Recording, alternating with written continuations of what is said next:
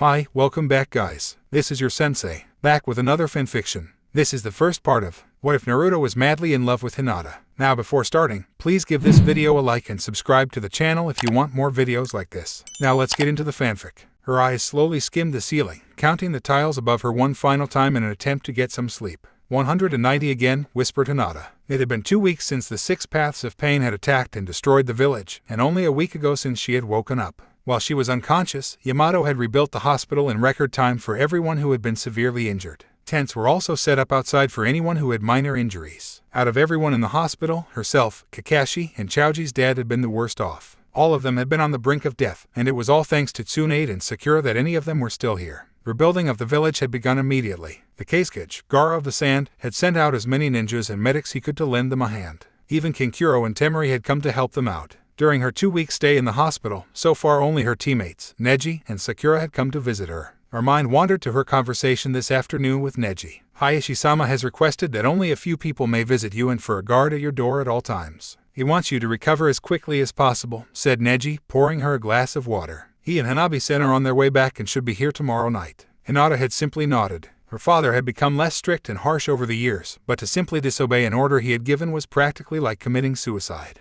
Has he attempted to see me at all? Neji sighed softly, his eyes shifting to the door where Ko was standing guard before continuing. He knew exactly who she meant. No, I'm afraid he has not. Tears threatened to fall, but she quickly wiped them away with the back of her hand. Why haven't you come, Naruto-kun? Hinata whispered to herself, eyes closing. I want to see you, just to make sure you're okay. Even though she had confessed her feelings to Naruto, Hinata wasn't expecting to hear an answer from him, or at least not one right away for that matter. At the time she had only wanted him to know the truth, that there was someone out there that did love him. However, confessing to him on the battlefield hadn't been her ideal choice. But under the circumstances, if she were to die by the hands of the enemy, Naruto at least had the right to know about her feelings. Her thoughts were interrupted when she heard the soft sound of tree branches being rustled as if someone was jumping on them. She had been hearing it for the past week but had ignored it since it was probably just the wind. However, tonight she knew the wind was at a standstill, seeing as her window was slightly open and the curtains had not moved. Someone's outside. Has someone actually been watching me the past week? Slowly, Hinata crawled out of her bed, grabbed her crutch, and shuffled across the floor, lightly brushing the curtain out of the way so she could have a glimpse outside.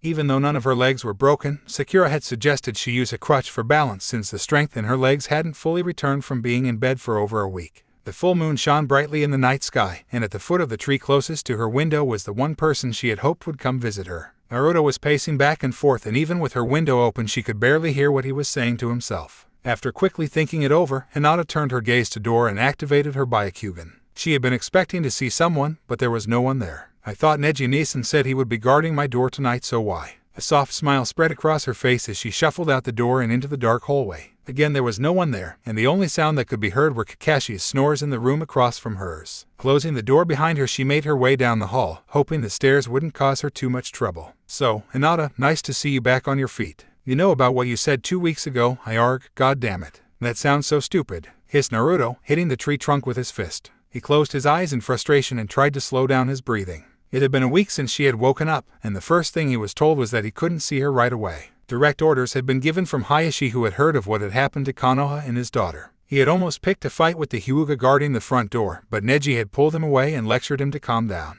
Unfortunately, you can't see Hinata-sama right now. What the hell are you talking about? I have to talk to her. Come on, Neji, can't I just see her for a few minutes? I'm sure you can keep that small of a secret from her father. And what, pray tell, do you plan to talk to her about, Naruto? His eyes widened. Averting his gaze with the Hyuga, his eyes stared at the ground while trying to think of an answer. I really haven't. First, think about what you are going to say. I am the only one she has told about what exactly happened between the two of you during the fight with Pain. Upsetting her right now is not. You think I would do something like that? Neji raised his hand, silencing the blonde ninja. Just think about what you're going to say to her. The Hyuga turned to return to the hospital. Oh, and one more thing, do not think of coming at night to see her, even though her window is open and I am the one guarding her. Naruto chuckled softly, if that wasn't a dead giveaway. He turned and looked up at the window to Hinata's current room. For the past week, he had been standing here or in the branches above, contemplating on what the hell he was going to say to her. An hour ago, Neji had left his post at Hinata's door, eyeing him with a glare that practically said, you better not be here when I come back. He clenched his hands into fists, his nails digging into his palms as he remembered the fight with Pain and Hinata's words shocking him so much he was speechless. As soon as the words had left her mouth, everything mysterious about the girl was suddenly clear in his eyes. The way she blushed and stuttered whenever he was around, the fainting spells, and her geniality towards him. All the girls acted like that around Sasuke. I guess I just never thought it could happen to me, so I never noticed. Damn it, I still don't know what I'm going to say to her. It was difficult to find the words when he himself did not know what exactly it was he felt for her. All in all, she was one of his precious people, Nakama, but had he ever seen her as more than a comrade?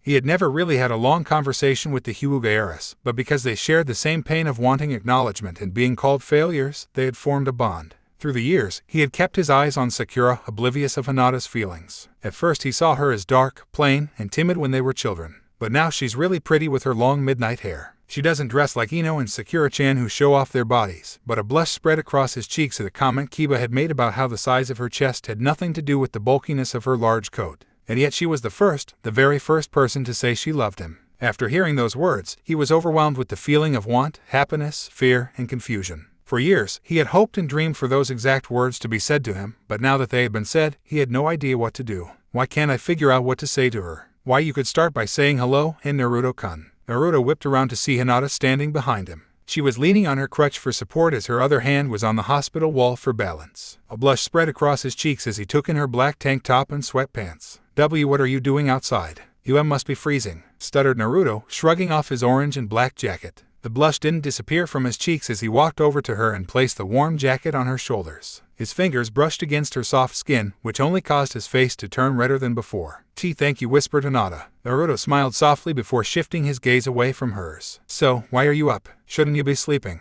Hinata's face became as red as Naruto's, her gaze moving down to her feet. I couldn't sleep, and then I heard you outside. Scratching the back of his head, Naruto shifted uncomfortably from foot to foot. Sorry, I didn't mean to wake you. Hinata shook her head, mumbling a soft "it's okay" that Naruto barely heard. He stared down at the girl before him, still at a loss of words. Sighing softly, he tried to make conversation. Would you like to sit with me? Hinata. She looked up at the blonde ninja, the blush growing on her cheeks. Where would you like to sit? In Naruto-kun. His eyes scanned the area, looking for the non-existent bench that used to sit outside the hospital. Finally, the thick branch on the tree he had been pacing under caught his attention. How about up there? After she nodded, Naruto wrapped his arm around Hinata's waist, pulling her close to him and propping the crutch up against the side of the hospital. Hold on. In a single leap, they reached their destination. Naruto gently set Hinata down before taking a seat beside her. Silence persisted between the two, neither of them really knowing what to say to the other. Naruto stared up at the sky, scratching the back of his head while Hinata stared down at the ground, her fingers fiddling with the material of her sweatpants. Were you injured badly after the fight with Pain? Asked Hinata, keeping her gaze on the ground. Just a little. I've had to take it easy for the past few weeks, whispered Naruto. Whenever he was around Hinata, he never felt the need to show his tough side and could always be himself. What about you? How are you feeling after Pain? He couldn't finish. The incident was still fresh in his mind when Pain's chakra blade had pierced her body. Hinata's hand came to rest on her chest, and Naruto saw the scar from where she had been stabbed. He hadn't noticed it until now. It still hurts just a little bit, but Sakura-chan healed me, so I know I'm going to be okay. I've still got some bruises here and there, and I'm still a bit sore. Naruto's eyes narrowed with guilt. If only he had been stronger, more aware of Pain's power. Had he not left the village, none of this would have happened. Hinata noticed the pained look on his face, and without thinking she placed her hand on his shoulder. Don't blame yourself, Naruto-kun. It's my own fault for jumping in like that. I shouldn't have. Stop. Don't ever think like that, whispered Naruto. He was both nervous and glad that they were finally talking about what had happened. If you hadn't done that, even though I did transform, Pain would have captured me and it would have been just like what happened with Gaara, so please don't think like that. Naruto turned his head to look Hinata in the eye. Why, you're not scared of me, are you? Hinata's eyes widened. They said I was pretty scary looking. Something about a fox skeleton and then almost going completely nine tails, and No, I'll never be scared of you, Naruto-kun, Hinata whispered without stuttering once. I've known about the nine tails since I was a child. My father told me, and never once have I been scared of you. A sort of warm feeling of acceptance fell over Naruto. It was something he had never felt before, not even with his own teammates. Hinata took a deep breath and continued, I meant what I said before I attacked Pain. Her hands clenched on top of her legs. I've always admired you, had a crush on you, and later realized that it wasn't just a crush but something more. And I would have maybe said something sooner, but Hinata interrupted Naruto. How long have you felt this way about me? Since the first day I saw you at the academy. Whenever I looked at you, I would always feel this intense and warm feeling in my heart. I watched you from. Hinata dipped her head down, and, before he could respond, she whispered ever so softly to him, I'm sorry, Naruto-kun. Naruto tilted his head to the side. Why, Hinata, you have nothing to be sorry for. Back in our academy days, I knew you were alone and didn't have any friends. Blue eyes narrowed slightly as the painful memories slowly entered his mind. The cruel taunts and harsh words from the other ninjas was something that was burned in the back of his mind. I wanted to be your friend so much. I wanted to play with you and talk to you." Naruto shifted closer since her voice was just barely above a whisper. "But I was such a coward, and I thought maybe you wouldn't want to be friends with someone like me who was always making mistakes." Enough. Hearing his stern voice caused Hinata to raise her head, but she kept her eyes downcast, unable to look into his. "Please don't apologize for that.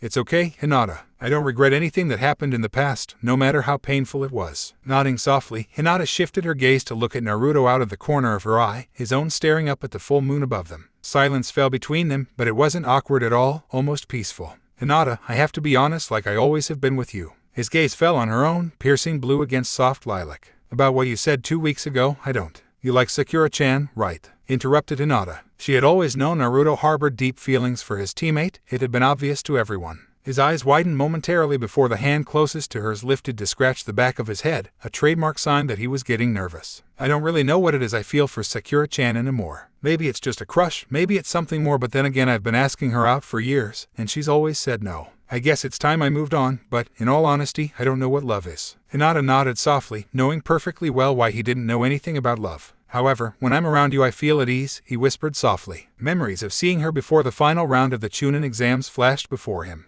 On the way to his fight against Neji, he had walked to the training grounds and found Hinata standing there. For the first time in his life he had let his guard down, telling her why he acted tough all the time to hide the pain of failing. "You were the first person that I ever told why I act tough all the time, and I showed my weakness in front of you. I was so down that day, but then you." His hand left the back of his neck, slowly to rest on top of hers, blue eyes still locked on lilac ones. "You cheered me up by telling me how I was a proud failure, and that true strength is making mistakes but having the guts to get back up."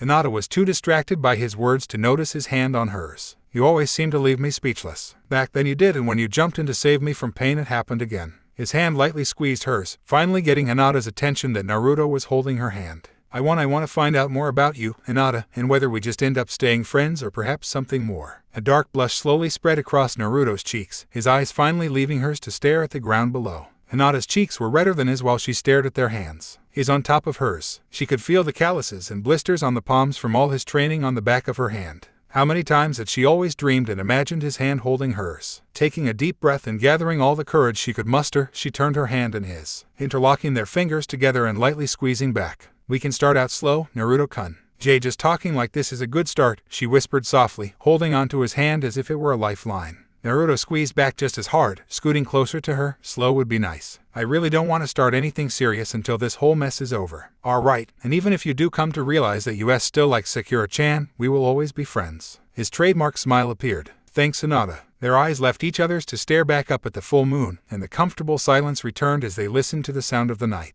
"Oh, I almost forgot," said Naruto, reaching up on the branch above them and grabbing a small bouquet of lilacs. Smiling, he passed them to Hinata, who grabbed them with her free hand. "I found these outside the village today, and they reminded me of your eyes." Hinata brought the flowers up to her nose, sighing contently as the soft aroma from them relaxed her even more. "Thank you very much, and Naruto-kun." Resting the flowers on the branch beside her, Hinata was about to suggest she return to her room before anyone noticed she was missing, but then a thought came to mind. "Have you been sitting outside my window the past week?" Naruto stiffened slightly, a guilty smile spreading across his face. "Why, yeah, that's been me. I've wanted to talk to you, but I wasn't sure on exactly what to say. Didn't anyone see you? Sakura-chan did a few times, and Neji did today. Both told me to grow some balls and just go see you instead of hiding in this tree." Hinata giggled softly and turned her head to look into his eyes again, a soft blush dusting her cheeks as she once again summoned up her courage. "Tomorrow, would you like to go for a walk with me, Naruto-kun? We could talk some more, and I want to get to know more about you too." Naruto's eyes widened slightly before his face cracked into a grin. "Are you asking me out on a date?" The blush spread like wildfire across her face, and all Hinata could do was nod.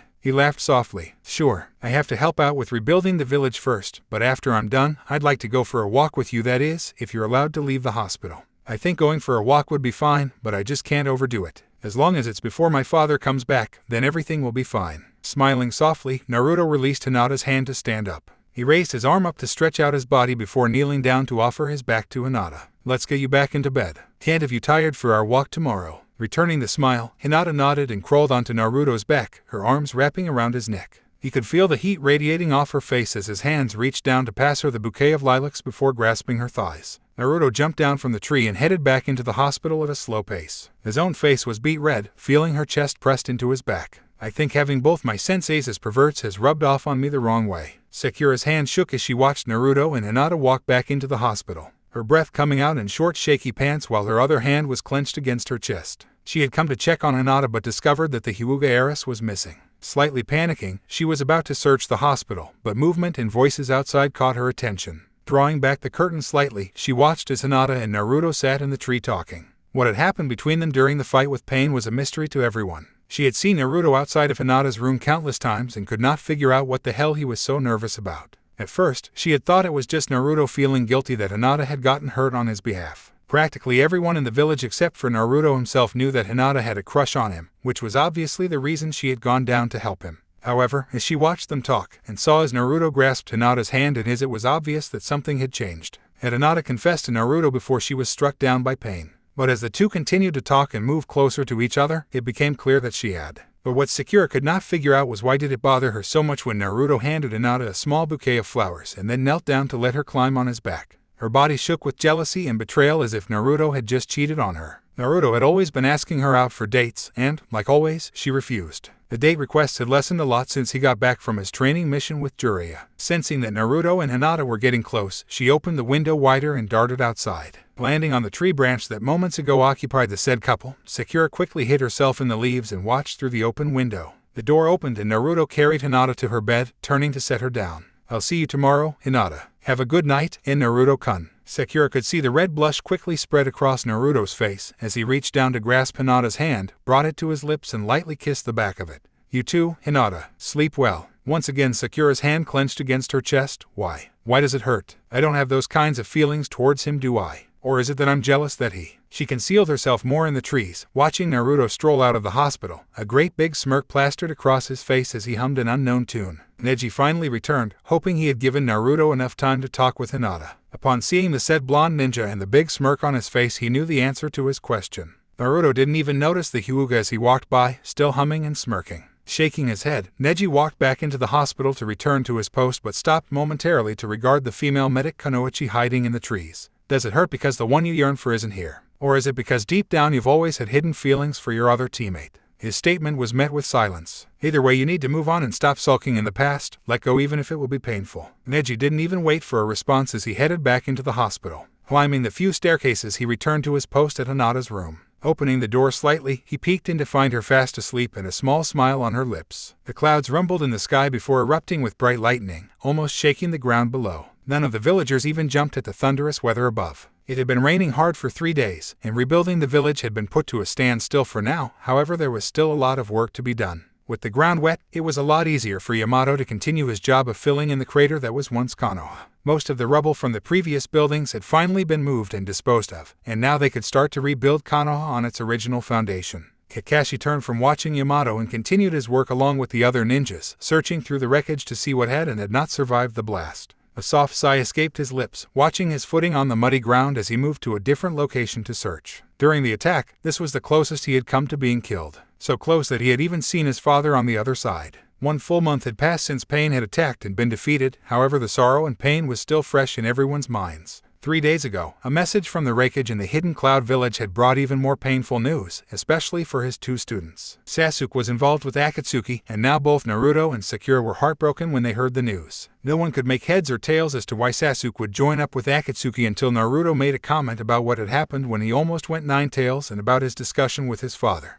The masked person was the one who controlled the 9 tails, and this realization reminded Tsunade of a theory once proposed to her by Jiraiya, that Uchiha Madara may still be alive. Naruto, Sakura, Tsunade, Yamato, 2 of the village elders, and Kakashi himself met to discuss Sasuke's involvement. They threw theories back and forth in attempts to uncover his reason for working with the man who caused the 9 tails attacks. Tsunade had been very suspicious of the elders, for their eyes were downcast and any questions directed at them were not answered. It was obvious that they knew something. Threatened to have their minds read by Inoichi, the 2 elders told the truth but only moments before the leader of the Yamanaka clan could place his hands on their heads. Thus, the true story behind the annihilation of the Uchiha clan was unveiled to the group present. It was obvious that Sasuke had learned the truth and had joined up with Akatsuki to take his revenge on Konoha for Itachi. But the question was, would he only take his revenge on the elders and Danzu for this treachery, or the entire village? Tsunade had dismissed them all, only after making them all swear on their lives not to tell a single soul of what they had discovered. Another sigh escaped his lips, his eye looking up to the forest in the distance where he knew both Sakura and Naruto were contemplating what they would do now that their once comrade just might be their enemy. Kakashi-sensei,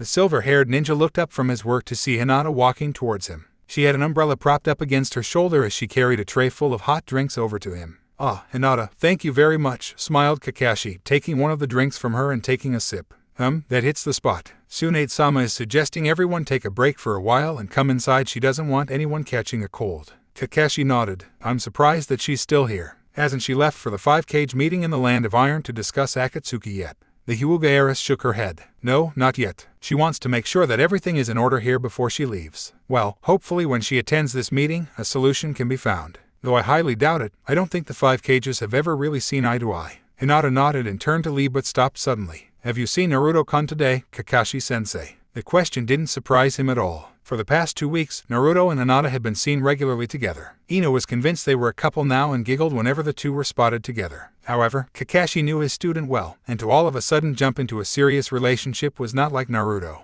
Kakashi raised his free hand and pointed to the trees. He's still having a hard time with the news from the wreckage. Even though most of the village was aware that Sasuke was now a member of Akatsuki, the details behind it was very tight-lipped to only those who had been in the meeting. Everyone had been warned, of course, in case the Uchiha was suddenly spotted near Konoha. The Hyuga heiress nodded. With small sad smile on her lips, she turned around to pass drinks off to the other ninjas. When the last cup was passed off, Kakashi watched as she returned her tray to the food tent a short distance away and headed off in the direction of the forest. The rain had completely soaked his clothes. However, he was numb to the usual chill felt when soaked from head to toe. News of Sasuke joining Akatsuki and the real reason the Uchiha clan had been wiped out weighed heavily on Naruto's heart. Just the simple thought of Sasuke becoming his enemy. He could now hear Itachi's words crystal clearly in his mind. "You want to bring Sasuke back, don't you? But what if he doesn't want to go?" asked Itachi. "I'll do whatever I have to do to bring him back. By force if necessary. Hey, if all were to go well and Sasuke goes quietly, that is one thing, but what if it's the opposite? You said you thought of Sasuke as a brother. Well, what would you do if Sasuke were to attack Konoha?" "What? Why would Sasuke? Sasuke is still pure. He could easily be colored by anything. If it should happen, would you be able to stop him? Even if it meant killing him? Could you weigh Sasuke's life against the village? I'd protect Konoha, and find a way to stop Sasuke without killing him. Such a child. You talk of nothing but pipe dreams. There are times when a ninja must make painful choices. Someone said the same thing to me before, but there's no choice. I won't bend my words. That's what being a ninja means to me." Suddenly something was being forced into his mouth. "MMPH. I've given you some of my power. I hope the day never comes when you have to use it." He let out a shaky breath, his hands clenching hard enough that he was drawing blood. Taking a step back, he let his body hit the tree behind him, his eyes turning up to the darkened sky. Piercing blue eyes didn't even flinch as lightning illuminated the sky before darkening once again. "What are we going to do, Naruto?" He didn't need to look up into the branches to know it was Sakura. How long she had been there, he didn't know. Both of them had been lost in their own little world since the meeting with Tsunade and the others. "I don't know, Sakura-chan." Pain's words of accomplishing peace, love breeds sacrifice, which in turn inspires anger and hatred, were echoing in his head. Sasuke had lost his brother Itachi, who had been forced to kill his clan, and now wanted revenge on Konoha. And, for the life of him, Naruto couldn't blame Sasuke at all for the hate and pain he held towards the village. He too now understood the feeling of revenge after his master had been killed. No wonder Sasuke didn't want to fight me. I didn't understand him at all at the time. Anger, hate, revenge, it was starting to spread like wildfire throughout the lands. Would there ever come a time when people would truly understand each other like Jiraiya had envisioned? Would there ever be peace? His frustration started to build as his mind went in circles, going over the same thing but not arriving at any answers. Naruto shifted off the tree and started to walk, not caring where his feet took him. Sakura was silent as she watched her teammate walk away, for she could not find any words that could help or fix the situation. The storm above fully rained on him as the tree coverage lessened. He could only perceive his feet splashing and the rain pounding. From a distance it would look as if the rain was simply pouring down his face, but upon closer inspection, there were also silent tears that sought release. "Sasuke, Jiraiya, Dad, what should I do?" choked Naruto. Naruto twitched slightly as he heard soft footsteps approaching him from behind and the tapping of the rain on an umbrella. Closing his eyes, he focused to see who was behind him but almost immediately relaxed. Naruto fully let his guard down as the footsteps came closer until a blue umbrella shielded him in a poor attempt to keep his already soaked body dry. Hinata said nothing as she stepped into his view, a worried look in her eyes as their gazes met. The Hyuga heiress looked away for a moment before pulling a cloth out of her pocket. Wordlessly, she raised her hand and without flinching Naruto closed his eyes, letting her wipe the rain and tears off his face. Once finished, Hinata placed the cloth back in her pocket and with her free hand reached forward to grab his own. She started to lead him back towards the village, but he remained rooted to the spot. When Hinata gave him a questioning look, with eyes downcast, Naruto shook his head, not wanting to return yet. The thunder rumbled loudly above before a crack of lightning shot through the air, but neither ninja jumped nor flinched from the loud sound. Silently, Hinata folded her umbrella and let it hit the wet, cold ground. The rain quickly soaked her dark midnight hair as she took the few steps towards Naruto. The blonde ninja barely moved when Hinata reached forward, sliding her arms under his and pulling him into a hug. His arms hung motionless at his sides, eyes narrowing slightly as he stared at the top of her head, unsure of how to react to this contact. No one had ever hugged him before like this. Was it to comfort him? Out of pity. Before he could think more on the situation, her soft voice reached his ears. "It's painful, isn't it?" whispered Hinata, her cheek resting on his chest. "When someone you love changes into someone you no longer know. That's right, the Sasuke that Sakura and I once knew. Before my mother died, my father wasn't as strict and harsh as he was a few years ago. He was always disappointed in my skills, but when she passed away on a mission he changed. He became much colder, wanting to get revenge on those who had taken her away, becoming angry and strict with those around him." No words left Naruto, all he could do was listen to hers. Even after he got revenge on those who had taken her away, nothing changed. Revenge won't change what has already happened. Tears began to leak out of Naruto's eyes once again. Even after defeating Pain, knowing he had been the victor and saved Konoha, it still didn't change the fact that the village was destroyed or that Jiraiya was gone. When we lose someone important, we are surrounded by pain and loneliness. We want it to go away by filling our thoughts with revenge, thinking that it will make it go away and will suffer others like we have. Naruto started to shake. "But, I never once held a grudge towards the one that took my mother away." He stopped moving altogether, the tears halting instantly. Questions were forming on his tongue, but he could not find the words to voice them. "I was angry at the ninja that had killed her, however my mother was simply doing her duty, and he was doing his. I had to try and understand why he did what he did. But that's so hard to do," croaked Naruto, his hands clenching into fists. He tried to come to terms with why Pain did what he did. It was his term of justice and peace, his village destroyed and parents killed by Konoha ninjas. Now that his village was destroyed and he felt the loss of loved ones, could he understand Pain's actions now? Yes, it is. Anger and hate are feelings easily brought on, but it is kindness and understanding that is hard to find. You told me once that Jiraiya-sama wanted there to be a time when people could truly come to understand each other and that your father believed you would find the answer. Slowly his hands unclenched. Memories of his fallen master and of the father he never really knew flooded his mind. Yes, they did. To truly understand someone, you have to let go of your hatred towards them and forgive them. Naruto's hand suddenly flew up, crushing Hinata against his chest while burying his face in her shoulder. I could never forgive Pain for what he did to Jiraiya, to the village, his voice becoming barely a whisper. What he did to you, unforgivable. Hinata closed her eyes, not even blushing at the close contact as she embraced him tighter. What Pain did was to purposely hurt others and make them suffer. After finding out you weren't in the village, he could have just left and let the village be. However, to create pain for others, he destroyed the village. His eyes clenched shut, pulling Hinata closer to him as the tears returned to his eyes, sobs racking his body. Forgiving others for their actions is hard, it's very hard, and hating is so much easier because we shift the blame and pain to someone else. I don't know how we can ever come to understand one another. I really don't know either. Naruto-kun, it will be very hard, but I believe that you can do it, and I believe you will be able to change Sasuke-kun too. Naruto stiffened. You have no idea how much you changed Neji-Nason with your words. He no longer hates the main family, my father, or me. He actually smiles now, and because of that my father has started to return to his old self again. He no longer disowns me or calls me a failure and now believes in me. The hatred in the Hyuga house is slowly. Her hands clenched the back of his jacket, tears lightly rolling down her cheeks. Someone who was so full of hate and revenge for his father was changed by you, Naruto-kun, so I have no doubt in my mind that with your words you will be able to help Sasuke-kun and change him back to the person he once was. Naruto's eyes snapped open, a warm feeling washing over him as he remembered his promise to Sakura. It's okay, Sakura-chan, I'll bring Sasuke back for sure. That's a promise of a lifetime. If possible, the depression he had felt earlier was now lifted from his heart, and the determination to bring Sasuke back to the village renewed. His arms pulled Hinata closer to him, tears flowing from his eyes but no longer from the frustration and pain he had felt earlier. How is it that you, Hinata, always sniff? Thank you. Hinata smiled softly, tears still falling from her eyes. I have faith in you, Naruto-kun. The two continued to stand there, both just concentrating on the warm feeling of embracing one another. Naruto's thoughts slightly drifted over to his feelings for Sakura, wandering back to when he had made her that promise of a lifetime. He had always realized her feelings for Sasuke. Feelings that she still had today and feelings that he had forgotten she had, hoping they would shift to him instead someday.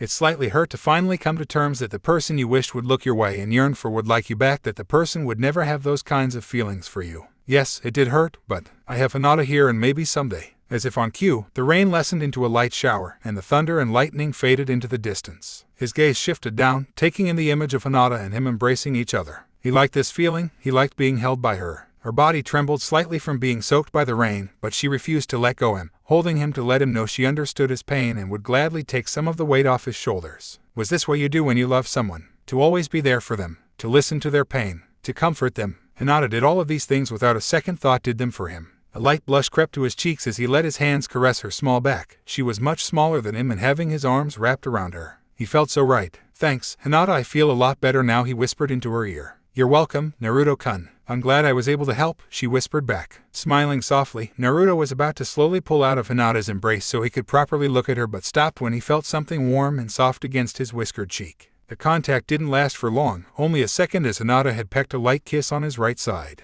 She pulled away, her eyes downcast and a blush covering her entire face. Just try not to get down on yourself and be the same old Naruto-kun that everyone else loves." He felt Hinata's arms leave his waist, and the first thing he did was raise his hand to his cheek, still feeling the warmth left behind from her lips, his eyes wide with surprise. We should get back to village." We are kind of soaked," whispered Hinata, still unable to look him in the eye. Naruto nodded softly, kneeling down to pick up the umbrella but leaving it closed. Hinata started to take a step towards the village but stopped when she felt Naruto's calloused hand wrap around her smaller one, a big grin on his face. I haven't seen you for about 3 days. How about after we get changed into some dry clothes, we go get some ramen?" Hinata smiled, glad to see that the life was restored in Naruto's eyes instead of the soulless look they had moments ago when she found him in the rain. I would really like that, Naruto-kun. I am sorry I haven't been around lately, but I've been helping my family," explained Hinata, a blush still tinting her cheeks from her previous actions. Naruto smirked and let out a sigh of contentment as they made their way to the village. "Hinata-chan, is it okay if I keep holding your hand? Even in front of everyone?"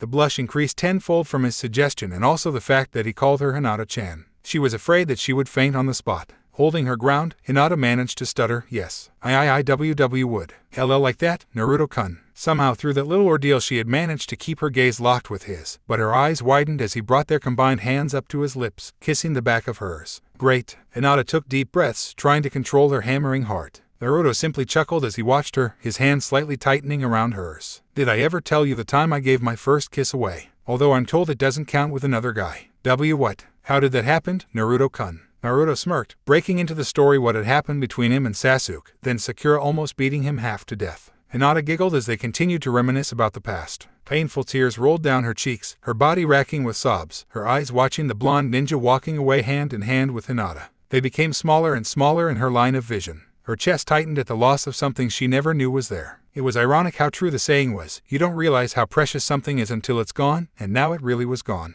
Watching Hinata kiss Naruto on the cheek had been hard enough, but seeing the soft look he gave her and then kissing the back of her hand had been too much. She didn't want to watch anymore, and yet she couldn't keep her eyes off of them. Never again would he ask her out on a date, never again would he blush when she sat close to him, never again would he think of her that way. She cried out her emotions, knowing that no one would hear her as she slumped against the tree behind her. Tears blurred her vision as she raised her hand. "Come back, Naruto, please, I'm so sorry I didn't realize it before, come back." Once again she had been too late, first with Sasuke on the night he left and now with Naruto, both gone from her reach. For the longest, she had thought Naruto was simply annoying, always getting in her way and never understanding her. He was a prankster, and even though at times she found his jokes funny, she kept her cool to look good in front of Sasuke to try and get his attention. Those feelings suddenly changed the day he promised to bring Sasuke back, and her eyes had been opened to show that he really did understand. After he had returned from his training with Jiraiya, she was once again confronted with her feelings for Naruto. When Chio from the Sand Village had said that removing the tailed beasts from the Jinchuriki would kill them, her whole world had begun to crumble. The thought of Naruto dying shook her to the very core. Again, she was confronted when seeing him transformed into the Kyuubi with 4 tails. She had been scared, very scared of losing the Naruto she knew and cared for to the tailed beast sealed inside of him.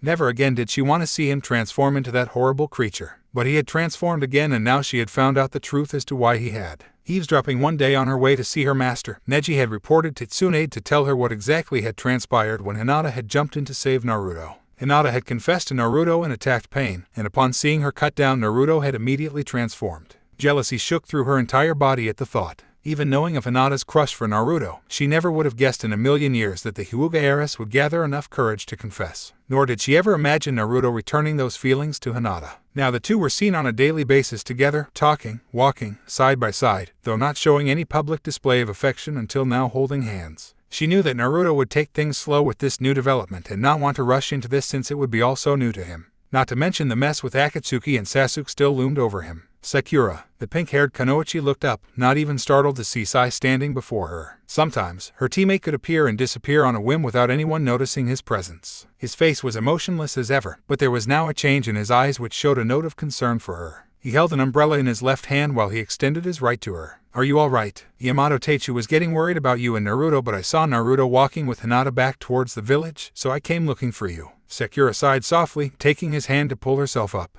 Thanks, Sai. Sai nodded. Shall we head back? It's almost supper time, and Tsunade would like to talk to you before she leaves for the Land of Iron. Sakura followed after Sai, staying close so she would be under the umbrella. The sketchbook under Sai's left arm caught her attention. Were you out sketching the landscape? Sai nodded, a smile appearing on his face. Yes, I was, actually, but then Naruto and Hinata caught my attention. They were acting in a way I had never seen before, so I sketched a few pages so I could look them up later to see what it means. Sakura almost stopped but snapped out of her stupor before continuing on. And may I have a look? Passing her the sketchbook, Sakura flipped through the first few pages. Her eyes recognized most of the scenery drawn from around them, and he had even done an excellent sketch of the thundering sky. What made the tears reappear in her eyes were the sketches of Naruto and Hinata hugging each other, Hinata kissing his cheek, and finally Naruto kissing the back of her hand. I've never seen Naruto act like this before, not even around you, Sakura. I was hoping Kakashi-sensei or Yamato Teichu would be able to. Hey, Sakura. She released the sketchbook from her hands, running as hard as she could towards the village. Sai just barely caught the book before it could hit the cold ground, a confused look on his face as he looked down at his sketches. He could not understand at all why Sakura was so upset. All right, Sakura, spill it, hissed Ino, nudging her friend back to reality. Why what? Asked Sakura, clutching her side.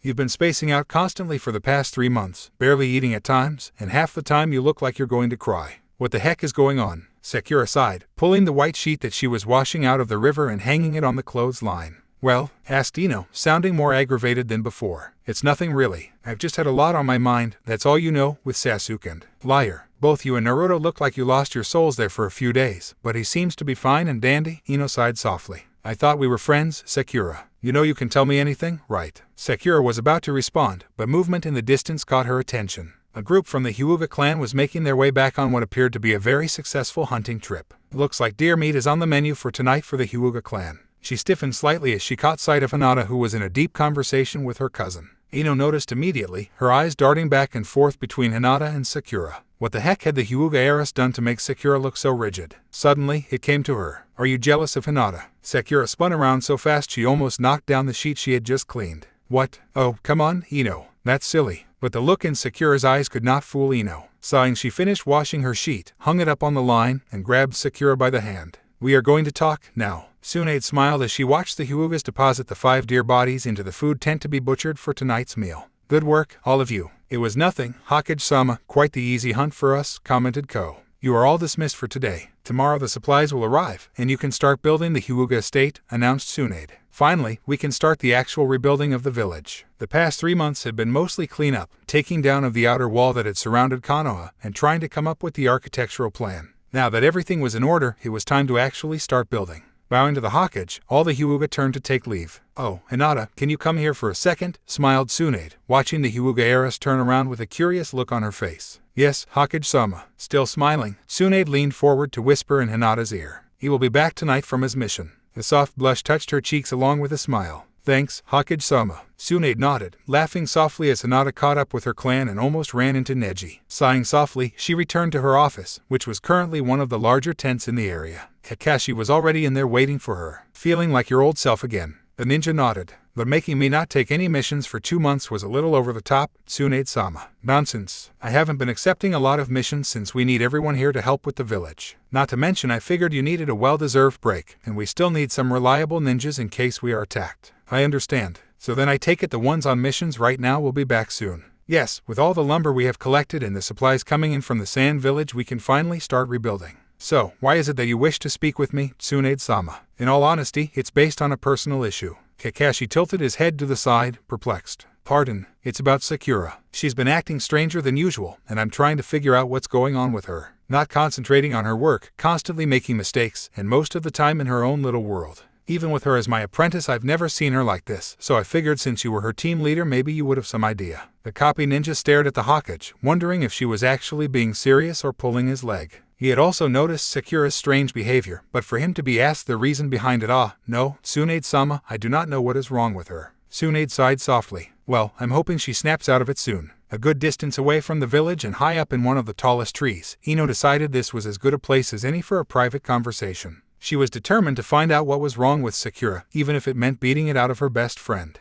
Minutes passed, and Sakura still remained silent, with her eyes finding the branch beneath her very interesting. Sighing softly, Ino tried to at least get the conversation going. You know, I'm a bit jealous of Hinata too. Why you are? Asked Sakura. I mean, come on. Out of all the Kunoichi, her curves are to die for. I swear, I think there's some secret in the Hyuga family for having a nice chest, because Hanabi also. Sakura frowned and once again went back to staring at the branch. Ino sighed in frustration. Okay, that's not why you're upset, but come on, Sakura. You've got to snap out of it. It's been close to 3 months since you've been acting all mopey. I mean, if I didn't know better, I'd say you were jealous of Hinata for going out with Naruto. She was met with silence, and it shocked her. Ino had been expecting Sakura to go into denial and call her crazy for thinking that she would be jealous of Hinata for that. Hell, she had been half joking when she said it, hoping to get a rise out of her. But Sakura's silence confirmed what she had just jested. Wait, Sakura, are you serious? She sat down right beside her friend, placing a hand on Sakura's shoulder. If I tell you the truth, will you promise not to tell anyone else? Of course I will, Sakura. I promise I won't tell anyone. Sakura laughed softly. You sure you can keep that promise? Usually you're the one spreading all the gossip around the village. Only if it's an important topic though.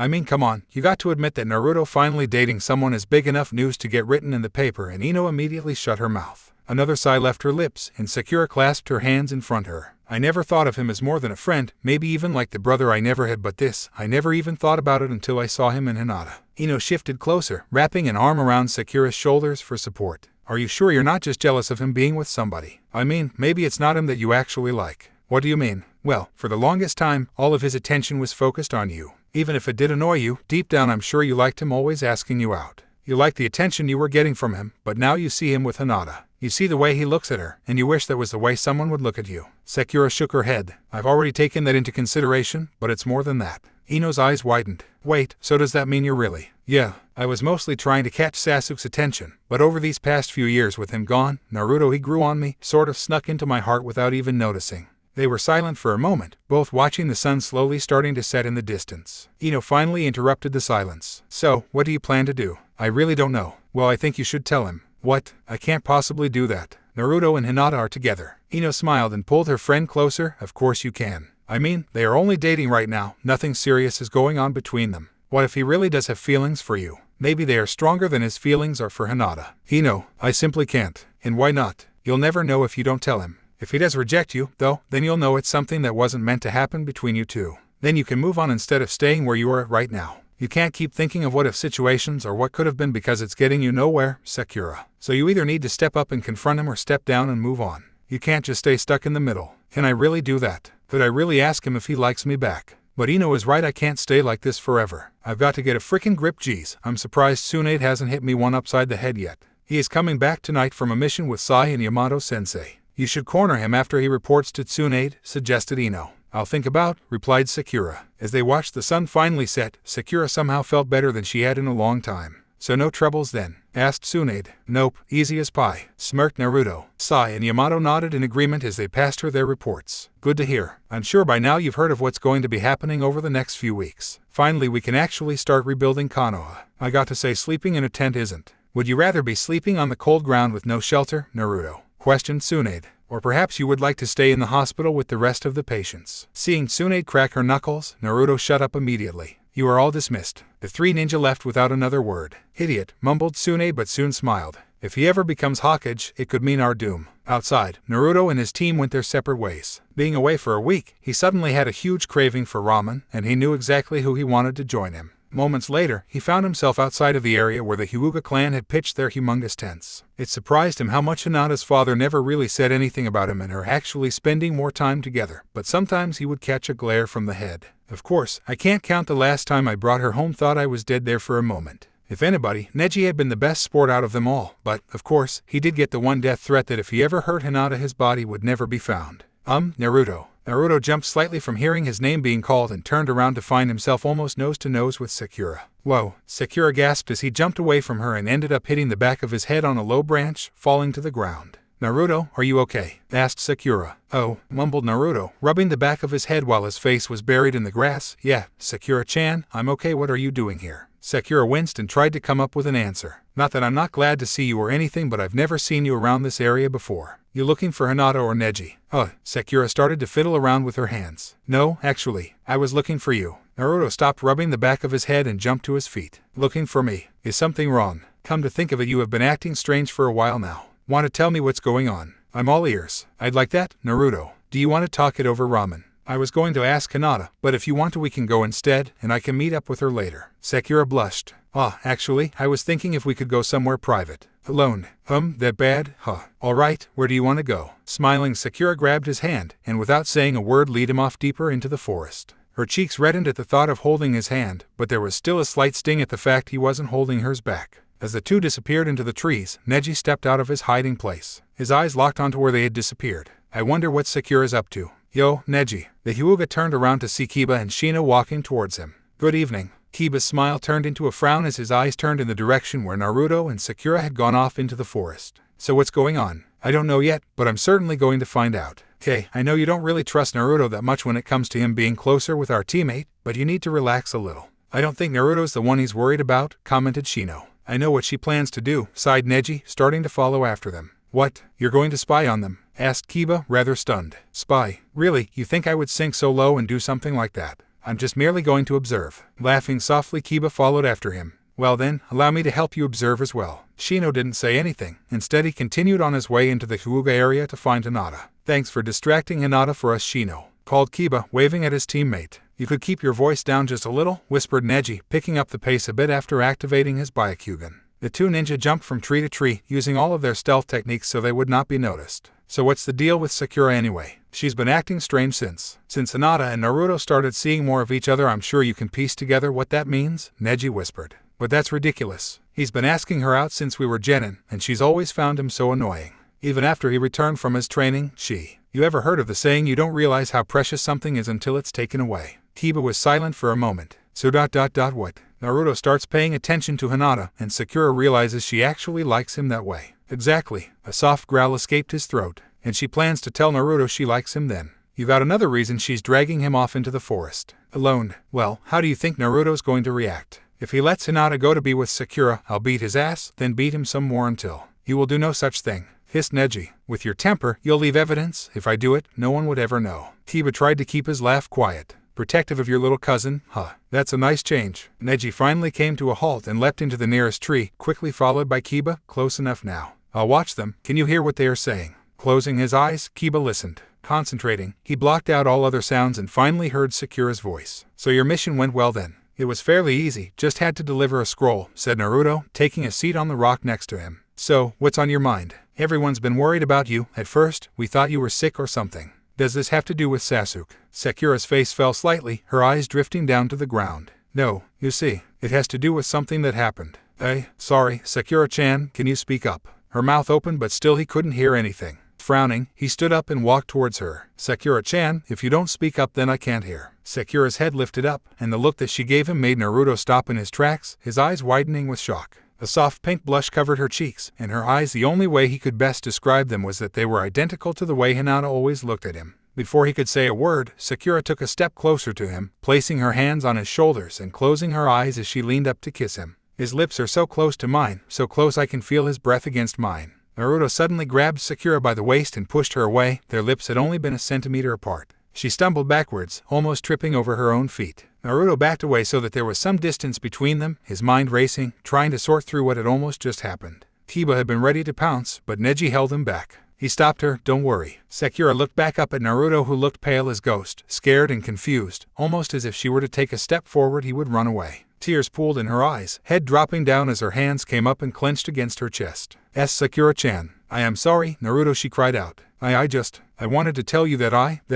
Naruto didn't move, his eyes widening even further if that was possible. I like you, Naruto, I really do like you. His face became even paler, and if Neji didn't know any better he was afraid the blonde ninja was going to pass out. You know, I think it's safe to go now, Neji. I really don't think Naruto will. Quiet. Sakura tried to gather her thoughts. I never noticed until that night at the hospital when you and Hinata were talking in the tree and they got Naruto's attention. Wait, what? How did you know about that? No one was wait. The window wasn't fully opened when I took Hinata back into the hospital, but it was when I brought her into her room realization dawned on his face. She had been watching them, spying on him. I'm sorry. I went to check on Hinata and she was gone. I was about to go look for her, but then I heard voices outside. I saw the two of you, and I just couldn't pull myself away. I'm sorry for eavesdropping. Sakura-chan. And then 2 weeks later, I saw the two of you again together. You and I, we were both so miserable about hearing what had happened to Sasuke, and I couldn't find anything to say or do to cheer you up. But then Hinata came along and you started smiling again and were your old self. Naruto could no longer look her straight in the eye, his eyes shifting to the ground.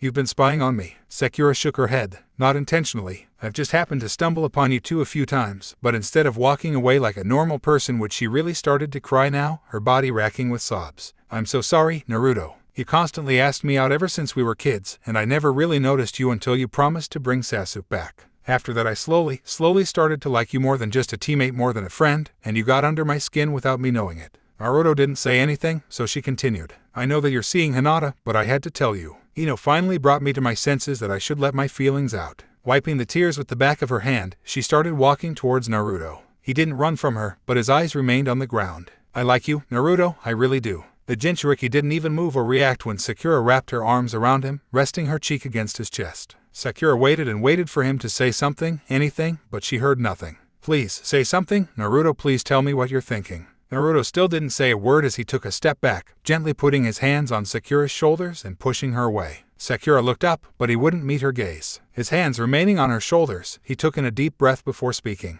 I liked you back then, because both of us wanted to be acknowledged by others. You wanted to be noticed by Sasuke, and I wanted to be recognized by you and everyone in the village, but especially you. He spoke barely above a whisper, so Sakura didn't dare interrupt or make a sound and just listened to his words. The sorrow in his voice made her heart break as she was the main cause behind it. You were so pretty and talented, and I wanted you to acknowledge me so much that it hurt. I tried to cover it up by acting cool and tough all the time, but deep down it hurt so much sometimes it was unbearable. Tears once again pooled in her eyes, and she could see that tears threatened to overtake his eyes as well. When we were placed on the same team, I was so happy. For a full 5 seconds I was the happiest guy in the world. But then Iruka-sensei announced that Sasuke would be with us as well. I knew you loved him and that I was just simply an annoyance to you. But I kept trying to win your heart. Heh, you know me, I never like to give up. Sakura couldn't even make a small laugh at his joke, not while tears were pouring down his face. Have I really hurt him like this? This pain in my chest, is that what he felt every time I called Sasuke-kun and looked at Sasuke-kun rather than him? Unbeknownst to me, there was someone who did acknowledge me. She really wanted to be my friend and play with me but was too shy to approach me. I always thought of her as weird, plain, and dark, could never figure her out. I never realized how she acted around me was almost the same way you acted around Sasuke. Neji closed his eyes and deactivated his Byakugan. I think it's safe to go now. Naruto's a level-headed guy and is doing the right thing. Oh sure, now you say that, mumbled Keba under his breath. The two ninjas left silently, giving their friends a private moment which they could only assume would involve more tears. I always acted tough around you and never dropping my guard, even though you were my teammate, someone I wanted to get to know me better. But the first person I actually really let my guard down in front of was her. Sakura flinched slightly and started to clue in on where this was going. So he no longer has feelings for me. I was too late. Both of us, we were called losers and failures and always wanted to prove others wrong that we could change. So we always got up to try again. Naruto, even though we were the same, I saw right through her and always looking your way, waiting for you to notice me. You and I got closer through missions and the Chunin exam, and I was so happy when you cheered for me against Keba. I knew, deep down, that you would never see me that way and that your heart would always belong to Sasuke. I knew that when I made you that promise, and I still intend to keep it. I will bring Sasuke back. Naruto, even after I got back from training with the Rosenin for 3 years, I thought maybe you had gotten over Sasuke and would look my way, but you didn't. Deep down, I still yearn for you, but when pain attacked the village and Hinata came charging in like that. Naruto, please, whispered Sakura, trying to wipe the tears from her eyes. I inspired her. My smile saved her and changed who she was. She was the first person to ever say I love you to me. Hinata and I have. He paused for a minute, releasing one hand on her shoulder to wipe his eyes. I've been so happy with her, the happiest I've been in a long time. The last time I remember being this happy is when I finally became a ninja. Sakura, I have to admit that deep down a part of me is just jumping for joy since I finally know that you really do like me back. But his eyes closed. It seemed like almost yesterday as he remembered what had transpired between Hinata and him before he left. His heart was racing so fast it almost felt like it was going to burst out of his chest. His hands trembled slightly as they rested against Hinata's hips while one of hers was resting lightly on his shoulder and the other softly caressing his cheek. It's not a dangerous mission, right? Asked Hinata. Her eyes shifted from following her fingers to look into his blue eyes. Naruto shook his head. No, it's really simple. We just have to deliver a scroll, but Tsunade-bachan is being extra cautious and adding more people to the mission just to be safe. Makes sense. Naruto let out the breath that he didn't know he was holding, not sure what to do when they were close like this. Sure, they had been holding hands and even pecking each other on the cheek when saying goodnight, but what came after that? In all honesty, he didn't know. Silently, he cursed himself for not paying more attention to his sensei's books. Maybe they could have prepared him for this. What had started out as a simple walk in the forest and holding hands had come to him now leaning against a tree and Hinata very much in his personal space. Her eyes remained on his until they slightly moved down to his lips. He felt a shiver run up his body as Hinata leaned closer to him. "Naruto-kun," she whispered softly. Her eyes closed, and her lips came closer to his. Is she really going to? His heart was beating faster than before, and he suddenly forgot how to breathe, but then, "Do you want me to stop?" With every word she whispered he could feel her breath against his skin, causing another shiver to run down his spine which caused his eyes to close halfway. Forgetting to actually think, Naruto closed the gap between them. It was something he had never experienced before, except the one time with Sasuke, but he had been so disgusted by it and tried to banish the thought from his mind. Hinata's lips were soft, warm, wet and felt amazing against his own. He could feel her breathing through her nose and the caresses her hand made against his cheek. She looked so peaceful with her eyes closed and the light blush on her cheeks. Over the past 3 months, her blushes had lessened around him. The contact ended all too soon as Hinata slightly pulled away, eyes opening halfway to look into his. Fingers that had been caressing his cheek trailed down to move across his lips, and she could feel his hot breath against the tips. Both of them were breathing fast, pondering about the new step they had just taken. Naruto realized that he wanted it again. He wanted to feel her lips on his again.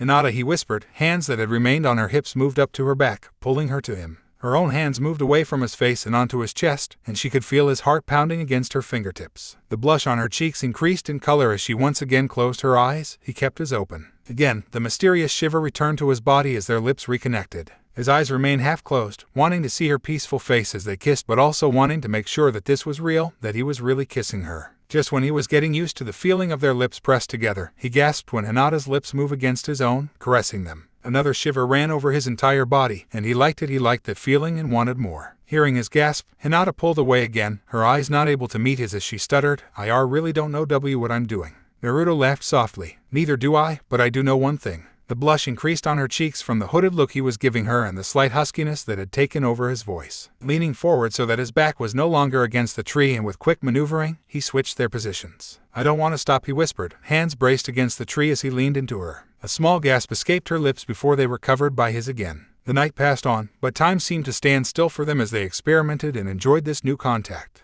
He would never forget the small whimpers that she had made when his hands caressed her neck, or the way he could feel and hear her heart pounding as fast as his, knowing he was the only one that made her feel this way. It was burned into Hinata's mind when her fingers had found their way into his blonde spikes. The way his body had shivered and the sound that had escaped his lips made her shiver with delight. They continued kissing throughout the night until it hurt to do so, both of their lips red and puffy from the continuous contact. Naruto kept his head buried against her neck, shifting to breathe in the smell of her hair while her hands traced circles on his back. No words were spoken between the two, but nothing needed to be said. They were content with just listening to the sounds of the night, the other's heartbeats, and the slowing down sound of their breathing. Never before had he felt this way before, this feeling of contentment and acceptance. Feeling wanted and needed. "I never want this feeling to go. I've already had a taste of what it feels like and to lose it now." All too soon, Naruto had to break the silence. "We should get back. Tsunade-bachan will be mad if she hears I slept in because I was out all night." Hinata nodded, knowing full well she didn't want to have an ill-tempered father to deal with.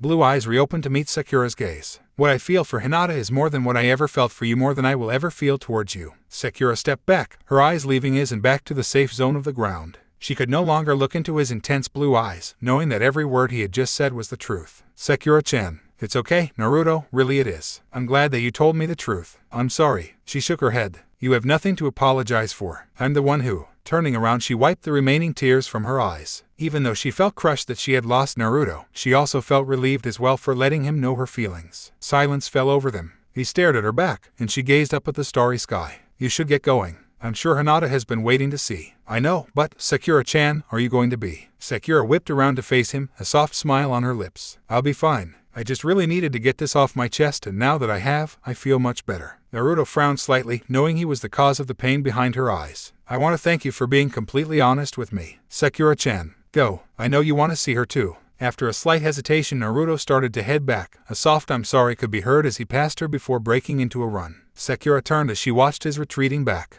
Once again she was alone, but it was a different feeling from all the other times. Deep down, she was very happy for Naruto. He had found someone who had seen who he really was since they were young children. A few moments passed, and finally Sakura decided it was time to head back. Tomorrow would be a different day. Naruto raced back to where he had first run into Sakura, hoping that Hinata hadn't been waiting too long for him. His heart clenched slightly from the guilt he felt for telling Sakura the truth. Never had he ever expected that she had feelings for him. Perhaps had she confessed before the incident with pain shaking his head as hard as he could, the thought was banished from his mind. Naruto-kun. Looking ahead, he saw Hinata. She was standing on a low tree branch and waving at him to catch his attention. Breaking out into a great big grin, he leapt towards her. In one jump, he reached the branch she was on and couldn't help himself when he engulfed Hinata in a hug, lifting her up into the air and spitting. The grin grew face as he heard her giggling in his ear. "You missed me that much." Naruto didn't say anything as he set her down but kept his face buried against her neck. Shivers ran up Hinata's body as she felt his hot breath against her sensitive skin. Before she could say a word, his lips were against her neck, and she could only manage a gasp.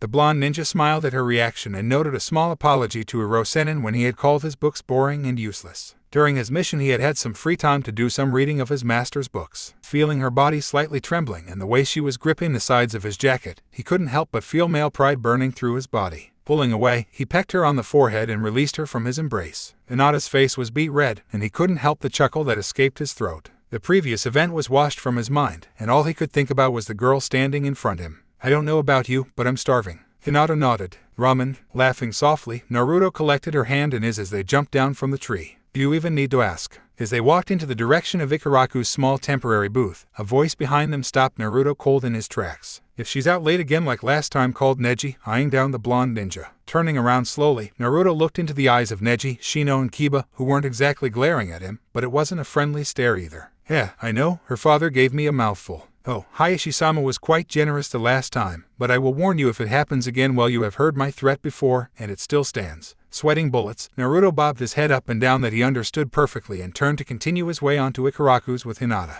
The Hyuga heiress waved goodbye to her teammates and cousin before whispering to him, "Don't mind them. They're just acting like three big older brothers." "Yeah, and I certainly wouldn't want to take all three of them on at once, or your father for that matter." When they were out of visual and hearing range from their audience, Hinata turned and lightly kissed Naruto on the lips. "You shouldn't worry, I'll protect you from them." Naruto couldn't help but smirk as suddenly pushed Hinata against the nearest tree, his lips dominating hers. Hands came up to grasp her hips while her arms wrapped around his neck. When they pulled apart, he whispered, "But who's going to protect you from me?" Wanting to get even, Hinata grasped his shoulders and quickly spun him around, his back hitting the tree with a small thud. Instead of going for his lips, she returned the favor he had given her earlier. Naruto's eyes widened as he felt her lips against his neck, right above his pulse point. He almost didn't hear her whisper, I think I can take care of myself." Laughing softly, the two pulled apart and their hands intertwined again as they headed off to get ramen at Ikaraku's. Naruto couldn't help but feel joy and happiness whenever he was around Hinata. His heart always felt lighter, and the more they were together, the more he could feel the scars from his past slowly fade away. It was true when he had told Sakura this was the happiest he had ever felt, and he would do anything, everything within his power to make sure this feeling never disappeared.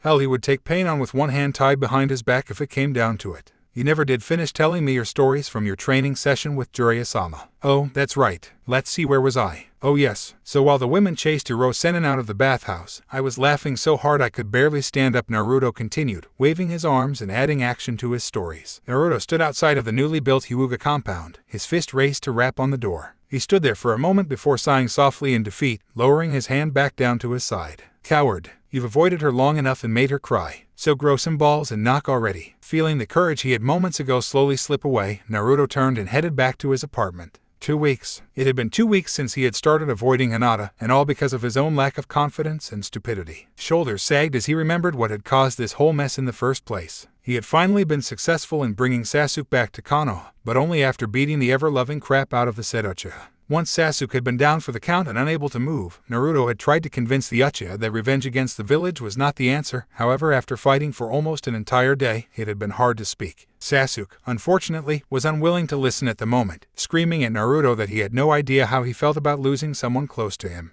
"Bonds of love are something that you will never truly understand. No one could ever love you. You are a Jinchuriki host and are destined to be alone. They would find you disgusting and leave you behind." At first, Naruto had ignored Sasuke's words as he watched Kakashi sling the Uchiha over his shoulder, and Team 7 including Sai made their way back to Konoha. On their journey back, Naruto did a lot of thinking about his relationship with Hinata. 5 months ago, he had experienced his first kiss with her, and ever since then that was as far as they had gotten. With the threat of Akatsuki and Sasuke over his head, neither of them wanted to go any further. Having said that though, Naruto was finding it extremely difficult to keep their relationship at a complete standstill. Never before had he felt this way about anyone, and wanted to explore it more. If kissing her felt so amazing, what would the next step feel like? All of that came to a screeching halt when he thought about Sasuke's words, and for a moment he wondered what he would do if Hinata all of a sudden decided he wasn't worthy enough of her and left. The thought made his heart clench and almost left him gasping for breath. Reality finally set in his mind. For over half a year, he had been living in a dream, always thinking that no matter what, Hinata would be in his life. However, with this reality check, he was almost left breathless. If Hinata left him now, it would hurt. It would hurt so much, and right now they were only dating.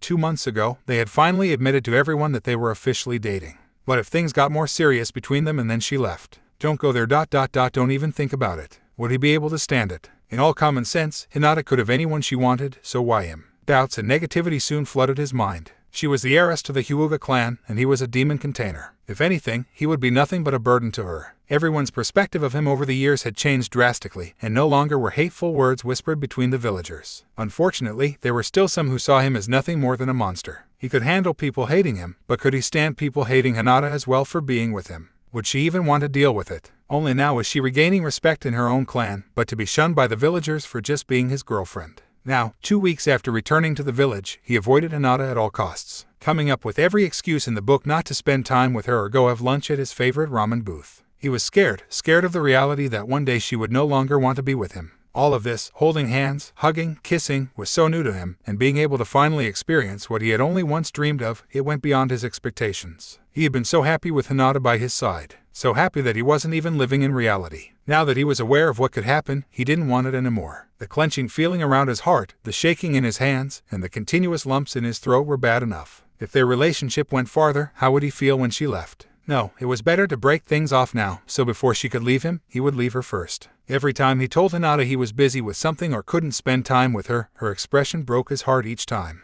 But the reminder of this is better for everyone kept repeating itself in his head. And for the first time in a long time, the loneliness that he had felt back when he was a child returned like a tidal wave crashing on him. He kept telling himself that eventually the feeling would pass. Finally, yesterday evening, Hinata had cornered him and softly demanded to know what was going on. He could see the unshed tears glistening in her eyes, so, instead of avoiding the problem like he had been with another excuse not to talk to her, he told the truth. Hinata didn't say a word as he spoke, explaining why stopping things now was better for the both of them. After he finished, again he was met with silence. It hurt. His heart clenched as he watched the tears sliding down her cheeks and hitting the ground beneath her feet. Her hands tightened into fists, and her whole body shook. At first, he wanted to run to her and take all the words he had said back but knew that he couldn't, his mind dead set that this was for the best. She too would eventually get over him. What did I do? Her soft-spoken words left him speechless for a moment, and his whole body froze when finally their gazes met. What did I do to make you think that I would ever leave you? Her words were broken up as her body racked with sobs. I love you, Naruto-kun. Before he could say anything, she took the few steps to close the gap between them with her lips crashing onto his. Her hands fisted in his orange and black jacket, not wanting to let him go, lips moving desperately against his. She wanted him to take back all the words he had just said to prove that never in a million years would she ever consider leaving.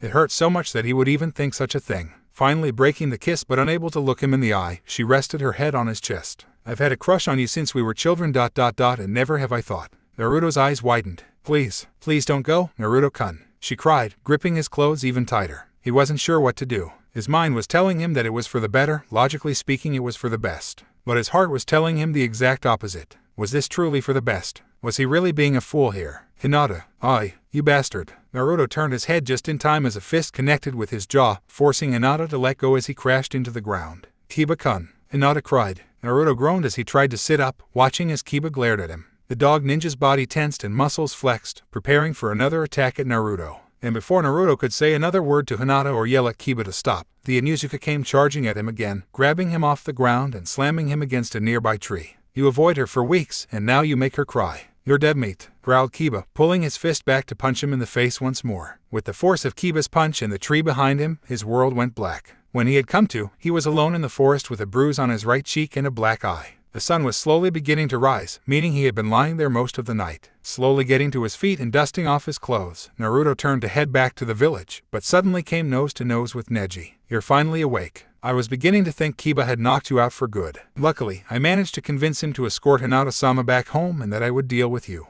Naruto jumped back, raising his arms in defense for another attack. Please, Neji, let me explain. Are you stupid? Neji asked calmly. What? Neji sighed and leaned against the tree closest to him. I'm wondering if you truly are that stupid to even think for 1 second that Hinata-sama would even consider dumping you. Neji glared at him with his cold white eyes and Naruto had to look away from that penetrating gaze. Answer me. The only reason I'm here instead of Hayashi-sama is because he is currently out of the village. You should consider yourself lucky, since I doubt he would have left you alive for making his daughter cry. If you thought Keba's punches were hard from the stunt you pulled, you haven't seen anything compared to the head Hyuga when he is angry. Naruto's body started to shake at the thought. So tell me why you pulled such an idiotic move on my cousin. You wouldn't understand. Try me. The blonde ninja growled. Trust me, you don't know. Then, very softly, he mumbled, she could do better. Neji's eyes widened slightly at his whispered words. I see. So, if you don't mind, you feel as if things are getting out of control. Never before have you felt this way about someone, and the thought of them leaving you is so heartbreaking ... that you try to leave them before they can hurt you.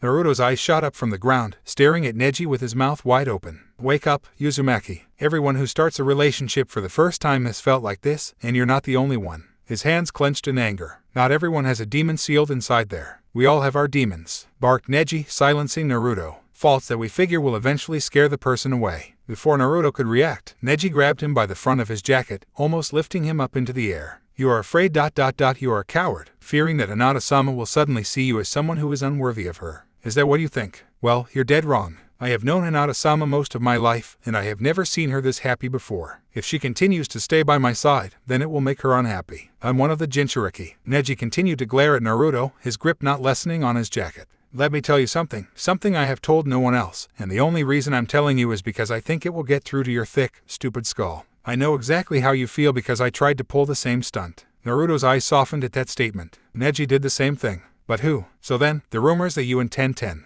I'm from the branch house, and I once foolishly considered that was a reason for her to leave me. If we were to continue down this path, it would leave nothing but hardships for her, or so I selfishly thought. However, unlike Hinata, she, it was the reason I was stuck in the hospital for a few days. Naruto flinched at the thought of Ten actually overtaking the Hyuga Jounin and putting him in the hospital. She was mad ... very mad. I lost count how many times she called me stupid or an idiot. I had considered every logical reason for her to leave, and by all rights she should have ... But tell me something, Naruto, when has love ever been logical? It is a human emotion that is unexplainable, so don't think that logic can answer it. Stop thinking of the negative things that could happen and concentrate on the positives like you always do. And before you say that you don't deserve to be loved, when has anyone gotten what they deserved? All one can do is reach for higher things and work hard to get to them. He could feel the anger building in him, his mouth running away. Your situation and mine are completely different. I've got a killer fox inside of me that could destroy this village in a second. And when has that ever mattered to her? She's known about the Kyuubi since childhood, and still she had such a horrible crush on you.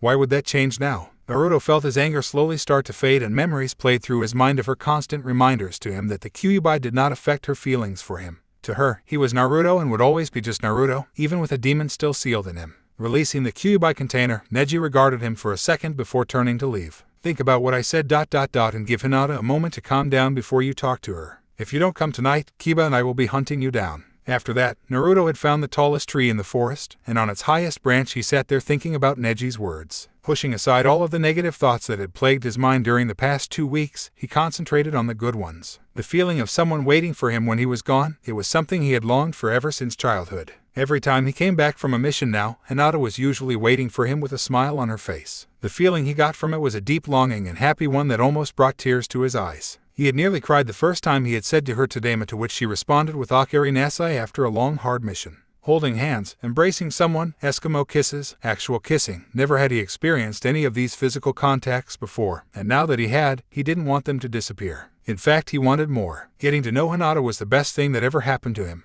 Learning about her childhood, her likes and dislikes, favorite food, favorite jutsu, he loved learning about her, and he wanted to know more personal things about her. Tears rolled down his cheeks as he remembered the time she had said how much she liked his whiskered cheeks before kissing them. She truly did not care that the Kyuubi was inside him or that if it was unsealed he could kill her. He had wished for all of this his whole life and had wanted to throw it away because he got scared. Usually if you got scared in a fight, you would just train harder, stand up and fight again. But battles of the heart were played on a much different field, and being hurt on an emotional level cost more than a physical wound did. With time, physical wounds healed, but time did nothing for wounds of the heart. The risk of being hurt and left behind, yes, they were scary, but the benefits that came when you were with someone were well worth the risk. I just have to work harder at this, take on the challenges as if I were training normally instead of being a coward. By the time Naruto had come to the conclusion that he had been a complete idiot for what he did and had summoned up the courage to actually talk to Hinata, the sun had set and once again it was nightfall. And so here he was, ready to knock on the Hyuga door and beg for Hinata to forgive him for being such an idiot, but upon facing his problem his courage had fallen. Only after a few steps back towards his apartment did Naruto stop.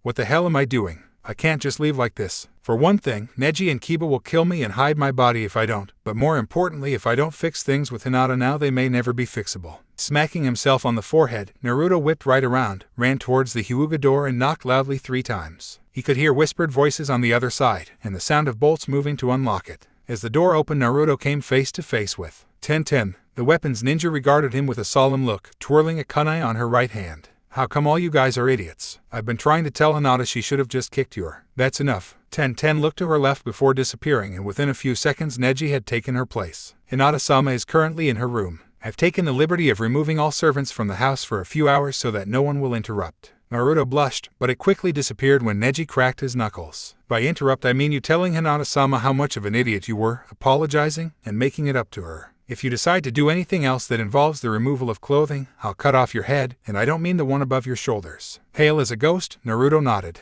Good, now follow me. Neji led Naruto down a series of different hallways that would be quite confusing to an outsider. However, Naruto had been to Hinata's room before when she had showed him pictures of her childhood. Telling Neji that he knew the way to Hinata's room would most likely lead to wrong conclusions and the removal of certain body parts. When Neji led Naruto past Hinata's room, a confused look came across his face but thought it better not to ask. Opening the shoji to his left, Naruto was led into a huge garden. She has moved from her room to here. Follow the stone path towards the pond, and you will find her, instructed Neji, deactivating his Byakugan. Thank you, whispered Naruto. My debt to you from when you helped me see that destiny can be changed is paid. We are now even. Naruto nodded before stepping down the stairs and started walking down the stone path. The Hyuga Jounin watched him for a moment before turning around to head back to his own guest. A soft gust of wind passed by, causing the trees to sway, and the aroma of the nearby flowers passed Naruto. Catching the smell of lilacs, he turned to see a tree full of them. He remembered that lilacs were the first flowers he had ever brought Hinata. Smiling softly and hoping Neji wouldn't kill him for this, he walked towards the tree. Hinata stared down at her reflection in the pond. She couldn't see herself clearly with the ripples her tears created. Crying for a full day had not lessened them at all. Instead, it only intensified as the day went on.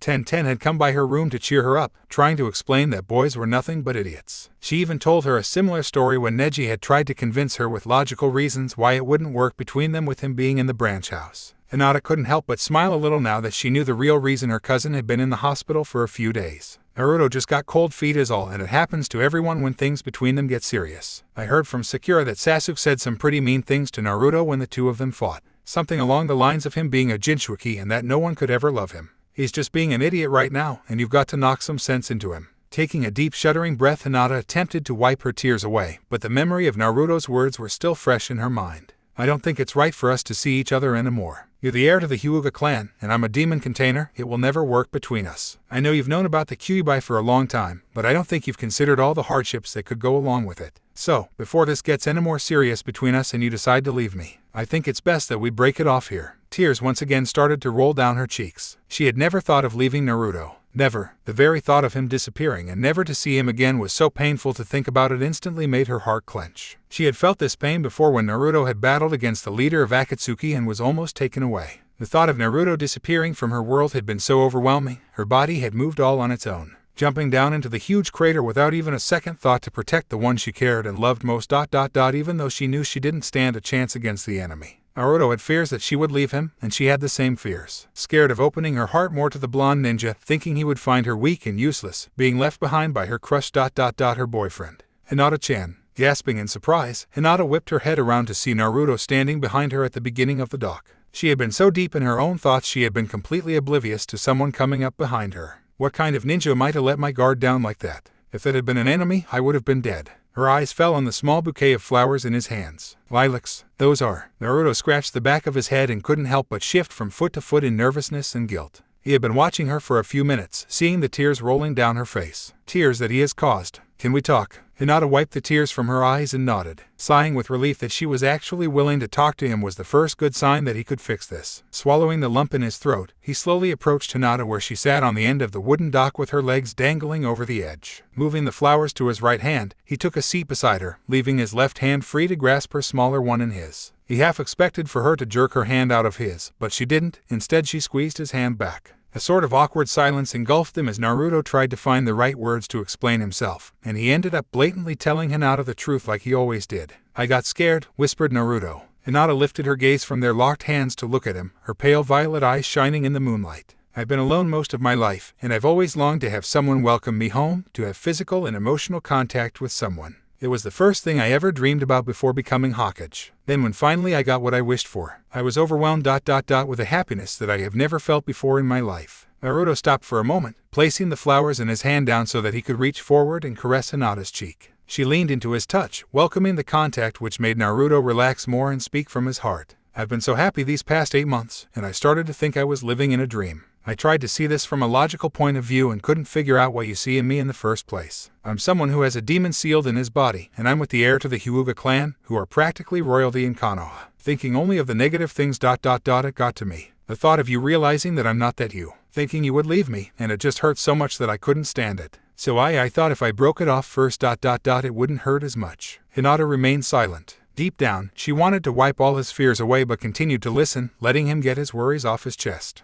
After seeing you cry like that, getting punched by Keba, and then getting a tongue lashing from Neji made me realize that I was just being a total idiot. Tossing aside the best thing that has ever happened to me like that, and you have every right use your Juho Sashiken on me. He could feel tears welling up in his eyes, mentally lecturing himself for hurting her in the first place and making her cry. A hand caressing her cheek left for a moment to pick up the lilacs at his side and present them to her. I'm an idiot, but I want to be your idiot. I can be really dense and stupid at times, and I know that sounds like an excuse for what I did, but I'm sorry, Hinata-chan. I'm so sorry for what I said to you, and I take everything back. Tears started to fall from his eyes. I want to keep us going. I know it will be scary, and I'm sure I've got some traits and habits that make you mad, but if you can look past that, I want us to stay together. Naruto watched as a small smile formed on her lips and her own free hand coming up to take the flowers from his. She brought them up to her nose to smell their sweet aroma. Setting them on the dock beside her, she raised her hand again to rest it on his whiskered cheek. A soft blush dusted her cheeks as she finally realized he had called her Hinata-chan. I've been scared too, thinking that Naruto-kun would want to leave me as well. Blue eyes widened upon hearing her similar fear to his. I still sometimes see myself as weak, useless, as someone who cannot change. I usually think these things when you're not around, but whenever I'm with you, those fears just melt away. I've told you many times before, Naruto-kun, that you being the Jinchuriki of the Kyuubi doesn't bother me at all, she whispered, pulling his head down to hers so that their noses brushed against each other. Her fingers lightly traced the birthmark whiskers on his cheeks, and Naruto couldn't help but shiver under her touch. I know what you mean, and when I was with you I never even thought of those things before, but, after what Sasuke said to me. He couldn't finish his sentence as Hinata pressed her lips against his. Any worry or doubt that had been in his mind flew out the window as he returned the kiss eagerly. The hand on her cheek moved into her hair, feeling the silky strands move through his fingers. Their lips caressed one another, never breaking as they rekindled the lost contact. Naruto realized how much he had missed kissing Hinata, and not having that contact for 2 weeks made him wish it never ended.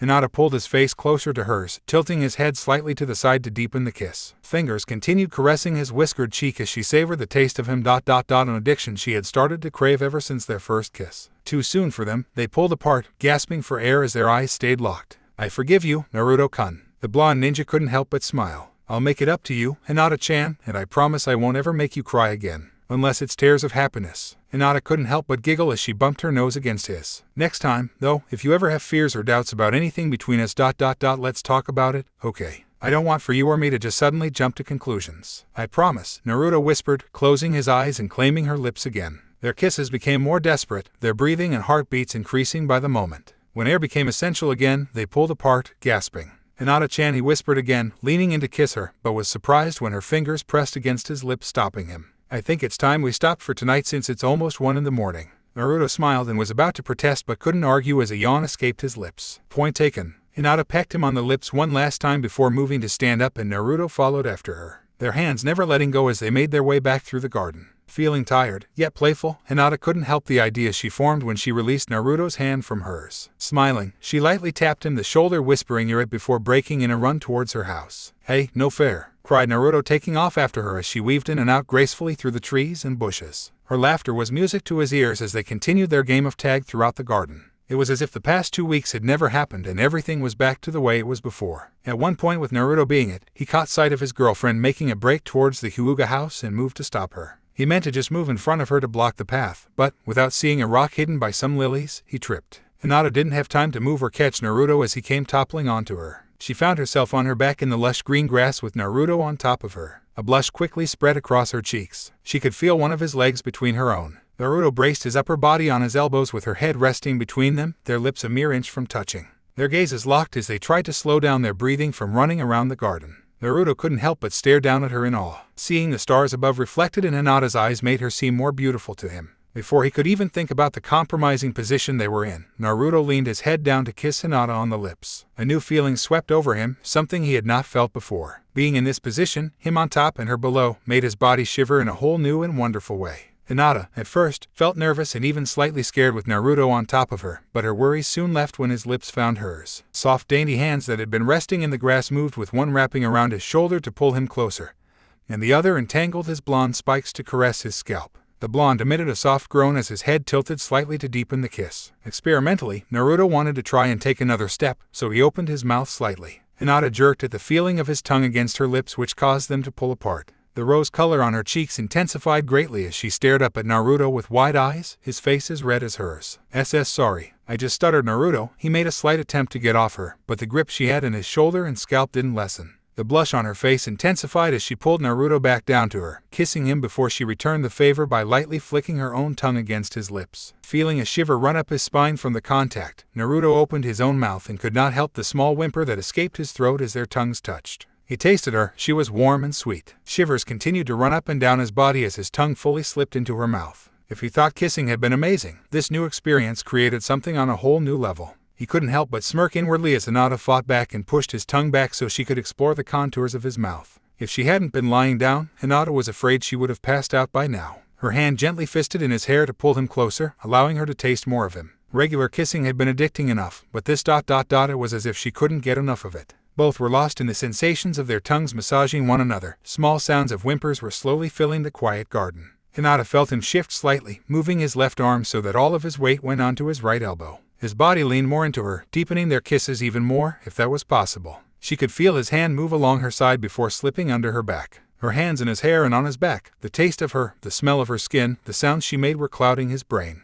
He felt something new awaken within him, a deep feeling in the pit of his stomach. Instinctively, his hips moved forward, grinding against hers. Both of them froze as they felt it. Hinata's face turned even redder at the feeling of something hard against her thigh. Eyes slowly fully opened as she watched him pull his body off of hers, rising to his knees. His face was even more crimson than hers, hands and body shaking slightly as his clouded brain cleared and he fully realized what was going on. Naruto let out a shaky breath and was not sure on how to take Hinata's reaction to this. He hadn't meant for it to happen, but being surrounded by her like that, he had just. Her eyes were still wide and she was panting heavily beneath him. Stuttered Naruto. Did you apologize when this thing kind of happened? Hinata slowly pushed herself up, lightly nudging her head against his before kissing his whiskered cheek. Don't be sorry, she whispered into his ear. It's okay. Leaving one hand on the ground for support, she raised the other to lightly caress his face. The shaking in his body stopped and his racing heart started to calm down. Closing his eyes, he moved his head to rest it on her shoulder, taking in the smell of her hair. He could still feel the slight constricting in his pants and tried to take deep breaths to compose himself. However, being so close to her and the memory of the kiss did the exact opposite. Images from what he had read in his sensei's book suddenly came to mind and the thought of doing that with Hinata.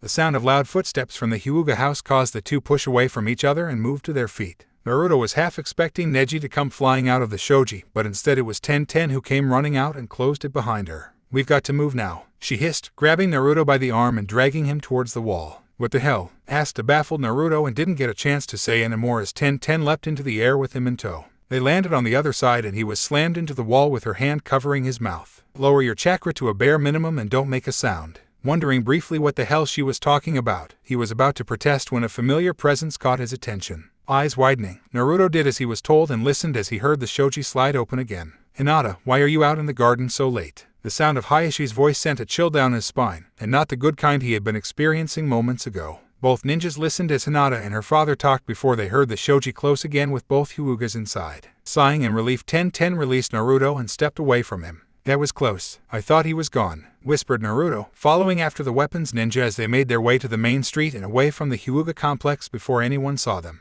He wasn't supposed to be back until tomorrow. Luckily, though, Neji saw him coming before he came through the front gates, so I was able to make a run for it. Nodding softly, Naruto finally relaxed as they turned down the main road in the village. For the first time in 2 weeks, Naruto felt completely happy again, and if at any time Hinata felt like kicking his ass for his almost idiotic move, he would take it without complaint. The wear and tear of the long day soon took its toll on him, and H couldn't help as another yawn escaped his lips. You should be lucky that Hinata forgave you. Naruto turned to Ten and nodded. I'm one lucky fool. he admitted. Getting close to his new apartment, Naruto was about to bid 10-10 a goodnight and thank her for saving his butt from Hayashi, but something caught his attention. 10-10. Why are you wearing your shirt inside out?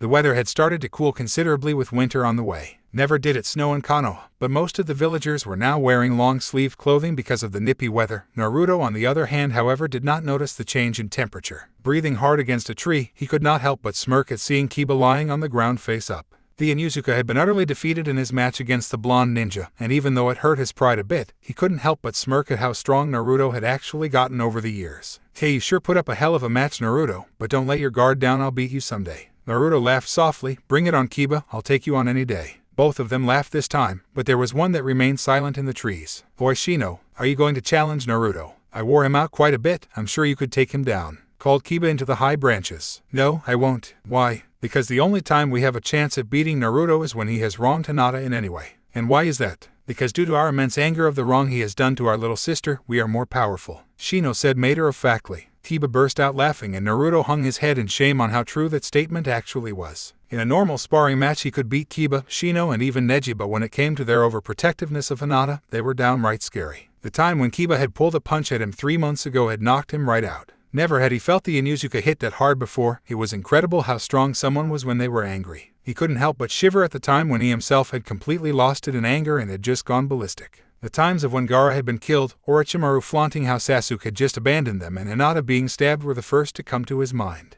Taking a deep breath of the crisp fall air, Naruto slid down the tree and took a seat on the ground, leaning his head back. So any more news on Sasuke? Asked Keba, slowly getting up in a seated position. Naruto sighed and shook his head. No. Tsunade won't even let me see him right now. Only Kakashi-sensei and the interrogators are allowed to speak with him. Keba caught the slight anger and heard in Naruto's voice. He frowned slightly. Don't take it personal, Naruto. Tsunade-sama wants to know what's going on with Akatsuki is all. Once they've gotten that all figured out, I'm sure both you and Sakura will be able to see him. But, Shino jumped down from his spot, landing beside Keba. It's not safe for you to be around Sasuke right now. Why? Because he has been tainted by Akatsuki. Naruto turned his head and gave a glare at the Aburame. Keba sighed. Look, Naruto, we understand that he is your friend and teammate. You probably know him better than us or anyone else for that matter. But to some of us, we still kind of think of him as a traitor who tried to kill you and joined up with that Orochimaru bastard. And now apparently he wants revenge against Konoha for his brother's death, and he's the one who killed him. How screwed up is that? Shino nodded softly in agreement. Naruto had almost instantly ran his mouth off to defend his teammate, but stopped. He did know Sasuke better than anyone, and to those who didn't like Shino and Keba, in their eyes he was still a traitor, someone who had left the village in search of power. Before letting his mouth run away, Naruto put himself in their shoes before speaking. I know what Sasuke did is wrong and him wanting revenge on the village. No need to explain, man. I've gotten enough details from Hinata whenever I've said something bad about the Uchiha.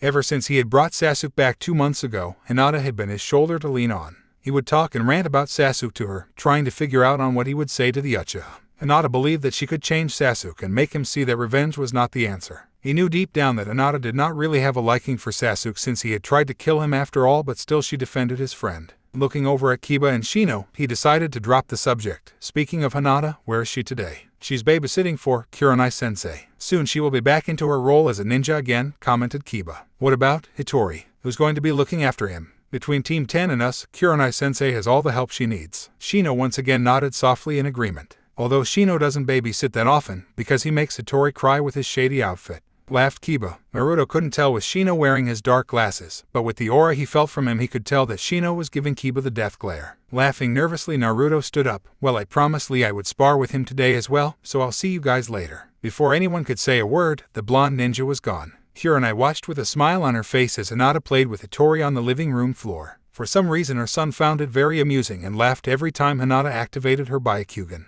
Turning back to her task, she continued on making supper for herself and soon guests. Are you sure you won't join me and the team for supper, Hinata? The Hyuga heiress shook her head as she deactivated her line, picked up Hitori and lightly bounced the boy on her lap. Naruto already asked for me to have supper at his place tonight. Kurai smirked and winked at Hinata. Oh, is that so, huh? It's not like that, Kurai-sensei. I just happened to mention to him I haven't really been to his place before and he asked if I would like to have supper there. Hinata blushed, which caused Hitro to laugh at her red face. I'm just kidding, Hinata, giggled Kurai as she continued to chop carrots. You two haven't gotten that far yet. Kurai-sensei, squeaked Hinata. The Kunoichi giggled softly, but then her face turned into a serious expression. On a serious note though, Hinata, have you two gotten that far? With her face still beet red as a tomato, Hinata could not help but stutter, "And no, we've only been kissing and a few other things." Kurai regarded the young Kanachi sitting on her floor, like, "T touching I guess, but we're just hugging or really." So what Keba and Shino said is really true, these two are taking it slow. It's almost been a full year now that they have been seeing each other, thought Kurai. She really didn't mean to pick on Hinata with her relationship with Naruto, but there were still the dangers of Akatsuki and not to mention their young age of 17.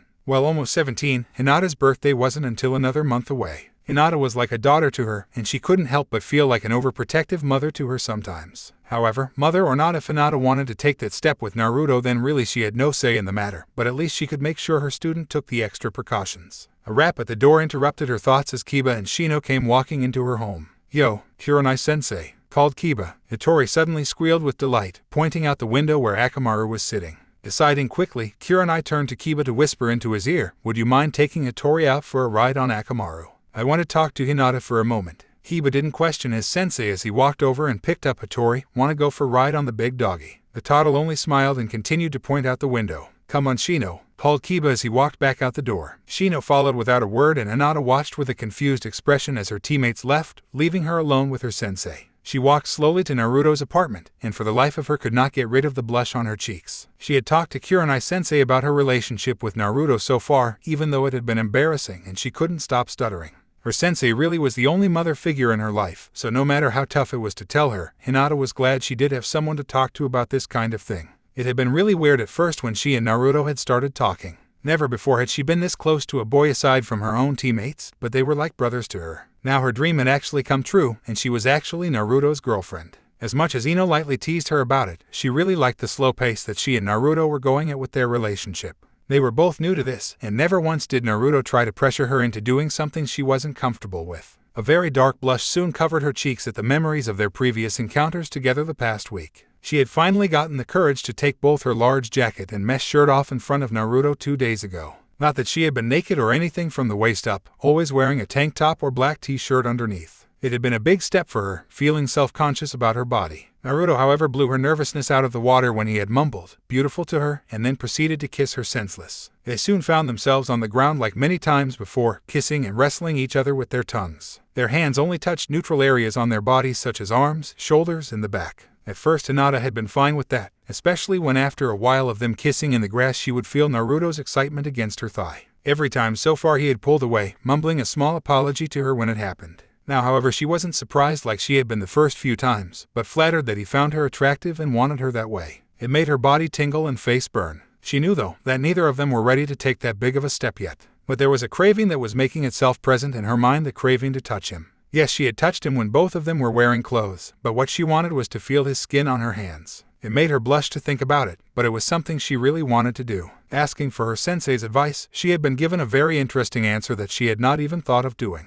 Once she had finished talking to Kurai and her teammates, a plan had formed in her mind. The bold step she was taking made her heart pound in her chest, and she hoped that Naruto would like it as well. She stared down at the small box in her hands, hoping to be rid of the blush on her face by the time she reached her destination. Naruto winced as he sat down on his couch to rest for a moment. With supper ready, he just needed to wait for Hinata to arrive. After sparring with Lee and Keba, he had been about to call it a day, but then Neji had showed up wanting a match as well. He had agreed willingly, but now he was slightly regretting it, especially when both Lee and Neji had started to tag team him. With Lee's taijutsu and Neji almost closing all of his tenketsu, he almost lost the match between the two ninjas. "I certainly got my ass kicked, that's for sure. God, I'm so sore." A soft knock at the door caught Naruto's attention, and slowly he moved to his feet to answer it. Walking towards the door, Naruto reminded himself that after Hinata went home he would have to visit the hot springs that would help relax his muscles. Opening the door, Naruto smiled at the sight of his girlfriend. "Hey Hinata-chan, come on in." Hinata smiled back with a light blush still on her cheeks and stuttered, "Hi, and Naruto-kun." Naruto's eyebrow arched on how badly Hinata was stuttering in front of him. She hasn't stuttered like that in a long time.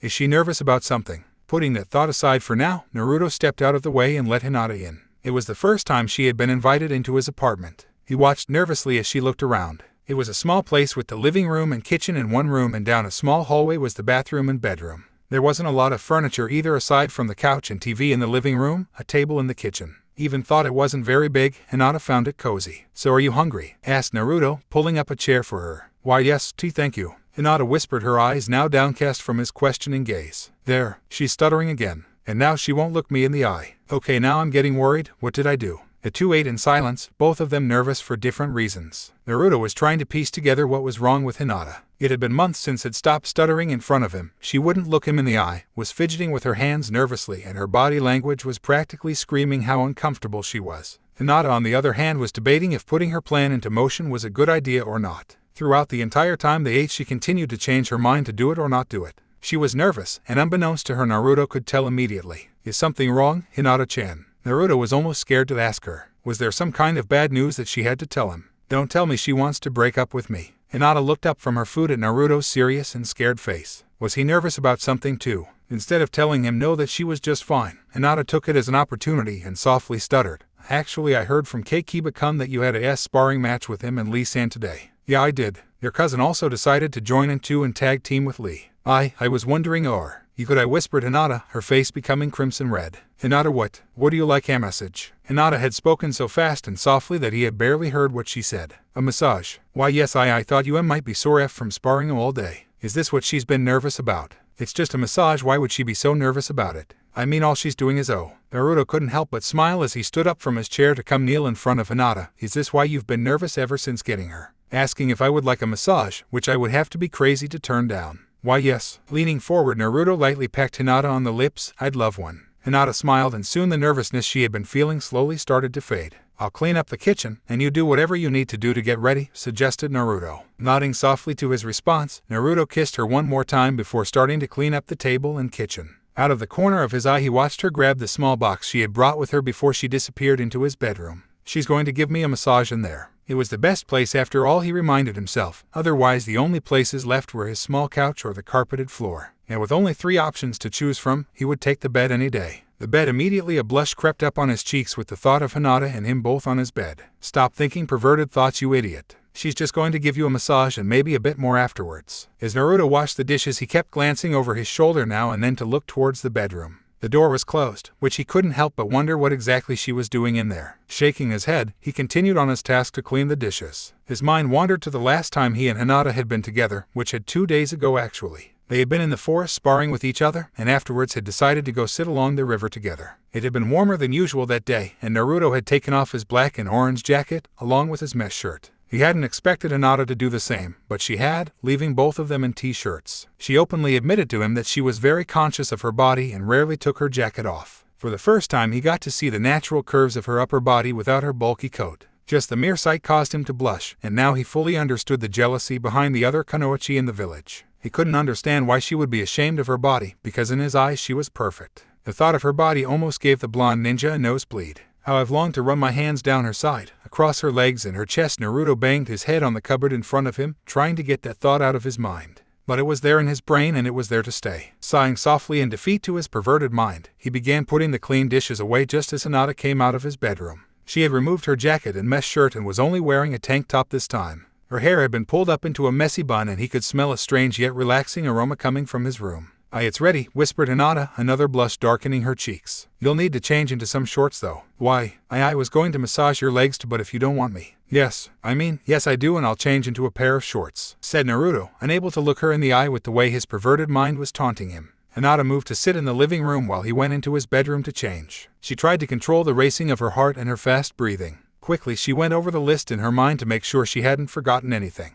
I set up the candles, spreaded towels across the bed to make sure they wouldn't get covered in oil. Was there anything else? Hearing the bedroom door open, Hinata turned around and almost thought she was going to faint from the sight before her. Naruto was just wearing a pair of black shorts like she had asked him to, but it was still something she had not seen before. Seeing her cousin or teammates practice and train without their shirts was an entire different story altogether. This was the man she was in love with. She couldn't help but just stare at him. His lean muscled arms, firm-toned legs, amazing chest and abs, the very sight was making her own body tingle in a whole new way. How come there are towels on the bed? Asked Naruto. I am using massaging oil, and I didn't want it to get on your sheets, informed Hinata, cursing inwardly that she was still stuttering. Naruto smiled before sighing softly and walking towards her. He watched as the blush on her face increased in color the closer he got to her. When Naruto in front of her, his hand came up to lightly caress her cheek. You don't have to do this. I want to, blurted Hinata. She took a step back, realizing how loud she had been. I do want to do this. I'm nervous that you won't like it. Hinata was cut off when Naruto took a step forward to kiss her, his hands coming up to grasp her upper arms. The kiss was short but sweet. "Trust me, I will like it very much." Hearing his whispered encouragement, Hinata couldn't help the shiver that ran up her body. "Okay." Smiling, Naruto released her upper arms to grasp her hand in his before leading her to the bedroom. The few candles that had been lit gave off a sweet aroma that caused both of the ninja to relax. "So what do you want me to do?"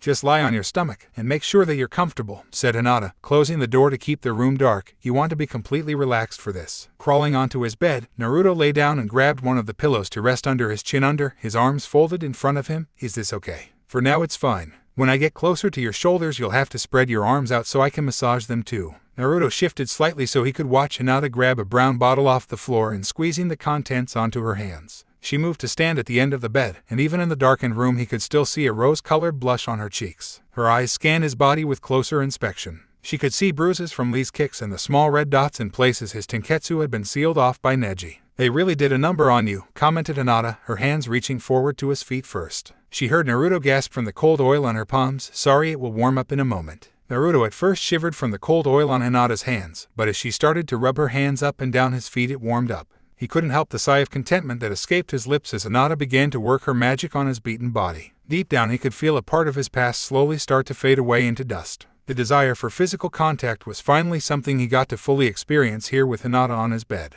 He had at first cherished her hugs and light caresses on his back, but this was the bullseye right here. Her hands on his bare skin, and it would be a feeling that he would never forget. First she started at his feet, her thumbs and fingers working the heel and soles. Hinata used a stroking motion with the use of her palms and fingertips that soon had him melting into bliss. He couldn't help the light trail of drool that came out of his mouth from her touch. It just felt so good. A soft groan echoed through the room as Hinata started working on his calves. "Oh God. Like that? Yes, and for the love of God don't stop." Naruto groaned out again. For the next 15 minutes Naruto was complete putty in her skilled hands as Hinata worked on the sore muscles of his legs. He couldn't tell if Hinata was an expert in this category, but the stroking and circular motions she was using on his muscles were doing the job. When she started working on the backs of his upper thighs, he could feel the nervousness and hesitation radiating off her. Before he could say anything she softly whispered, "Is this okay?" her fingers lightly brushing the sides of his upper thighs covered by his shorts. "Yeah, it's okay, Hinata-chan," Naruto whispered back. Without saying another word her hands slightly slipped inside his shorts to work the backs of his thighs just below his rump. Naruto hummed loudly into the pillow. It just felt so good. All too soon Hinata pulled her hands away and walked away from the bed. Naruto looked over his shoulder to see Hinata use his spare blanket to cover his legs. "You need to keep the body warm after a massage," said Hinata upon seeing his questioning gaze. Naruto nodded, resting his head back down on the pillow. Hinata stood there for a moment, staring at the bare back of her boyfriend, wondering if she should ask for his permission for the next part. Shaking her head lightly, she moved without thinking and just went with the flow. "He's honestly liking what I'm doing so far, so why I am still nervous." The bed creaked lightly as Hinata crawled onto it, straddling Naruto's thighs as she sat down on them. "Is that okay? Or do you want me to move?" asked Hinata. Naruto had been surprised at first when Hinata had gotten onto the bed with him, but feeling her sitting on him from behind caused a small shock to go through his body. It was a familiar feeling he had felt before, but usually it was when he was kissing her. When she didn't hear a response from Naruto, Hinata was about ready to climb off, but when he raised his hand to give her thumbs up she continued on with her work. Applying more oil to her hands, she started working on his back next. Starting at the lower part of his spine, she used the weight of her body to put pressure into the heel of her hands. Slowly she slid her way up from the lower to the upper part of his back. Hinata could not help but smile with pride as she heard small whimpers and moans coming from Naruto. She was pleased with his reaction, but more so on how well her plan was going. Hinata watched as her hands pushed and moved across his skin, the blush on her cheeks slightly becoming redder with how much she was actually enjoying this. She loved touching him, and feeling his skin beneath her fingertips made her body react in a way she didn't know it could. Every time Naruto reacted with a shift in his body or sound from his lips from her touch, it made her own body tingle, and she couldn't help but think what it would be like if he were to touch her this way. That thought immediately made her stop for a moment. If he were to touch her like this, then that would mean her skin would be showing as well. She was very self-conscious of her body, always had been ever since she was a child, and she always wore baggy or long-sleeved clothes. Her bulky jacket and baggy pants were proof enough of that. Unlike the rest of the Kunoichi in their village who took pride in how they looked, Ino, Sakura and Kurai were an example of that. Even though Ten wore long-sleeved clothes and pants, she still showed off that she had curves. Feeling Hinata stop her movements, Naruto was brought out of his state of bliss long enough to look over his shoulder at her. There was a far-off look in her eyes, her face was getting a little pale, and if he didn't know any better it looked like she was on the verge of tears. "Hinata, what's wrong?" asked Naruto, concern filling his voice. Snapping back to attention, Hinata stared down into his eyes for a moment before shaking her head. "It's nothing." A frown etched Naruto's lips. If truth be told, he didn't really know anything about girls or relationships. Hell, he was very dense when it came to this kind of thing. But somehow he knew again that something was bothering her, however decided he would ask her about it later. Feeling her begin to slowly massage circles up his back, Naruto couldn't help but wonder if Hinata would like this sort of thing done to her too. He was obviously enjoying it, hence the big drool stains on his pillow. It seemed that Hinata knew or had a general idea of what she was doing, so maybe she would be able to teach him. Naruto smiled at the thought of touching her body like she was touching his. The bed creaked again as Hinata shifted, moving up to sit on his lower back so she could reach his shoulders better. Feeling her hands lightly pull on his arms, Naruto removed them from under his pillow and spread them out on the bed. At first she worked out the tense and abused muscles on his shoulders before moving up to his neck. As she worked at the base, her hands slowly slid down to his collarbone. Naruto softly laughed from the ticklish feeling. Her hands moved across and over his shoulders to his biceps and down to his forearms. Naruto couldn't help but frown at the reminder that she was almost done giving him his massage, because after the arms there was nowhere else left that she hadn't touched aside from his head. Wiping her hands on the towels beneath them, Hinata flexed her hands slightly and began running her fingertips through Naruto's hair to massage his scalp. She literally felt a shiver run through his body as her fingers moved in small circles. The most surprising part for her was when she took a tip from Kurai-sensei and lightly massaged his ears as well. A loud moan was muffled with Naruto's head buried in the pillow, his back flexing up. "God, Hinata, what are you doing to me?" whimpered Naruto. "I seriously feel like I've died and gone to heaven." Hinata giggled softly. "You're feeling better then." 100% better, and if I have this to look forward to when I'm sore again, I'll spar with Neji and Lee every day. Hell, maybe I can get Shino and Keba to join their tag team too. Naruto seriously considered. "Well, I'm not quite done yet," whispered Hinata, a blush once again covering her entire face. She moved back down Naruto's body, seating herself on the backs of his knees. "Hinata, Jay, just tell me if you don't like it, okay?" requested Hinata. Before Naruto could ask what she was doing, he felt her hands on the side of his hips. At first she just moved her fingertips in small but deep circles, waiting to see what his reaction would be. His hands were clenching the towels and she could feel him shaking. Feeling like she had crossed the line, Hinata pulled her hands away. "I'm sorry, Naruto-kun, I thought." "Don't stop," he interrupted, a slight huskiness in his voice. "Please keep going." Hearing him practically beg for her to keep going meant she couldn't deny his request and continued. She returned to massaging his hips, now using the heels of her hands. Feeling less nervous, she boldly moved her hands from his hips up to his backside. Hinata almost felt like she was going to pass out from touching him there, but was determined to keep going. "I know it sounds embarrassing to massage someone there, Hinata. However, it feels really good since we do use the muscles there a lot. Most people don't think that area needs attention, but really it does, along with the hips," instructed Kurai-sensei. "Just give it a try. Some people like it and some don't, but I'm sure he'll let you know." Taking a deep breath, Hinata continued to run Kurai-sensei's instructions through her mind, trying to be more comfortable with touching him there. Using the heels of her hands again, she slowly moved them up the muscles and then back down again. After a few times of that motion, she moved on to the next step by moving her hands in circles. Her eyes kept glancing up at Naruto to see if he was enjoying it. Even though his head was buried into the pillow, she could still hear the moans coming from him. All reasonable thinking had flown out the window for Naruto, and all he could think and feel was Hinata touching him. When she had been touching him all over his body with her hands, it felt incredible and thought it couldn't get any better, but it did. Now where she was touching him was completely mind-blowing. He couldn't control the sounds coming out of his mouth, nor the way his body reacted when he arched his hips into her hands. At one point, her hands moved over the sides of his hips to slip underneath so she could reach his front. Naruto could have sworn he was going to lose his mind with her hands moving just over his lower abdomen and hip bones. His hands clenched the pillow under his head and a loud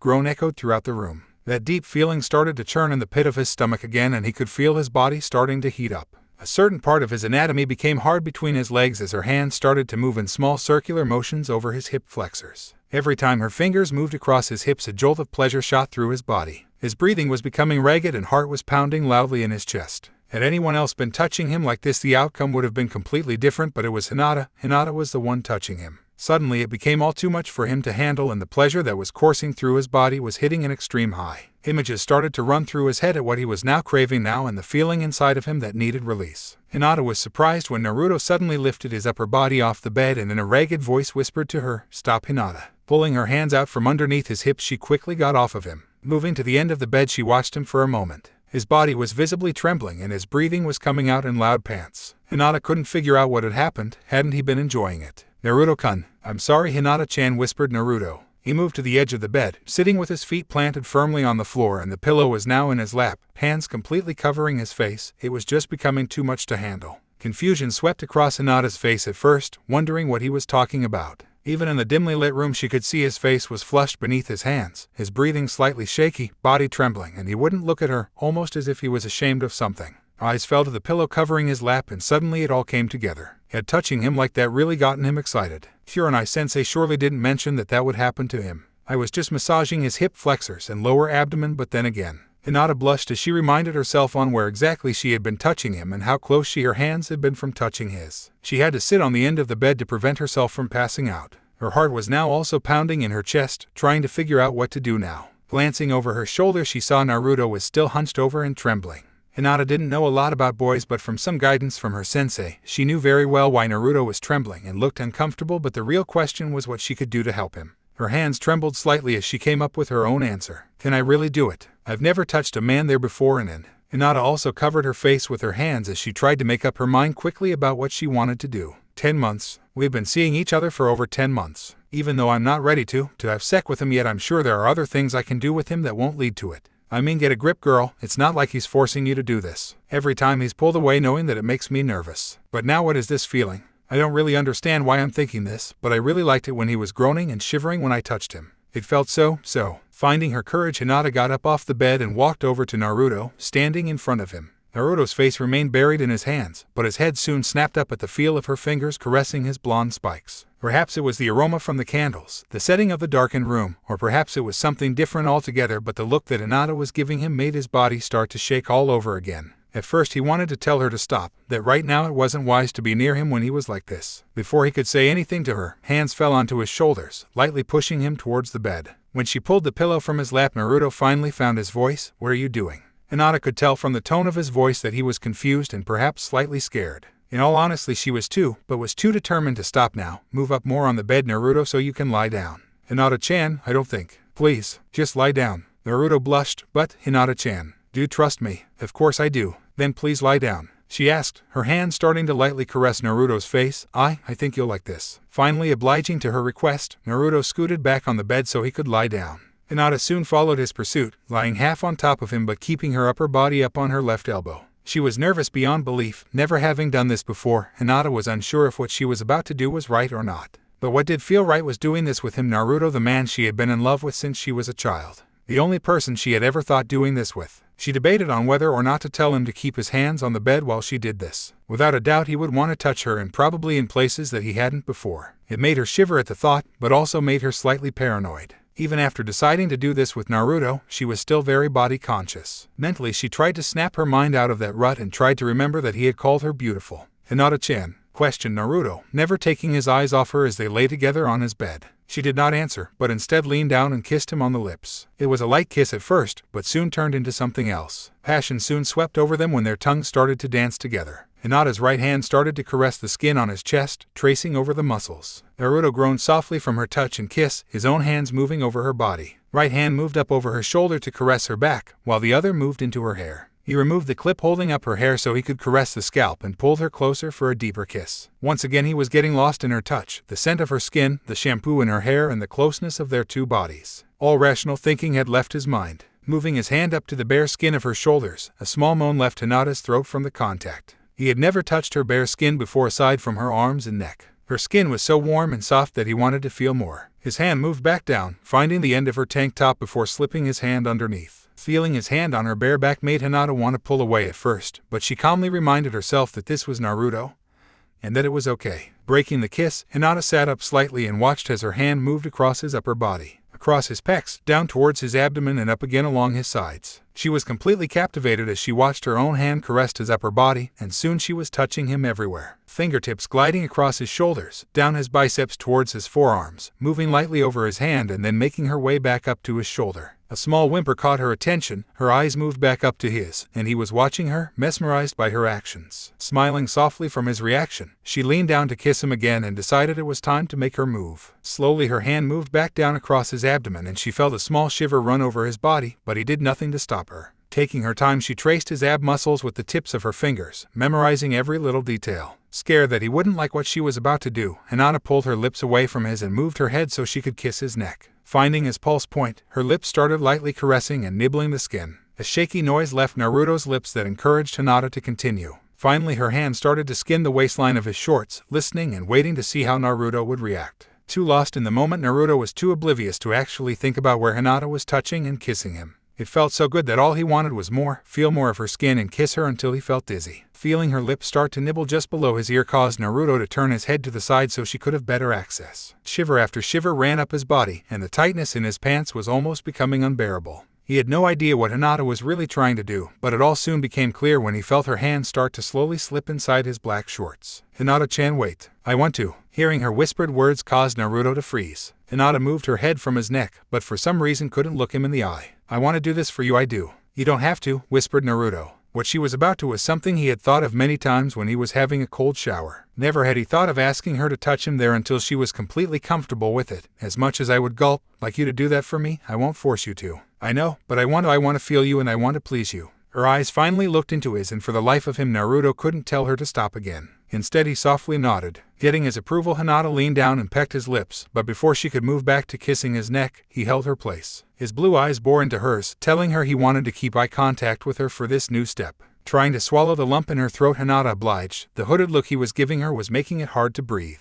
Hinata croaked Naruto, his whole body shivering with anticipation before her small hand slowly found the most prized part of his anatomy. He couldn't stop the quivering groan that left his lips, the sound echoing off the walls. His eyes widened for a moment before closing, tightly as his teeth gritted together. At first she thought he was in pain, but the way his hands gripped her to him and the small thrust from his hips told her otherwise. It was strange at first to touch him there. It felt hot and smooth but hard at the same time. Her hand moved curiously up and down his erection, feeling his entire length and head against her fingertips. With the sounds coming from Naruto's mouth and the way his eyes were burning into hers, she immediately knew he liked it. The only problem was she wasn't sure exactly what to do from here. Experimentally, she moved her hand up and down his erection to see what his reaction would be. Feeling his hips move and the long moan from his throat, she took that as a good sign and continued. Moving her hand up and down the smooth hard length, Naruto started to react in a way that she had never seen before. His hips were moving along with the motions of her hand, while whispering her name over and over in a raspy voice. Naruto felt like his body was on fire, beads of sweat starting to roll down his forehead. He liked what she was doing so much he wanted her to go faster, squeeze him a little more tighter. Unable to find the words though, he moved his hand down on top of hers, showing her how to stroke him. Upon feeling his hand on top of hers, she halted her hand, thinking he had done that to stop her. She attempted to pull her hand away and tried to turn her gaze away from his, but he had a firm grip on her hand.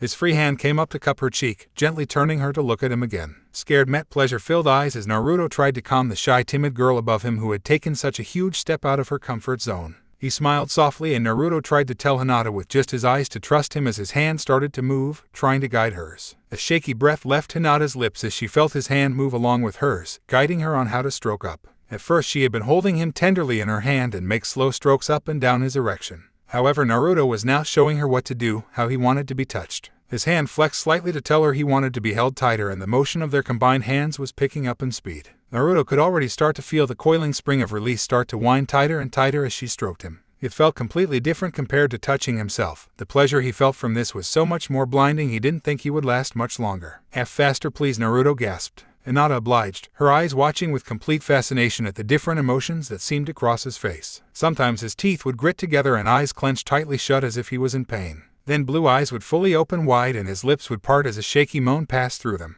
As her hand moved faster, Naruto started making small grunting noises and he pulled her down for a passionate, bruising kiss, pulling her body even closer to his. She squeaked in surprise when the hand that had been on top of hers moved to rest on her bottom, the other hand remaining on her back, feeling his nails slightly dig into her skin. His head felt like it was spinning faster and faster, the coiling spring was so close to snapping. Beads of sweat rolled down his concentrated face as he focused on the pleasure coursing through his body. Finally he felt the coil snap. Hinaga! Naruto cried out, his body suddenly becoming rigid and stiff before a loud pleasurable moan filled the room. She watched as his face flushed even more, body shaking and something hot squirting onto her hand. His back arched off the bed and eyes squeezed tightly shut as he came hard and fast. After a moment she felt him go soft in her hand and slowly pulled it out his shorts. A soft groan escaped his lips from the lost contact. While Naruto tried to catch his breath, Hinata brought her hand up and stared at the white substance stuck to her skin. She debated giving the stuff a taste, but decided against it, wiping her hand on the towels beneath them. Naruto's arms that had been lying limp on top of her back moved to wrap around her waist, pulling her down so half her body lay on top of him. His eyes slowly opened to stare at the ceiling for a moment before shifting to the side to meet her gaze, a goofy grin on his face. You've got some talented hands there, Hinata-chan, whispered Naruto, his hands slowly stroking over her entire body. Hinata blushed and averted her gaze. Still smirking, he pulled her closer, pressing a kiss to her forehead. Thank you. "You're welcome," Hinata whispered back, kissing his chin. Taking a deep breath, Naruto let his body to recover from his intense release, waiting for the feeling to come to his legs. A comfortable silence fell across the room as his breathing slowly returned to normal. Hinata wrapped her arm around his waist and listened to the steady rhythm of Naruto's heart. A dark suddenly spread across her cheeks as she shifted slightly and felt a slight wetness between her legs. With the way Naruto had been holding her possessively against him, his reaction to her touch and the noises he had been making, it was no wonder that she had also been turned on by the encounter. Naruto's hand slowly slid on top of hers and brought it up to his lips. Smiling, he leaned up and lightly kissed each of her fingertips, her palm, her wrist, and then twisted her hand slightly so he could kiss along her knuckles. When he was done, he leaned down to kiss Hinata on the forehead before shifting slightly to roll on top of her. The kiss did not last long before he pulled away, their foreheads pressed together as a smirk started to appear on his lips. His right hand made it down her side, found the edge of her shirt before slipping under to feel her skin. "It's your turn now, Hinata-chan," he whispered huskily before enveloping her in another kiss. Never did Konoha have a white Christmas. It was either chilly or they would have to deal with the freezing rains. This year was no different than any other year weather-wise, but Iruka found the mood around the village to be much gloomier. His eyes lifted from the test papers on his table to the window that was rattling from the harsh winds outside, the freezing rain beating down from the darkened sky. The calendar on the wall soon caught his attention, skimming over today's date of January 2nd. It's now been a full month since Team Kurai went missing. Their mission had been rather simple, to escort someone to the far side of Iron Country and come back. They had received word from the team that the mission was a success and were expected to arrive back home in a week. On the morning when Hinata's team was supposed to arrive, Naruto had been waiting by the north gate since the sun broke over the horizon. A happy grin plastered on his face, waiting for his girlfriend to come back home. When there had been no sign of them at nightfall, it had taken him almost an hour to persuade Naruto to go home and sleep, convincing him that teammates' arrival was delayed because of the weather. 2 days passed, then 3, 4, 5, 6. Finally, on the 7th day, it took all of Tsunade's power to keep Naruto in the village and not go on a blind hunt to find them. After gathering information, it seemed that Team Kurai was last seen heading towards the mountains after leaving a small village. A cell was immediately sent out to find the missing ninjas, which consisted half from the Hyuga clan. Neji, Hanabi, Ko, Shikamaru, Kakashi, and Sakura had been sent. Originally, she had only wanted Neji, Sakura, and Shikamaru, but after hearing rumors that Akatsuki had been spotted near Iron Country, she added more to the cell. She had been close to strangling anyone from the Hyuga clan from their constant pestering that they would deal with this problem. But they finally gave in when she appointed Hanabi and Ko to the group as well. Naruto had been angry, very angry, that he wasn't on the cell to find the missing teammate. Tsunade, however, stood her ground, telling him to wait in the village while the others searched. She tried explaining to him that with the Hyuga members on the team, their Byakugan would become very useful, Kakashi for his tracking, Sakura for medical, and Shikamaru for strategizing the search. They had been sent out 3 weeks ago, and still no word if they had found any trace of the missing Konoha ninjas. It almost seemed hopeless that they were alive, and had probably run into the remaining members of Akatsuki. Iruka figured that out of everyone in the village, Naruto was taking this hardest, which didn't surprise him at all. Standing up, he moved to the window and looked out towards the north gate, and as usual for the past few weeks, Naruto was perched on the wall, waiting. This behavior of his was way different from when Jiraiya had passed away, and nothing he or anyone else said seemed to snap him back to life. Sighing softly, he returned to his test papers. Water dripped from the strands of his hair, off the tip of his nose and toes, however he didn't seem to be bothered at all by it.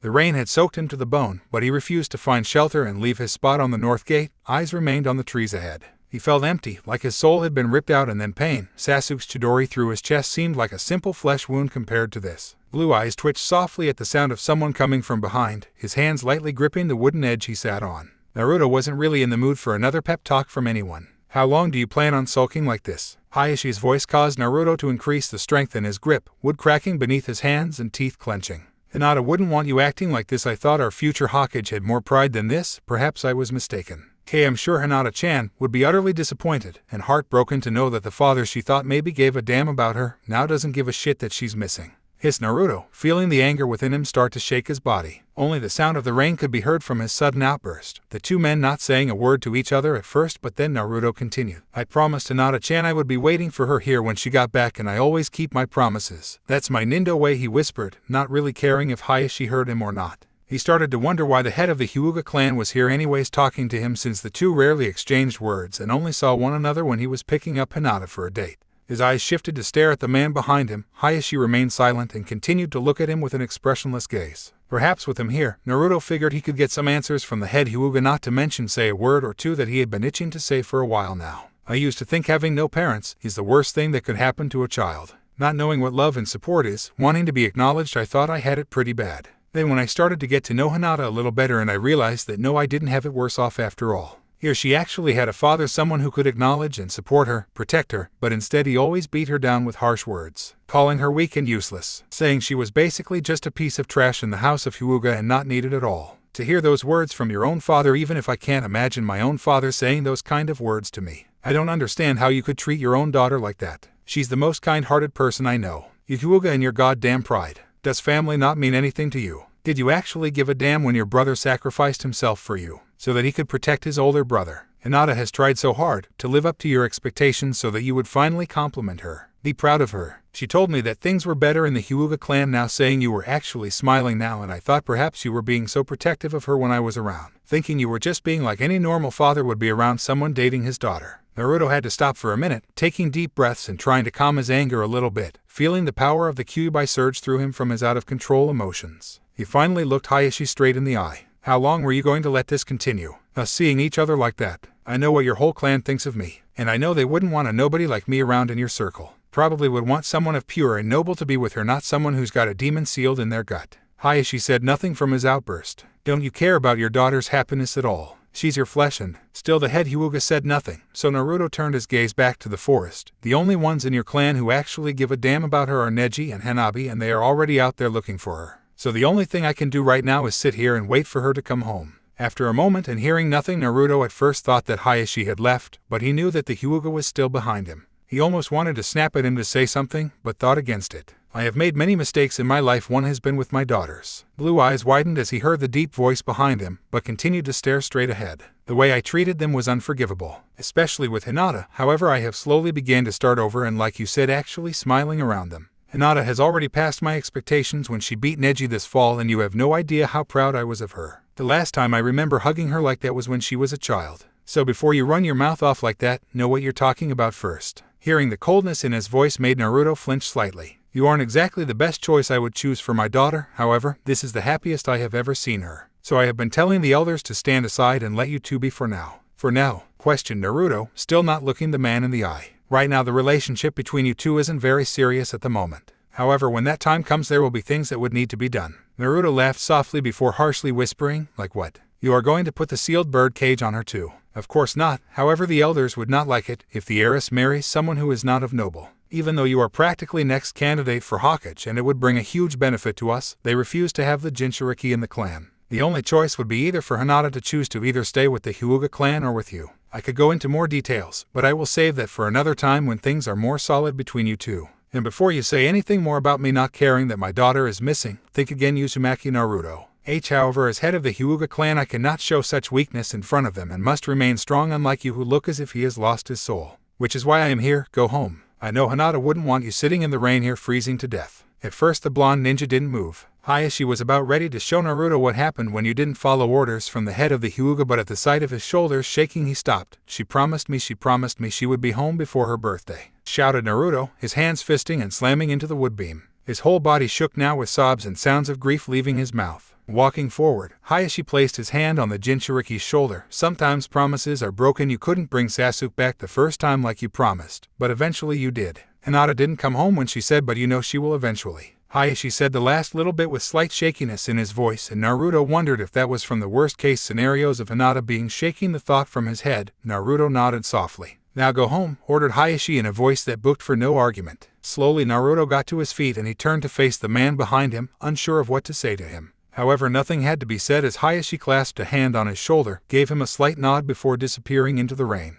Standing there for a moment, he debated on whether he should sit back down and wait, but the thought of making Hayashi mad and not in the mood for a fight, he decided it was best to head home. Naruto, however, took his time, feet slowly shuffling along the wet and muddy ground. He didn't have to look up to know where he was going as his feet automatically carried him to his apartment. He could feel eyes watching him from the windows he passed, all looking at him with worry and sympathy. Everyone in the village was genuinely worried about him, but the only thing he knew that would make this empty feeling go away was when he felt Hinata wrapped in his arms, hear her voice in his ear. Finally his feet stopped at the apartment building that was his home, arms automatically moving into his pocket and finding the keys to the door. It all seemed like a blur to him as he entered his apartment, somehow got out of his wet clothes, showered, redressed into some sweats and a t-shirt before finding himself sitting on the bed. Elbows rested on his knees while his hands dug into his blonde spikes. The last time he remembered feeling like this was when Jiraiya had died by the hands of pain. He had been consumed by grief with the reality of his mentor not being in his life anymore, and it had hurt. However, this feeling, it was completely different. Losing the one person who saw him for who he really was, someone he had an emotional and physical connection with, it was almost too much to handle at the thought of never seeing them again.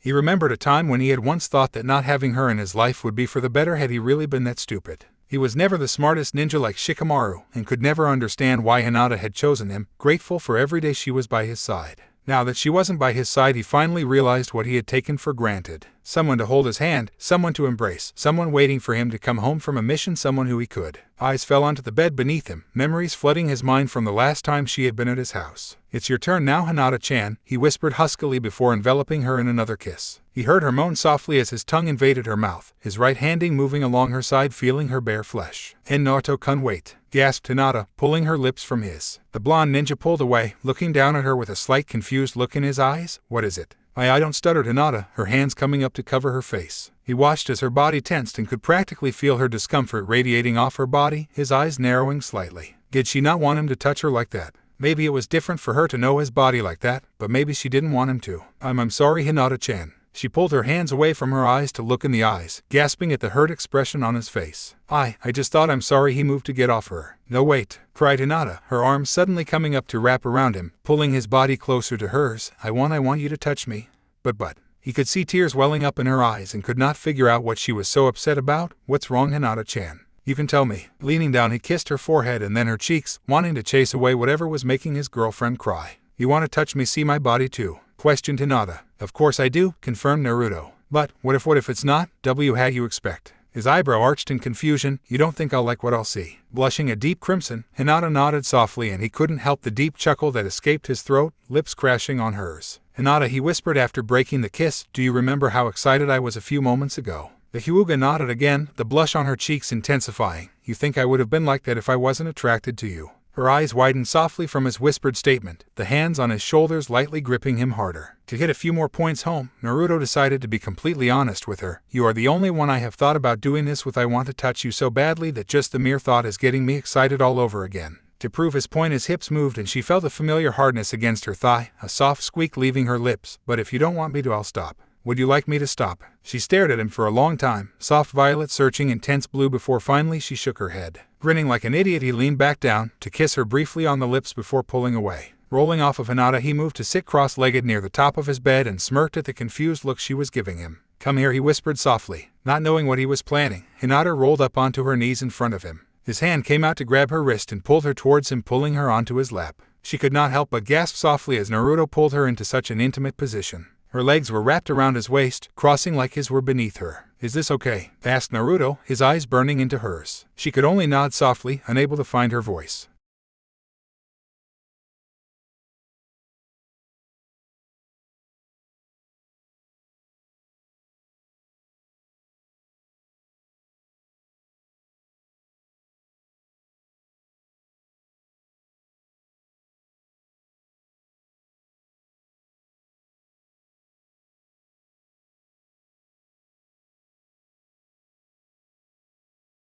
A soft whimper left her throat, body slightly trembling from both anxiety and pleasure. She could feel the small calluses on his hand that was caressing her lower back. He didn't move any higher or lower as Naruto took the time to feel her bare skin. "You're so soft and smooth," he whispered against her lips. Naruto's gaze shifted from hers down to where his hand was now moving. She couldn't help but tremble, feeling his hand move from her back, around her side, and finally coming to caress her lower belly. As he watched as he moved the material of her tank top up, revealing the creamy white skin of her abdomen to him. Her first instinct was to push him away and cover herself. It was something she was used to doing. However, a voice in the back of her head kept reminding her that this was okay. Naruto's eyes fell back on hers, silently asking for permission before his hands moved again, tugging lightly on the tank top to pull it over her head. Hinata held her breath as she sat in front of Naruto in only her bra and blue pants. He said nothing as his eyes stared up and down her form. She could even hear him gulp before moving closer to her. His hands returned to her hips before they started to explore every inch of her upper body, fingertips moving slowly up her sides, onto her back, across the shoulders and along the arms. She couldn't help the gasp that escaped her lips when his latched onto her neck. His tongue swirled around her pulse point, hands continuously moving over her upper body as if he was trying to memorize every detail and texture. Her back arched slightly when he started moving his kisses down her body, lightly nibbling on her shoulder. Naruto shivered when he felt her own hands start to move along his back, feeling every muscle there. He could not get enough of her. The feel and taste of her skin drew him in like a moth to the flame, wanting to touch more of her. Feeling her bra-covered ass against his chest, he couldn't help the shiver that ran up his body. Lips leaving her shoulder, Naruto moved to look Hinata straight in the eye. Hinata-chan whispered Naruto, hand lightly caressing her cheek. She leaned into his touch, eyes closed halfway. Yes, may I? His eyes moved down to her chest.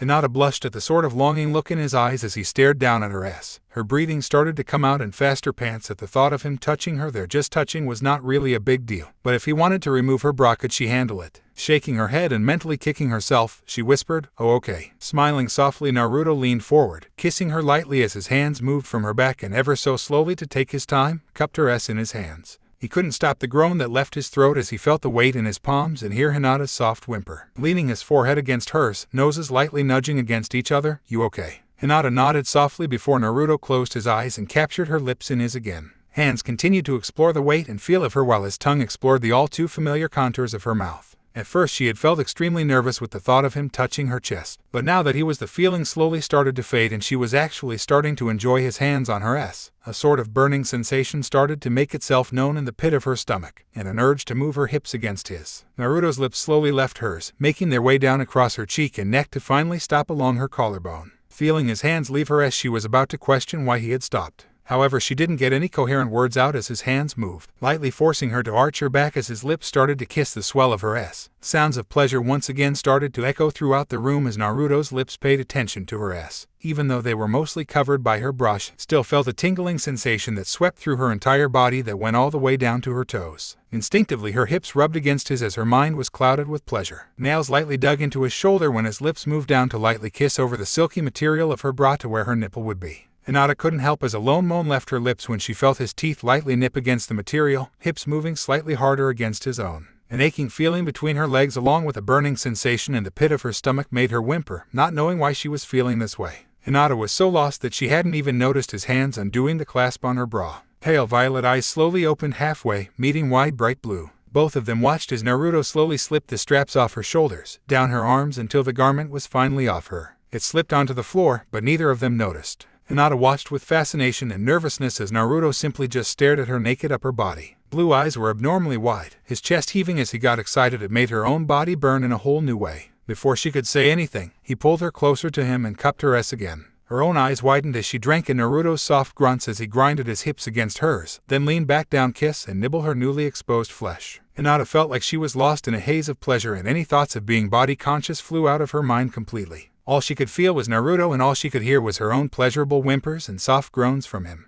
The only thought that was running through her mind was that she didn't want him to stop. Feeling his tongue swirling around her nipple, God, it was so amazing that it made her body tremble with want. "Na Naruto-kun," she squeaked, hands holding onto his shoulders like a lifeline. She could feel him smile against her ass as he continued teasing them. This feeling, it was something new and totally different. It was something she had never experienced before, absolute pleasure. Never before had she touched herself. It was something that was discouraged to do in her clan. However, after becoming closer with Naruto, the urge to actually get to know her body became stronger. Naruto, on the other hand, didn't have a clue whatsoever on what he was actually doing to her. But with a few guidelines for his master's books and with the way she was reacting, he figured that he was at least doing something right. He could feel beads of sweat starting to run down her back, and the sound she was making was music to his ears. Feeling her hips moved against his awakened that feeling again he had felt earlier, which also made him come to the conclusion on where he wanted to touch her next. His hand on her slowly moved down across her ribs and abdomen before lightly tracing over the waistline of her pants. She didn't stop him, so he took that as a good sign that he was allowed to continue. Slowly his hand slipped inside her pants, and Naruto could not help the whimper that left his throat as his fingertips brushed along the edge of her panties. He could already feel the heat radiating off of her, and his body reacted quickly to it. Gritting his teeth, he pushed aside his own needs and desires, concentrating on the girl in his arms. "I won't be selfish. Hinata-chan pleasured me, and I'm going to do the same for her." Masculine fingers slowly slipped inside, feeling the soft curls of her womanhood. Naruto's breath hitched as his fingers slipped further down, and when he reached his goal he almost snapped. His body froze, eyes widened, heart stopped, and a certain part of his anatomy was almost beyond its breaking point. He pulled his lips away from Hinata's and buried his face in the crook of her neck.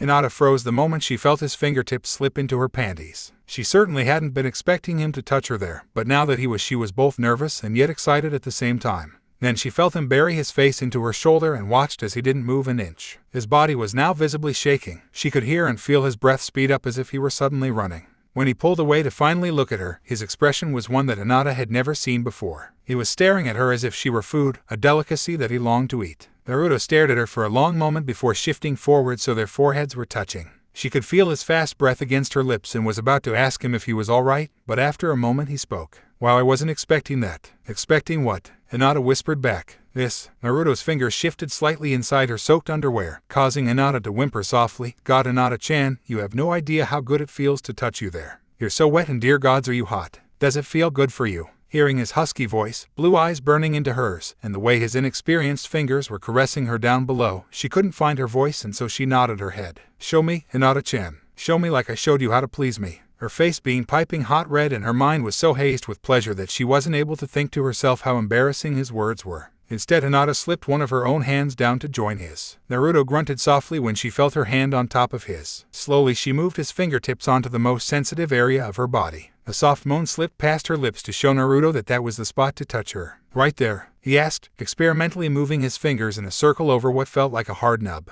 Her hips bucked against his hand, her mouth made an O shape, and the way her pale eyes widened was a good enough answer for him. Smiling more to himself, he moved his head so his lips could brush against her neck and feel her pulse against them. Slowly he began pleasuring her, his fingers moving at a snail's pace at first, his ears drinking in her pleasure-filled sighs and whimpers as he caressed her. It soon clicked into his mind on exactly where he was touching her and quickly went over the instructions his master had once given him on pleasuring a woman. The instructions were very vague in his mind, but could anyone really blame him for not being able to think straight? With the way Hinata was moaning and grinding against his hand, it was any wonder he could even remember his own name. Little shocks of pleasure coursed through Hinata's body and she could no longer control the sounds escaping her lips. Her head felt like it was spinning. Hands gripped his shoulders tightly and even her nails were starting to dig into the muscle. However, if her nails were hurting Naruto, she didn't notice at all. All she could think and feel was him touching her down below. She could feel the pleasure building in her body and there was a new feeling in the pit of her stomach that was churning. It almost felt like there was a spring down there, and the more pleasure she felt, the tighter the spring became. Suddenly she felt his hand shift and moving away from her clitoris, but before she could ask Naruto what was going on, her eyes widened and a gasp escaped her lips. She whimpered softly as she felt her boyfriend slowly insert one finger inside of her. Shakily she let out the breath she didn't know she was holding as she coached herself through this new experience. It was something so very new and scary that Hinata tried not to pull away from Naruto. She took deep breaths and tried to calm down her racing heart. "Are you okay?" Hearing his whispered question, Hinata softly answered, "I'm okay, it just feels so new." Naruto was completely silent for a moment before he asked, "You've never touched yourself like this before?" Hinata shook her head. "Can I keep going? If you don't like what I'm doing, then stop me, okay?" A warm, loving feeling spread across her chest from how considerate he was being. Nodding softly to give him permission, she felt Naruto's hand start to move again. Slowly he started to pump his finger in and out of her, and Hinata had to admit that it was a very strange and alien feeling at first. However, when she felt his thumb return to her sensitive nub, any fear or other concerns she had were crumbling in her mind. The jolts of pleasure returned to her, but were twice as powerful. Her own body started to shake as it racked up the pleasure moving through her body. She could feel beads of sweat rolling down her back and across her chest. Soft sighs and moans left her lips as she voiced her pleasure to Naruto. His teeth gritted together and it took all of his willpower to stay in control to keep a level head. Hinata's moans in his ear, her body trembling against his, the way she reacted to his touch, it was completely intoxicating and driving him insane. His own body was reacting strongly to hers, and all he could think about was if it felt this amazing to touch her with his fingers, what would it feel like he were to? "Stop it. Don't even think about it. If you do, you won't be able to go back and you'll lose control.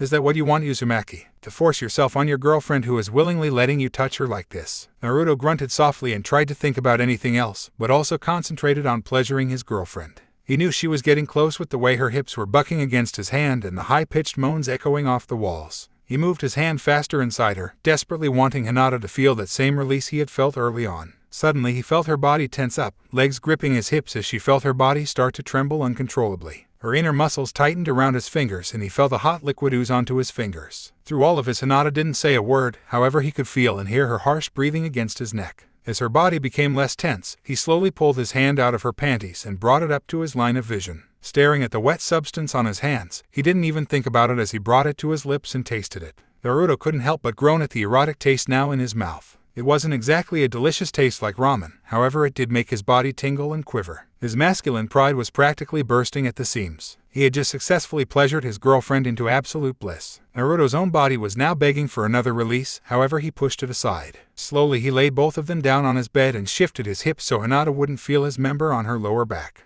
"How was that, Hinata-chan?" The dark blush on Hinata's cheeks only intensified, but she softly stuttered, "It was amazing, thank you, Naruto-kun." Naruto smirked, "You're very welcome, Hinata-chan." Silence fell over the darkened room and slowly the two drifted off to sleep. Eyes moved away from the bed to the floor of his bedroom. Deep down he knew that Hinata was still alive and that her team had probably just run into some trouble in the mountains. With this feeling, just the mere thought of her being gone, it shook him to the very core. If anything good had come out of this, he had finally had a conversation with her father. Even though things weren't very serious between them with the thoughts of marriage or anything like that, it was good to know how things might go when or if they got that far. It was also good to know that Hayashi wasn't completely against the two of them seeing each other. The fact that he had purposely searched him out spoke volumes on how the head of the Hyuga clan cared for his daughter's love interest. He could have just left his sorry butt out in the freezing rain, but instead came to try and snap him out of his sulking mood. At least having some support from her father made Naruto relax on the thought of their relationship progressing even farther. Both of them had been worried about how the elders and Hayashi would react if things really got serious between them. Thoughts of them putting the cursed bird seal on her, banishing her from the Hyuga compound, or her being forced to marry someone else, many thoughts had run through both their minds. Hinata had told them once that Hayashi had married her mother out of love and the marriage hadn't been forced. It had been around the time when she had told them all about her family, from the time her uncle Hiashi sacrificed himself for her father, to showing him pictures on how much she looked like her mother. Naruto had never been a real big fan of the Hyugas with their pompous behavior and caring about nothing but their pride. However, he was glad that there was at least Neji, Hanabi, and Hayashi on his side. Eyes moved off the floor to the dresser where a semi-neatly wrapped gift sat, along with a small box of cinnamon buns. They had been sitting there since December 27th, when he had planned to give Hinata her birthday gifts. He frowned slightly at how messy of a wrapping job he had done around the box, but he was never good at stuff like this. However, the frown soon turned into a smile. Hinata certainly wouldn't mind how neatly wrapped the gift was. She never had cared for little details like that, never cared if anything was perfectly done. She liked that he was clumsy, made mistakes, never gave up, and was the same old Naruto she had fell in love with as a child. Most of the girls, including Sakura, had been disappointed that even after his 3-year training session with Jiraiya, even though growing and looking more mature, he was still the same. Clueless, dense, and immature. Girls had been disappointed that he wasn't cool like Sasuke, perfect, and could do anything with ease. Hinata, on the other hand, didn't care about stuff like that. Naruto shifted on his wooden stool, tongue slipping out to lick his lips as a steaming bowl of ramen was placed in front of him. He heard Hinata giggle softly when he rubbed his hands together and without a second thought started to gobble down his meal. Isn't that Naruto? The blonde ninja's ears perked up at the sound of his name being used. Eyes shifted to the side to see 3 Chunin Kanachi watching him from around the corner. He had never seen them before, but kept his ears peeled to see why they were talking about him. Yes, that is him.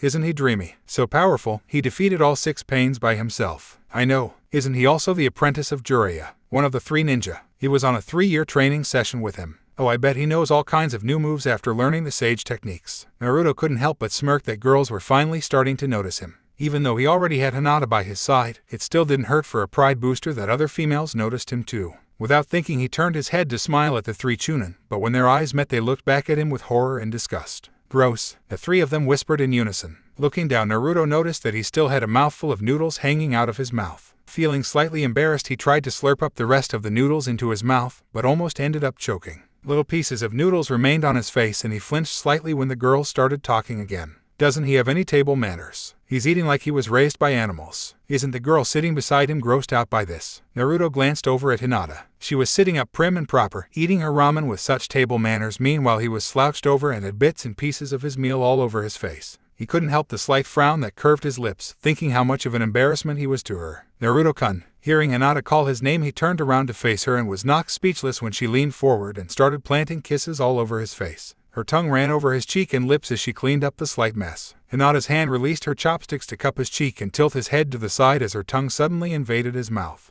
He could hear the girls gasping in the background when Hinata pulled away, licking her own lips. And the miso ramen does taste pretty good. I'll have to order that next time, she mumbled quietly before returning to her own bowl. Naruto stared at her with wide eyes and could not help the blush that started to spread on his cheeks. He could still hear the girls chattering behind him, but didn't really care what they were saying as a big smirk spread across his face. A soft knock at his door brought Naruto back to reality. Hope suddenly rose in his chest as he sprinted towards the door and flung it open to see a very drenched Shino and Keba standing there. Keba, Shino, wait, where's Hinata? Cried Naruto. Easy there, Naruto. Don't worry, she's fine, just has to spend a night in the hospital for some minor injuries, sighed Keba. From the tone of his voice, Naruto could tell that he was tired and worn out. Naruto tried to calm himself down, but so many questions started to come out. What happened? Were you guys attacked by Akatsuki? Did those bastards hurt Hinata? Keba sighed. He really wasn't in the mood for answering any more questions, especially when he had been bombarded by them from Tsunade. Shino, however, came to his rescue. We were trapped for a few weeks in the mountains from an avalanche, which is where Hinata sustained her injuries, just a sprained wrist and a few bruised ribs. No, we weren't attacked by Akatsuki, but due to our injuries and the harsh winter weather we were delayed on our return home.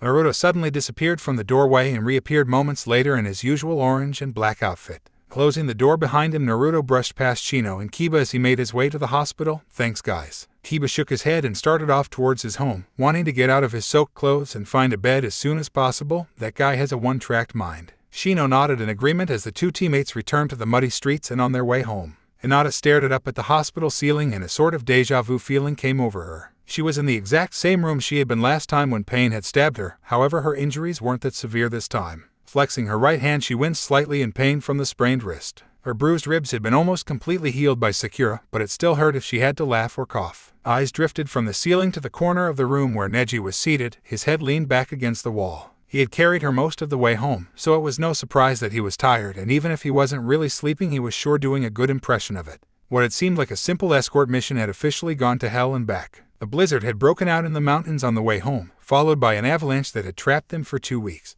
coming across a pack of angry wolves, then finally finding their way out of the mountains only to discover they were back where they had started. Instead of heading back, they had gone around the cursed mountains where they had run into a search and rescue squad that had consisted of her cousin, sister, and one of the Hyuga bodyguards, along with Kakashi, Shikamaru, and Sakura. At first she had been surprised that Naruto wasn't with them, but Sakura had filled in the blanks on who Tsunade had wanted to be in the rescue cell. The rest of the trip had been hell as well with the freezing rains, and it was no surprise at all that Shikamaru had caught a cold. All in all, injuries had been minor with bruises, sprains, and Keba had suffered from a concussion, but in the end everyone was basically fine. A soft tapping noise on the window caught her attention, which caused her to suddenly sit up. Flinching slightly from her injured ribs, she looked over to see Naruto perched on the window sill, waving at her. For the first time in almost a month she smiled, slowly crawling shifted on the bed so she could open the window. Soundlessly he slipped into her room and still didn't make a sound when she pointed to the corner at her sleeping cousin. Nodding softly, Naruto closed the window behind him. His jacket was soaked as he pulled it off his shoulders and gently set it on the floor. The bed softly creaked when Naruto was suddenly nose to nose with her and enveloped her in a kiss. She found herself being pushed down towards the bed as his tongue slipped into her mouth. She kissed him back with just as much passion. Her uninjured hand came up to caress his whiskered cheek. A small whimper left her throat as she tasted him in her mouth, not realizing how much she had missed kissing him like this. Finally the two pulled apart and stared down at each other, foreheads pressed together. "Missed you," mouthed Naruto, not wanting to wake the sleeping Hyuga in the corner. "Missed you too," Hinata mouthed back. Not wanting to leave, Naruto moved as he pulled the blankets on the bed back so he could settle in beside her. Hinata shifted to her side as Naruto slipped in behind her and lightly wrapped one arm around her waist, being mindful of her injury. Sighing with absolute contentment, Naruto buried his face into her dark hair before planting light kisses over the back of her neck.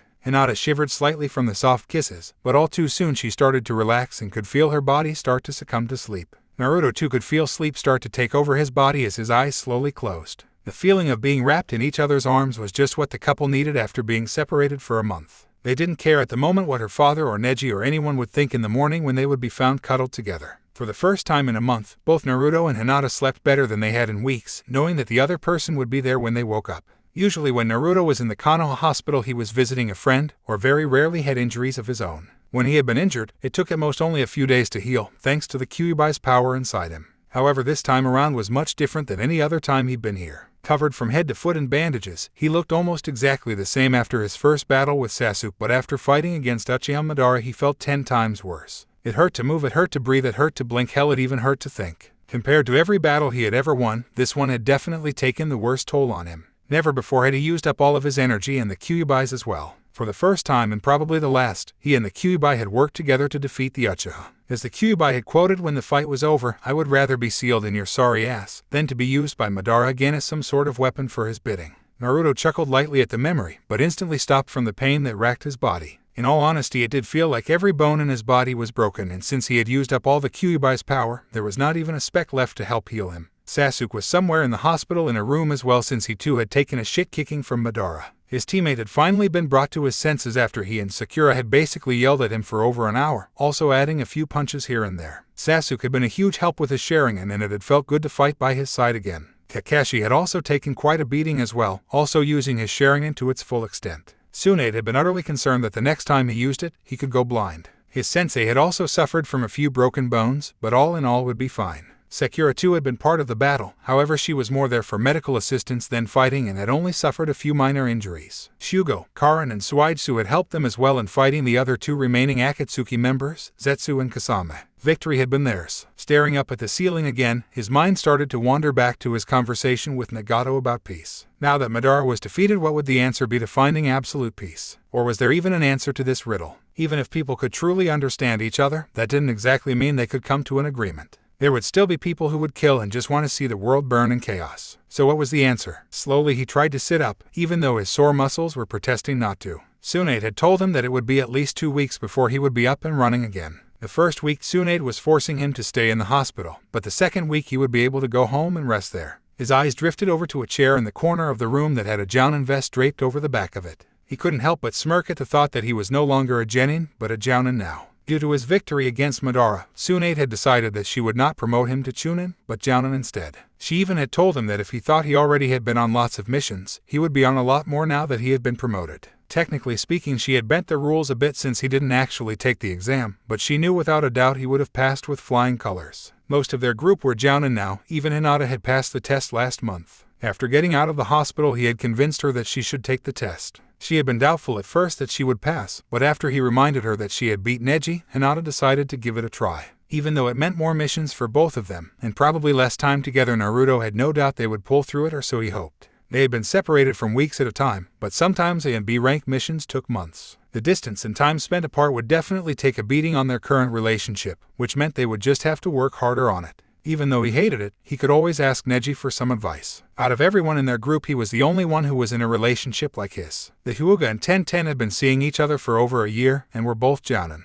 So for Naruto, Neji seemed like the best person to talk to about this kind of thing, even if the Hyuga gave him a slight glare every time he came to ask questions. A knock at the door brought Naruto out of his thoughts, and he turned his head just in time to see Keba, Shino, Neji, Shikamaru, Lee and Chaoji come walking into his room. "Hey there, champ. Keba, you could keep your voice down. We are in the hospital after all," scolded Neji. "Oh, lighten up, will you? We finally managed to convince Sakura to let us all in here at the same time," said Keba, holding up the takeout box from Ikaraku's for Naruto to see. "We came here to celebrate your victory." Naruto couldn't help but smile. All of his friends were either holding takeout ramen boxes, or some kind of food that made it seem they were having a small party. However, the brown paper bag in Keba's other hand caught his attention. "That's not what I think it is it? What did you expect? Can't have a party like this without sake. If you give any to Lee, I'm nominating you to fight him," grumbled Neji. "Troublesome," mumbled Shikamaru. "Enough of the bickering, let's eat," piped Chaoji. The 6 guests gathered around Naruto's bed and started their small party. When Naruto inquired why Sasuke wasn't with them, Lee said they had asked the Uchiha to join them, but were declined. Sai was also Mia, but that was because he was away for a mission.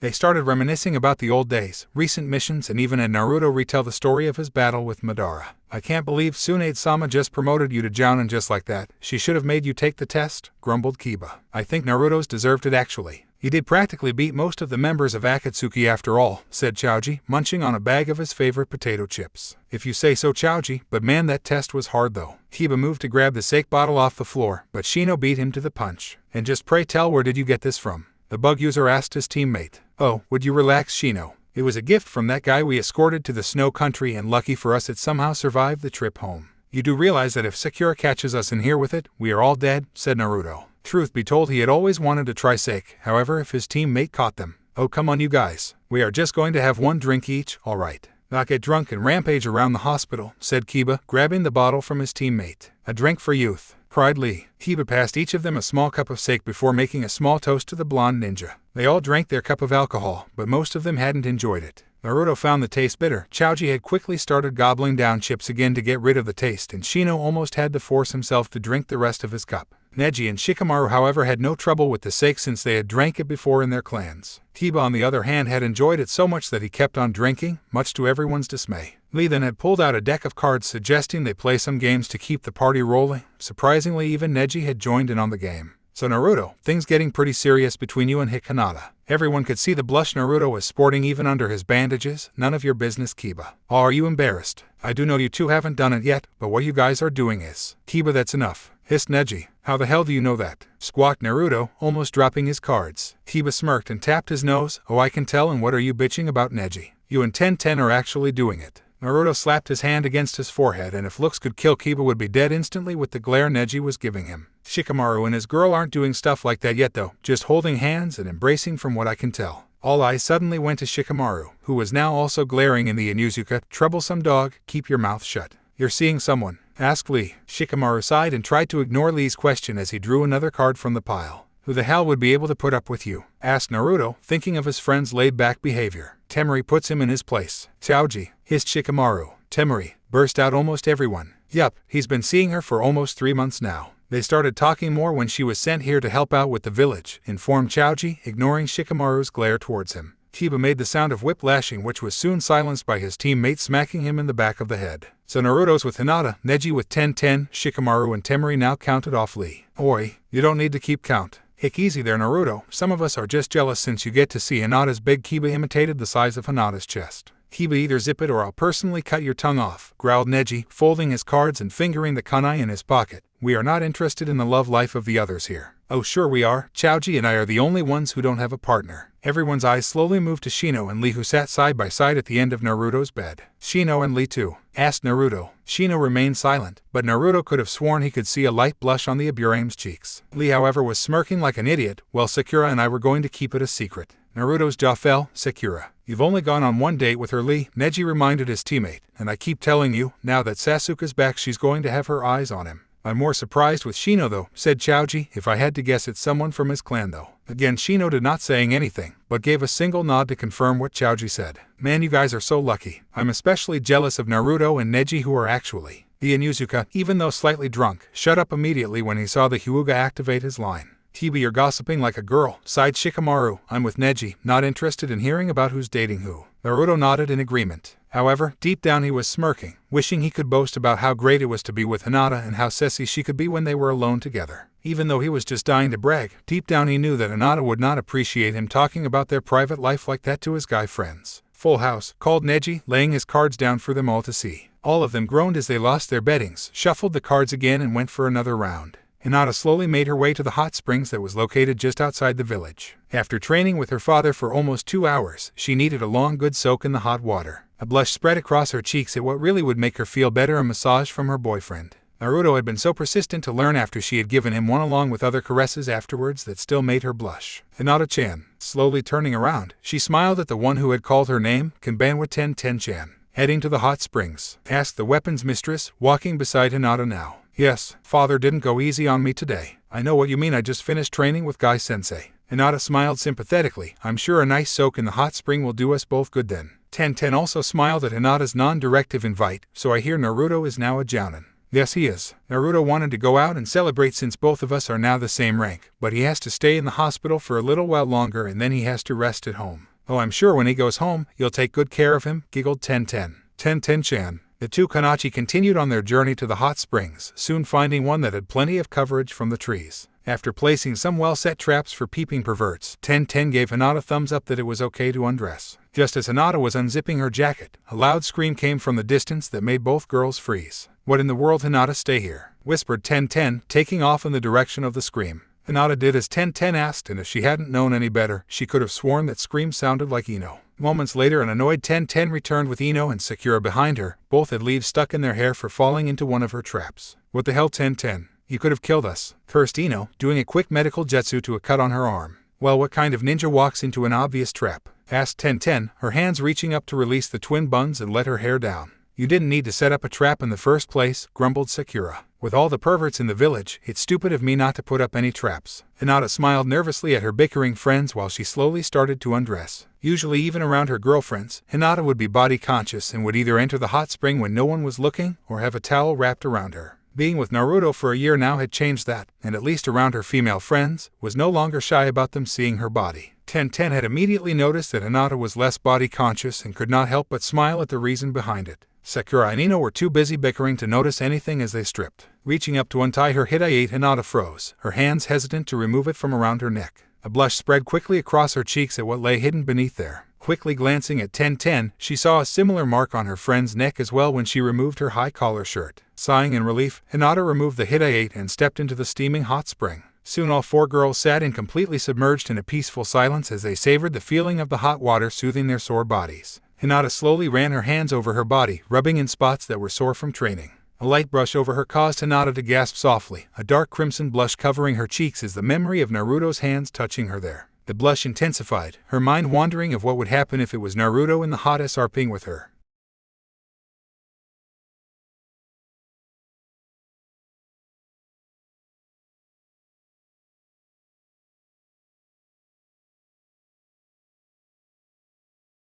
Ten frowned slightly in confusion and looked over at Hinata to see if she knew what the pink-haired ninja's problem was, but suddenly smirked. Something wrong, Sakura? Or are you admiring the marks Hinata and I have that shows how much our guys like to ravish us? Asked Ten. Sakura and Ino's jaws dropped. Meanwhile, Hinata's face was so red it looked like she would pass out at any second. You have to admit though, having a man's hands on your body is way different than when you touch yourself, right Hinata? Ten-chan whimpered Hinata, not feeling comfortable at all with where the conversation was going. Sakura could not help the blush that quickly spread across her cheeks, eyes still staring at the bruised circular marks on Hinata and Ten's neck. And were those actual bite marks on Hinata's shoulders? So you guys are doing it? Asked Ino. Ten laughed softly. Well, I can't speak for Hinata on that part, but with the way how she's not as body conscious as she used to be, tells me something is going on. Hinata's head was almost fully submerged in the water except from her nose up. She shook her head, indicating that she and Naruto hadn't gotten that far. What? You two have been together for almost a year and you haven't. Oh, will you two shut up? If only you knew about the strict rules in the Hyuga main house. Fortunately, Neji is from the branch house, so there was nothing holding him back. Once again, Sakura and Ino's jaws dropped. Ten had just openly admitted she was having sex with Neji. Ten turned to Hinata, who was still beet red in the face, and she highly doubt it was from the hot water. You two do stuff though that is quite intimate though, right? Hinata didn't look Ten in the eye, but slowly nodded her head, her hand coming up to lightly brush against the mark on her neck and shoulder. I'm just surprised is all. Naruto is one of the biggest perverts out there. I figured you guys would have by now. I mean, rumor is you guys spend nights together. We may sometimes sleep in the same bed, but that doesn't mean we are doing it. Hinata voiced, barely above a whisper. Ever since she had last been in the hospital, neither she nor Naruto could sleep well after that. They soon decided to sleep in each other's beds. Hinata found it easier to sneak off to Naruto's apartment, rather than him trying to sneak into the Hyuga compound. Even though they weren't having sex, they did other things that had each other moaning in the night and the sheets clinging to their sweat-covered bodies. Hinata, how on earth do you sleep through the night? Naruto is such a rough sleeper and his snoring is so loud, said Sakura. She lost track of how many times she came close to killing Naruto. Kakashi had been the only smart one in their group and had brought earplugs. It's not that bad. He's just really clingy, snores a little bit, but I'm used to that since I camp out with Keba-kun on missions and he does drool just a little bit. He's not perfect, you know. I still find that very hard to believe. One time on a mission we set up camp, and Naruto was moving around so much that he punched Sai in the face and almost hit Yamato Teicho with a Rasengan.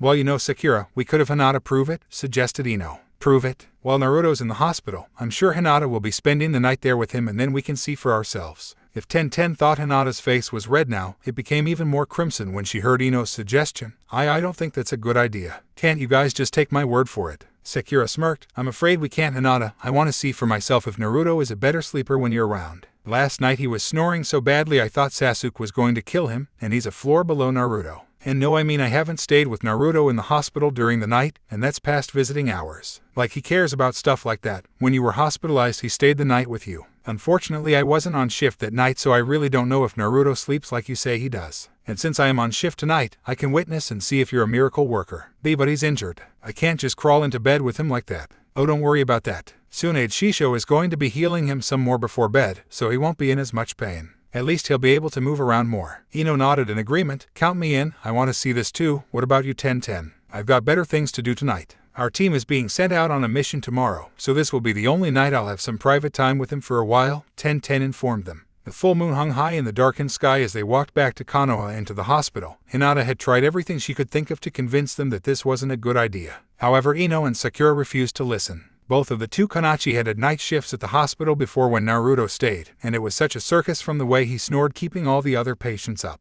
It was just something they had to see with their own eyes. Now, we will be witnessing this through his window, so make sure you open it. Hinata covered her face with her hands. Is there nothing I can say to make you guys change your minds? Nope, not going to happen. Hanging her head in defeat, Hinata turned from her two friends and slowly walked up the steps towards the hospital. As soon as she opened the doors, a very loud snorting sound echoed off the walls of the hallways. Walking up the stairs towards his room, she took quick glances at other patients to see they had pillows over their heads to block out the sound. I suppose if I do this, I'm doing everyone a favor here so they can get some sleep, but if Naruto acts like he usually does when I crawl into bed with him, oh god, I'm going to be so embarrassed if Ino and Sakura see. The door to Naruto's room was closed, and when she opened it, the sound he was making only got louder. Stepping into his room and shutting the door quickly behind her, she saw him sprawled out on the bed like a starfish, mouth wide open with a small river of drool, and his arms wrapped around one of his pillows. Most of the bandages had been removed on his body, and she could now see some of the scars he had gotten. Quietly, she walked over towards the window and opened it just a little bit, careful not to trip over the blanket that had been tossed on the ground in his sleep.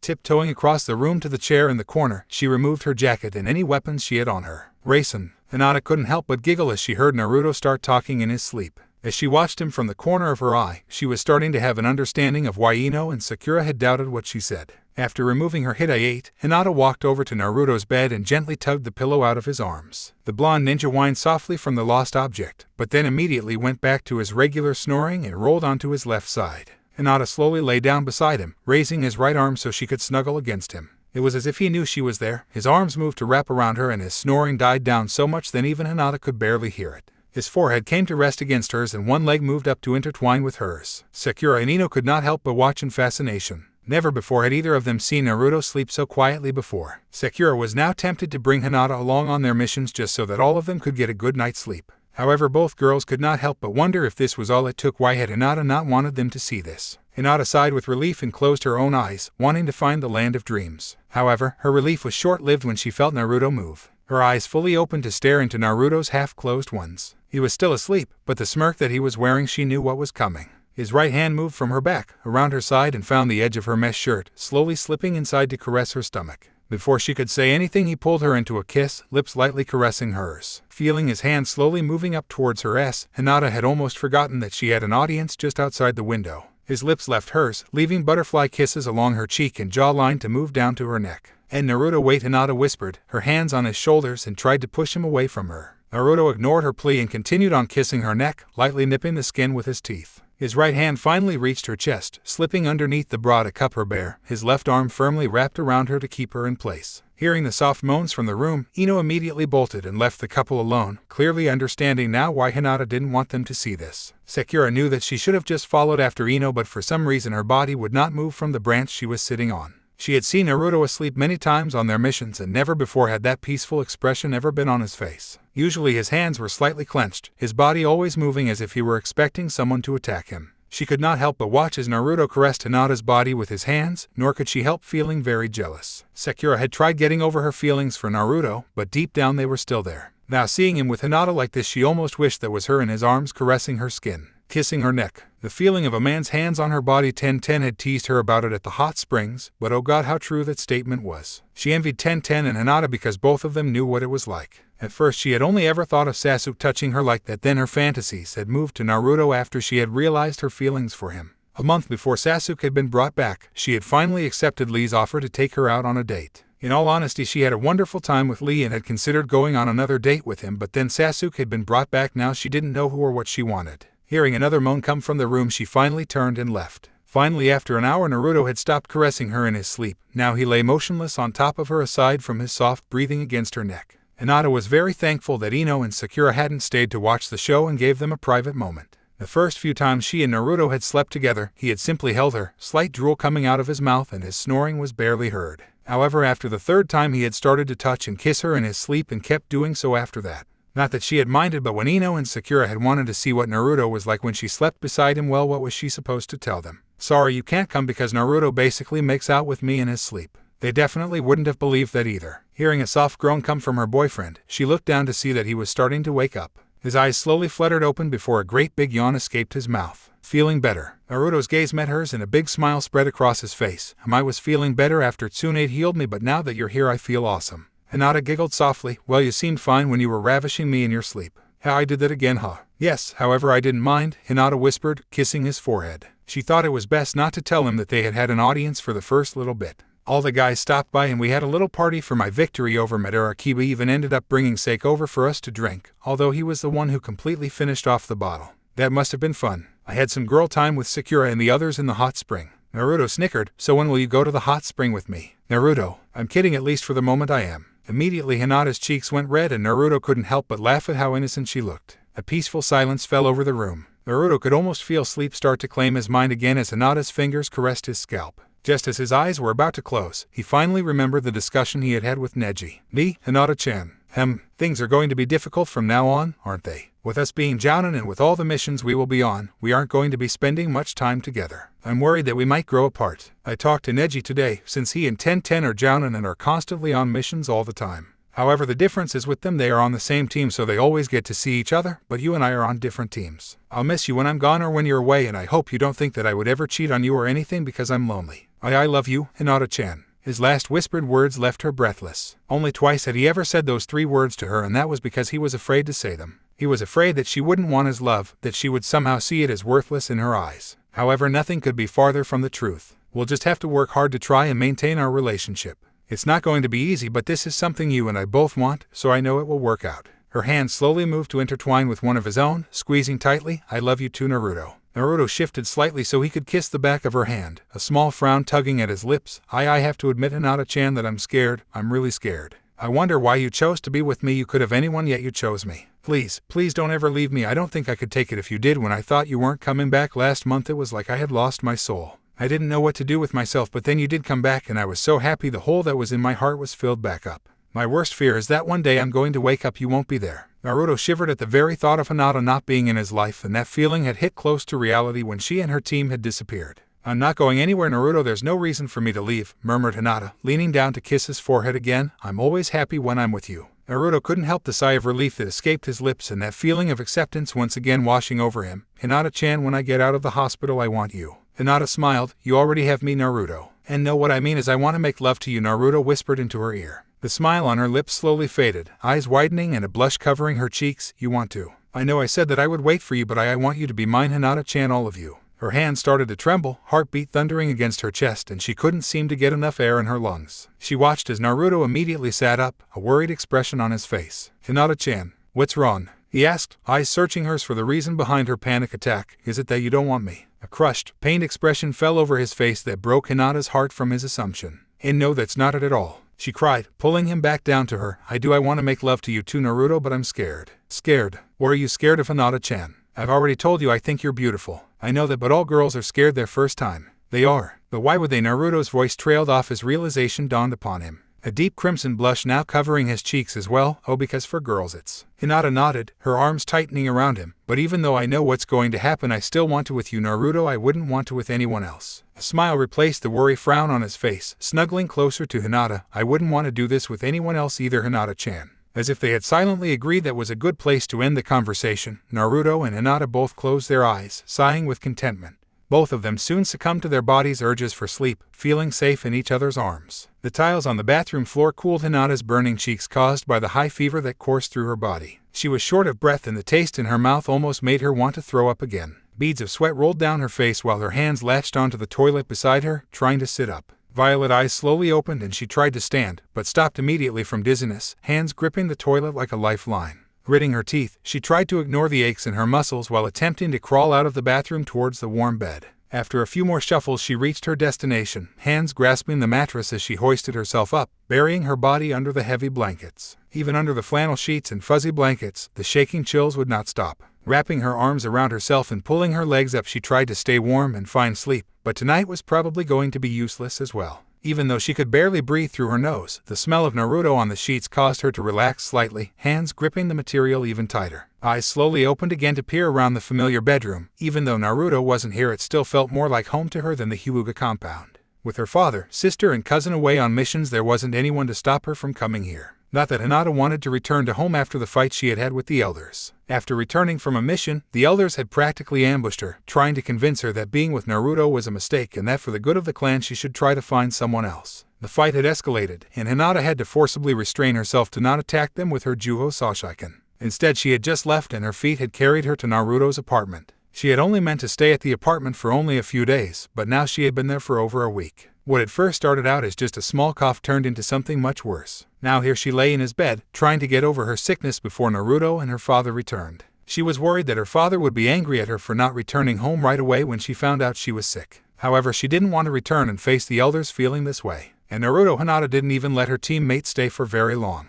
Her skin was paler than usual, hair messy from sleeping, bags under her eyes, and she probably smelled, only having showers when she didn't feel too dizzy to stand up. Add on the throwing up almost every time she ate something. She didn't want anyone to see her like this. Pulling the blankets over her head, Hinata attempted to find sleep. Naruto couldn't help the yawn that escaped his mouth as he walked down the streets of Konoha, his feet dragging against the ground, arms hanging at his sides, and his eyes were barely open. He was covered head to toe in dirt, and prayed that Hinata would be able to get some of the stains out of his red coat. At first, when he had returned to the village, Naruto had wanted to see if he could sneak into the Hyuga estate and spend the night with Hinata. However, after seeing that it was 2 a.m., he decided against it. She was most definitely asleep, and trying to sneak in to see her was getting tricky with the guards. The last time he had to use a cage no bunshin to distract one of them while he sneaked off into her room. Neji had not been pleased that he was causing a ruckus in the middle of the night. Soon his feet carried him up the flight of stairs to his home, hands fumbled in his pocket for the key. Pushing open the door and closing it behind him, Naruto slowly walked into his apartment only to trip and fall face first onto the floor. Oh, Naruto rolled over while his hands clutched his throbbing face. Immediately he sat up to see what the hell had caused him to fall, his eyes adjusting to the darkened room.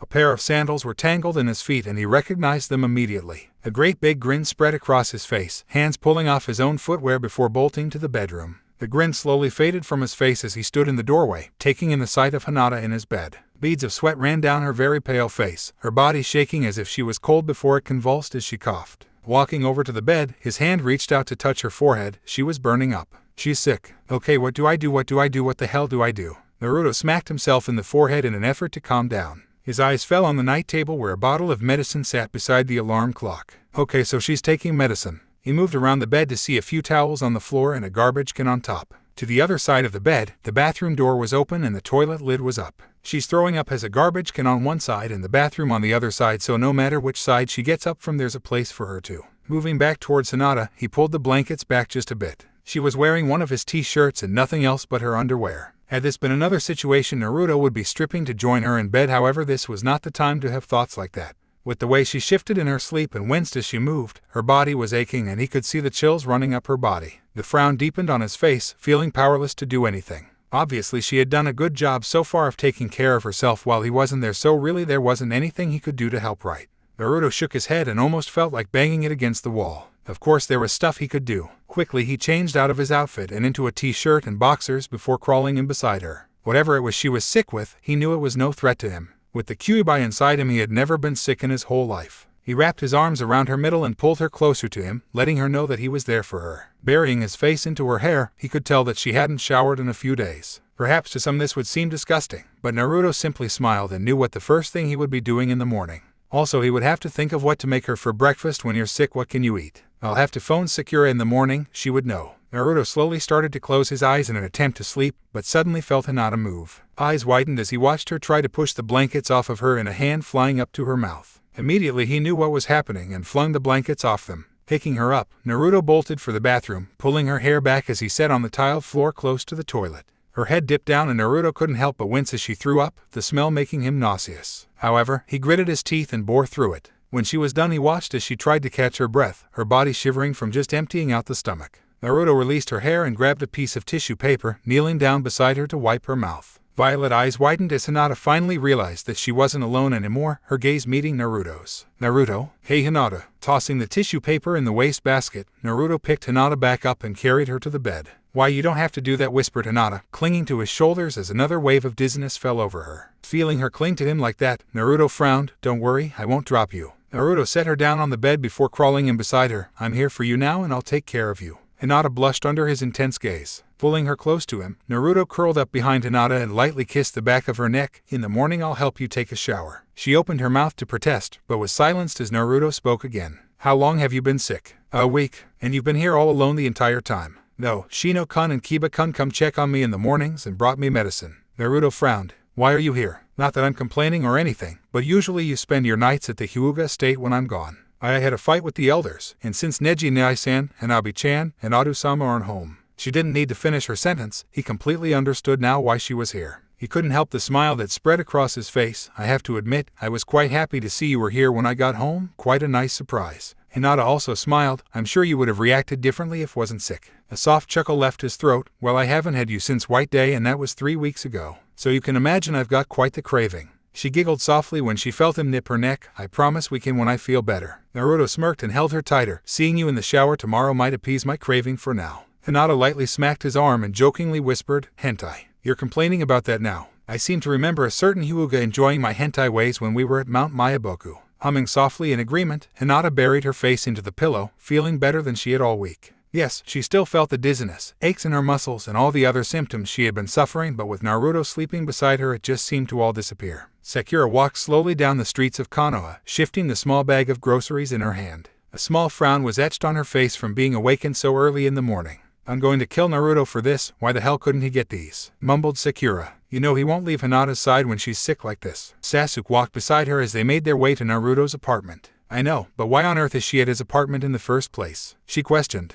Who knows, I could honestly care less. Her hands gripped the grocery bag a bit tighter and could not help but feel slightly jealous that Hinata was being taken care of by Naruto. Eyes glanced over at Sasuke, who was staring straight ahead, and her heart clenched. He was still emotionless as ever towards her, and she wondered if that would ever change between them. They climbed the steps together up to Naruto's apartment and knocked on the door, but there was no answer. Oi Naruto, open up, called Sakura, pounding on the door. However, again there was no answer. If that idiot has gone back to sleep, I'm going to kill him. Perhaps we should wait until. Sakura ignored Sasuke and opened the door, not caring that she had broken the lock. She stormed towards the bedroom and opened her mouth to yell, but stopped. No one was there. The bed was nicely made and she could tell the sheets had just recently been changed. Her eyes skimmed across the room, a pile of clothes sitting in the corner, and then she found herself starting at the bathroom door that was closed but steam was seeping through. A dark blush spread across her cheeks as she realized where they were. I suggest we wait back outside for them. Before Sakura could say a word, the door to the bathroom opened. Naruto stepped out with a towel wrapped around his waist, carrying Hinata in his arms. She too had a towel wrapped around her, but it barely covered her body. Do you feel better, Hinata-chan?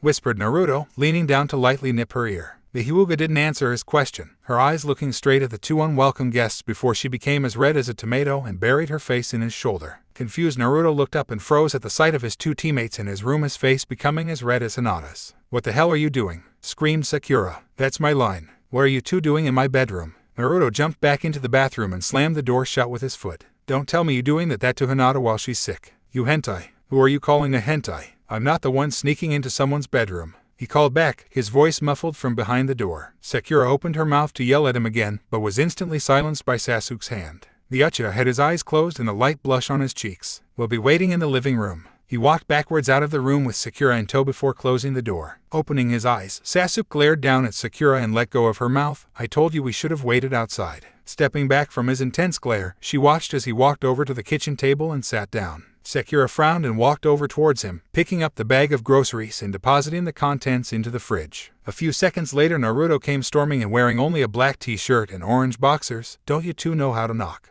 Where's Hinata? Asked Sakura, unable to look her teammate in the eye. She's in bed. I'm surprised she didn't die of embarrassment when Sakura walked past Naruto and into his bedroom, closing the door behind her. Calm down, Dobe. She's just going to make sure Hinata's getting better. No one knows that she's been sick aside from her teammates. Naruto glared at the Uchiha before going to his fridge to grab a glass of milk. So I take it you had a nice shower this morning. You seemed to be enjoying yourself when you came out. Milk spurted out of the blonde ninja's mouth. Oi, none of your damn business. You're just as bad as Sakura. Sasuke could only grin at his friend's discomfort, and watched as he pulled out the contents in the fridge that Sakura had brought over. Naruto stared at them as if they were a foreign object. You don't know how to cook at all, do you? Unless it involves heating water for instant ramen. Sasuke sighed. How does Hinata put up with you? Deciding it was too painful to try and explain to Naruto what to do, Sasuke stood up and started to show Naruto on how to make a normal breakfast. Since when the hell do you cook? Since I've been on my own, you should be eating more than just ramen and cereal, you know. Oh, shut up. A soft knock at the door distracted Naruto from being pissed off at Sasuke. Hello? Keba opened the door and eyed the broken lock. Do I even want to know what happened? Sakura got impatient, informed Naruto, coming to the entryway to greet Keba and Shino. What did you do to piss her off this time? Naruto, I take it Hinata is feeling a bit better. Asked Shino. A little, yeah. Sakura's with her right now to see how she's doing. Well, it's a good thing you're back to take care of her. We've been busy and the Hyuga elders have been pestering Hinata since her father isn't around. Which, by the way, I don't know how you're going to explain this when he gets back. Naruto scratched the back of his head, trying to figure something out. I have a feeling this is the first place he'll check once he realizes she's not at the Hyuga estate. Well, it was nice knowing you. The blonde ninja frowned at Keba's joke. We just stopped by to make sure Hinata was still okay, but since you're here we'll stop coming by. Take care of Hinata. Naruto waved goodbye to his girlfriend's teammates, and was glad that their visit was brief. His apartment was already feeling crowded with just 4 people in it. Making his way back into the kitchen, the smell of eggs hit his nostrils. It smelled so good that drool almost dripped out of his mouth. It reminded him of Hinata's cooking. "You're quite the little housewife there," smirked Naruto. "Give me one reason not to put a Chidori up your ass," grumbled Sasuke. Naruto watched as Sasuke scraped the scrambled eggs onto a plate. An orange cut in 4 slices already was on there. "This is a normal breakfast. Want me to take a picture so you remember?" Naruto opened his mouth for a snappy comeback, but stopped when Sakura stepped out of his bedroom. "Is she doing okay?" Sakura nodded. "Her fever isn't as high when you first have the symptoms." Grabbing the plate of breakfast off the counter and pouring a quick cup of water, Naruto brushed past Sasuke, whispering a quick thank you to his friend before disappearing into the next room. "We should go." The pink-haired Kanachi watched as her longtime crush made his way towards the door, adjusting the sword he always carried on his back so he could fit through. She stayed still for a moment before turning around, quickly glancing back into the bedroom at Naruto and Hinata. The Hyuga was wearing one of Naruto's shirts, which was completely huge on her. Sakura watched with a look of longing in her eyes as Naruto brought Hinata breakfast in bed. Naruto reminded her of a mother hen worried about her baby chick with the way he was fretting over her, and it made her giggle. After a few more moments, Sakura turned and left. The afternoon sun streamed in through the closed blinds of his bedroom, giving Naruto just enough light to read the scroll in his hand.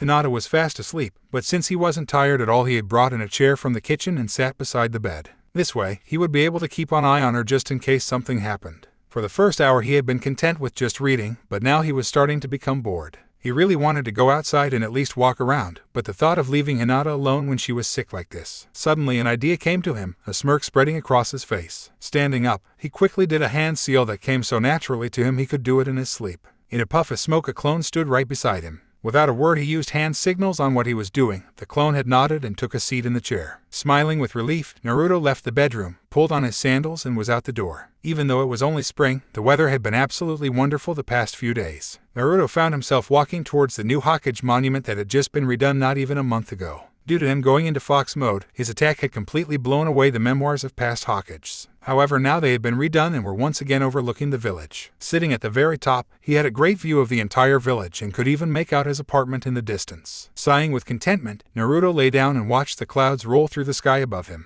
Tomorrow he hoped that Hinata would be a bit better since he would be leaving for a few days to do his sage training with Fukasaku. Whenever he wasn't on missions, he would visit the frog sage for a few days of training at Mount Myoboku. He couldn't help but smirk, remembering the last time he had seen his sage teacher. He collapsed onto the ground with a loud thud, unable to move. His breathing came out in fast pants while his face was drenched with sweat. Eyes slowly faded back to their original blue instead of golden when he was in sage mode. "Excellent, Naruto boy, let's take a break. I'm sure you're hungry and Ma is already preparing dinner for us." Naruto turned his head to the old frog and nodded, attempting to crawl to his feet, leaving the soft green grass. Fukasaku was also covered in sweat and out of breath. It caused Naruto to smile with pride knowing he had worn the old frog out. "You've improved a lot and exceeded my expectations. I'm sure Jiraiya boy would be very proud of you." The thought of his fallen master made Naruto's heart clench, but he brushed it aside, knowing that Jiraiya wouldn't want him to think such thoughts. He reminded himself that even though his master was gone, somewhere he was still watching over him. "So how's your girl doing these days?" teased Gamakichi, raising his pinky so Fukasaku would catch on what he meant.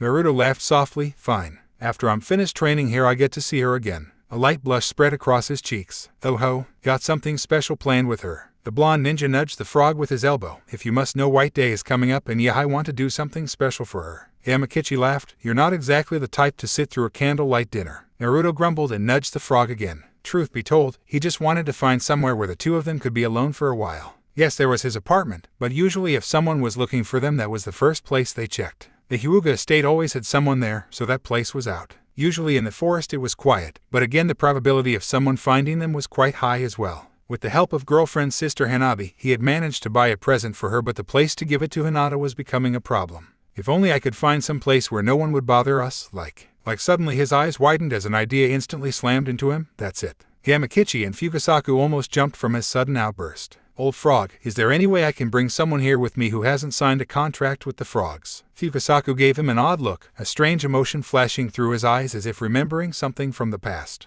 "Why do you ask, Naruto?" The blonde ninja turned to Gamakichi. "I need a place to give Hinata-chan her gift, but the village is always so crowded and there's no privacy, so I thought." "Don't be ridiculous. The only way you can come here is if you've signed the contract with." Suddenly Fukasaku burst out laughing, causing both Naruto and Gamakichi to stare at the old frog. He was laughing so hard that a few tears leaked from under his eyes lids. "Oi, is it that funny?" growled Naruto. No, it's not that, bwa ha ha ha ha. I think Fukasaku-sama has just officially lost it." Finally the old frog wiped the tears from his eyes, looking up at Naruto. Some things just never change. Hey, what are you talking about? Asked Naruto, confused as hell from the frog's statement. Never mind, I'm sure Gamabunta will fill you in on the details. To answer your question though, yes, there is a way to bring someone here. What? Cried Gamakichi. Really? How? Go talk to Gamabunta. He did it the last time and I'm sure he'll be willing to do it this time. But first let's have something to eat. Naruto waited on the outskirts of the village, lightly pacing back and forth, which caused his red coat to flare up behind him. 1. He was a bit nervous if Hinata didn't end up actually liking his gift, and 2. Gamabunta would not stop chuckling and it was annoying the hell out of him. Oi, are you going to tell me what's got you and the old frog laughing so much? It's really starting to piss me off. The giant frog finally stopped laughing and lowered his head so he was level with Naruto. Show some respect for your elders, brat, or I'll squash you right here. Grumbling under his breath, Naruto continued pacing. As the old saying goes, the apple sometimes doesn't fall far from the tree. What are you talking about? Gamabunta sighed. You never heard that saying before. Naruto stopped pacing and tried to think. Never mind, but to make a long story short, the 4th Hokage did the exact same thing you're trying to do right now. My dad, he was trying to. Being the Hokage meant he couldn't find any place to be completely alone with your mother. So he asked Fukasaku the same question, which is why he laughed when you asked him yesterday. Naruto's eyes widened. So then that means that he also trained with Fukasaku too. Gamabunta nodded, and just like you, he too got a grasp on the sage arts better than Jiraiya. With no memories of his parents, Naruto instead grasped onto the stories that people now told him about them. Smiling softly, Naruto finally stopped pacing and leaned against the nearest tree as he waited for his girlfriend. The last time he had really talked to Hinata was back when he was in the hospital. A light blush spread across his cheeks at the memory of what he had told her that night, and now would seem like the perfect opportunity for that to happen. However, he brushed the thought aside. Yes, it was true that he wanted Hinata badly, even though he said he would want it to happen right away. The next day, however, Naruto had quickly changed his mind. Just because he was ready for the next step did not mean that Hinata would be. However, at the time it had narrowed down to 2 choices. Either tell her, or avoid any physical contact with her. Every time she touched or kissed him, the feeling would go straight south of the border for him. At first he had thought of just avoiding any contact with her, but then he had stepped back and tried to think how she would see it from her point of view. No doubt she would start to assume that he was avoiding her for other reasons, so that plan was shot out the window. However, if it did happen tonight, Naruto, he looked up to see Hinata running up the hill towards him. Ooh, got quite the cutie there, grinned Gamabunta. Oi, the frog laughed. Naruto's scowl disappeared when Hinata had reached him and wrapped her arms around him in a tight embrace. I missed you. I missed you too, she whispered back. After a moment they pulled apart. Hinata, this is Gamabunta. Hinata looked up at the big frog and bowed to him, pleased to make your acquaintance. The frog looked at Hinata for a moment before bowing to her as well, then turned to Naruto. How does someone so polite and beautiful end up with a knucklehead like you? Oi, what the hell is your problem, you stupid frog? A soft giggle left Hinata's lips as she watched Naruto and the frog argue. Alright, enough of that, are you ready? Yup. Hinata-chan, I need you to close your eyes. How come? It's a surprise where we're going. Naruto rubbed the back of his head. Actually, the reason behind it was because he didn't want her to see how they actually got there. It might gross her out. As soon as Hinata closed her eyes, Naruto picked her up and turned to Gamabunta. The frog nodded and opened his mouth. Jumping inside, Naruto watched as he was suddenly surrounded by darkness when the frog's mouth closed. Naruto, what's that smell? Just bear with it for a moment, okay? We'll be there in a sec. He had completely forgotten about the smell, but it was too late to think of an excuse now. In less than a minute, Gamabunta opened his mouth again and Naruto jumped out. Okay, you can open your eyes. Violet eyes slowly opened and a soft gasp escaped her lips. He watched as a big smile spread across her face as she took in her surroundings. Even at night, Mount Myoboku was a sight to behold. Naruto, where are we? Mount Myoboku, also known as the Mazed Mountain since it's so hard to get to. This is where I come for my sage training. Beautiful, she whispered softly. Scratching the back of his head again, Naruto wrapped his arm around her waist. Shall we go for a walk? Hinata nodded and returned the embrace. The couple started walking towards the towering trees, leaving behind Gamabunta, who chuckled softly before disappearing into the forest. Naruto carefully led Hinata through the trees to a spot that he had set up earlier for them. It wasn't anything fancy, just a blanket for them to sit down on and her present lying nearby. Hinata said nothing as she saw his little setup, but the blush on her cheeks darkened. You did this all for me. I wasn't sure what to get or do for you on White Day, so I figured this would work. It's nothing fancy, but I just wanted to get some alone time with you. Smiling, Hinata leaned forward and kissed his cheek. You didn't need to do that. Are you kidding me? Those chocolates you made for me on Valentine's Day were so delicious. I had to return the favor. When they reached the blanket laid out at the base of one of the huge trees, Naruto moved to sit down and pulled Hinata along with him. Grabbing the long box, he passed it to her, a nervous smile on his face. I hope you like it. I had to ask your sister for help on this one. Happy White Day, Hinata-chan. She gave him a curious look before slowly opening the box and pulling out the contents. Naruto stiffened as he waited for her reaction.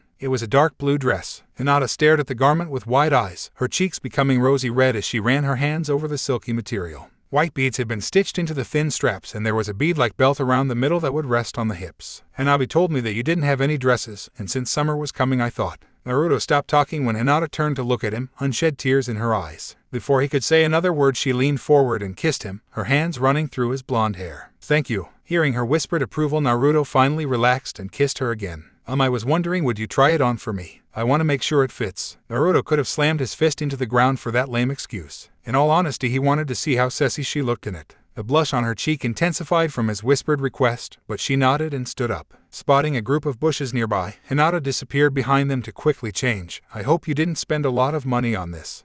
Don't worry about it. After a moment, Hinata stepped out from behind the bushes, and Naruto was knocked speechless. The dress clung to her natural curves so perfectly, and then from the hips flared out down to her calves. Hinata giggled and blushed under his wide-eye gaze before turning towards the pond nearby to see her reflection. Seeing her creamy skin exposed to the moonlight like that caused to rush up to his face and further down south between his legs, causing him to shift uncomfortably. Returning back from the pond, Hinata sat back down beside him. I love it, thank you, she whispered before kissing him again. Naruto pulled her closer, his tongue slipping into her mouth as the kiss intensified. Hands slipped around her back before lightly pushing her towards the ground while he followed in pursuit. Soon he was on top of her, shivering as her hands caressed his scalp and neck as they kissed. Flexing his arms, Naruto lifted his upper body to stare down at her for a moment. Her face was flushed and there was a look in her eyes that just made him shiver with want. Hinata, lowering himself back down, he started to kiss her neck, finding her pulse point and nipping the flesh with his teeth. Feeling her hands on his back, running down his spine caused another shiver to run through his body. When he felt her leg wrap around his waist, he froze for a moment. His eyes clenching shut from the pleasurable feeling that swept over his body that caused a groan to slip through his lips, his hips moving against hers. Memory after memory played through his mind of all the other encounters they had shared together, and a sudden urge was making itself known, the feeling of wanting to make her completely his. Suddenly he pulled away from her and stood up,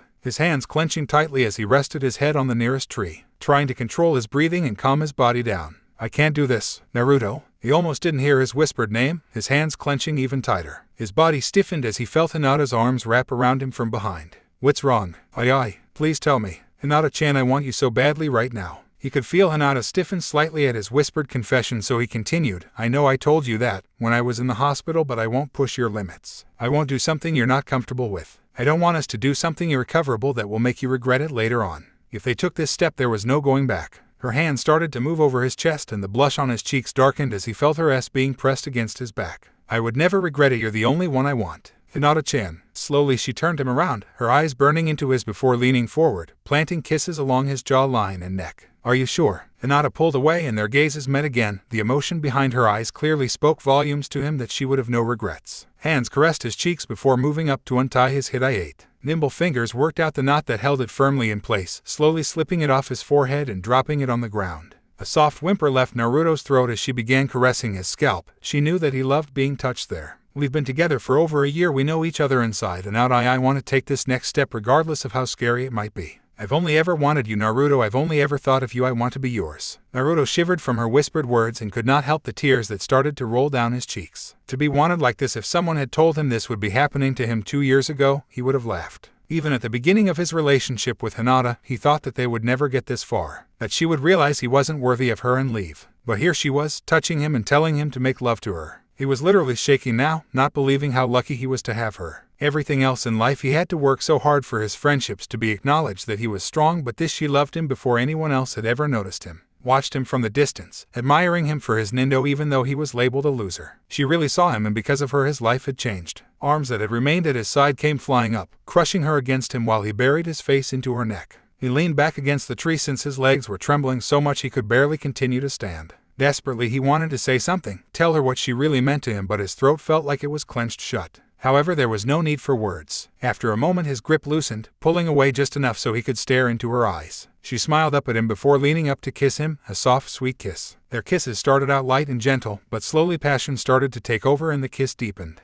His tongue slipped inside her mouth and the taste of her made him groan, pulling her closer. The taste of her always drove him insane, like a drug that he could never get enough of. The world around them literally disappeared from their minds. No worries about the Hyuga clan, worries if they were too young or not for this, and not caring where they were. Slowly they pulled apart, their breaths coming out in short pants. With a soft smile, Naruto grasped Hinata's hand, gently guiding her back to the blanket they had been on. They came to rest on their knees and Hinata took the initiative as her hand slipped under his red coat, pushing it off his shoulders. Naruto watched her, shivering from her touch even if it wasn't skin-on-skin contact. Soon her hands found the zipper to his black and orange top, slowly pulling it down, and to her surprise he wasn't wearing his mesh shirt underneath. However, that thought immediately left her mind at what she did see. Her hands slightly trembled as she also pushed off the garment, leaving him bare from the waist up. Soft hands slowly moved over his skin, starting below at his waist, moving across his abdomen and tracing each muscle as if this was her first time touching him like this. Her caresses became more confident after a few moments, familiarizing herself with his body again and touching him in places that she knew made him shiver. Naruto watched her the entire time with half-closed eyes. Even though he had lost count of how many times she had touched him like this, the feeling it brought was always pleasurable and he could never get enough of it.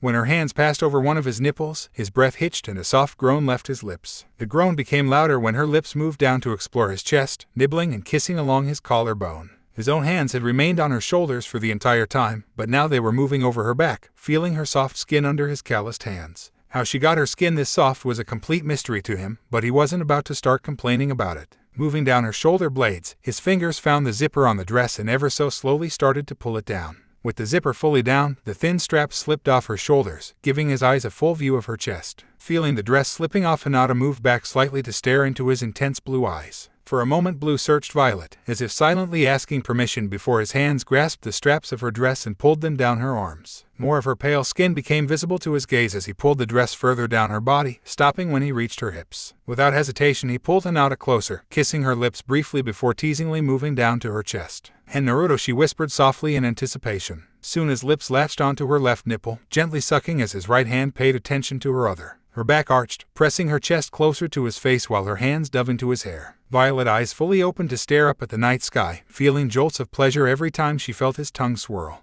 He knew how sensitive her S were and always took his sweet time torturing her with his touch until she was literally shaking in his arms. She could hear his soft groans as he pleasured her with his mouth and hand. It caused the fire deep in her belly to flare. Usually she would just latch onto his shoulders or head and let him do as he pleased before paying him back later. However, this time was different. As she cried out her pleasure, her hands slightly started to move down his neck, back and even further below. Naruto was too preoccupied with her S to notice her moving around his waist, slipping inside his pants and brushing against his hard member. He froze and groaned against her S, his finger and thumb pinching her nipple in return. Ugh! She could feel him smirking from her reaction, but paid him back in full as her hand started to move, stroking him with her skilled fingers. A smirk of her own spread across Hinata's face from Naruto's reaction, but just as she was getting started, his hand was suddenly on top of hers, pulling it back out of his pants. Confused eyes fell on his while he looked at her with a smile. "If you keep doing that, I'm not going to last for the rest of the night." Bringing her hand up to his face, he lightly kissed the palm and then each of her fingers. "I enjoy your touch too much and I don't want to come too early this time."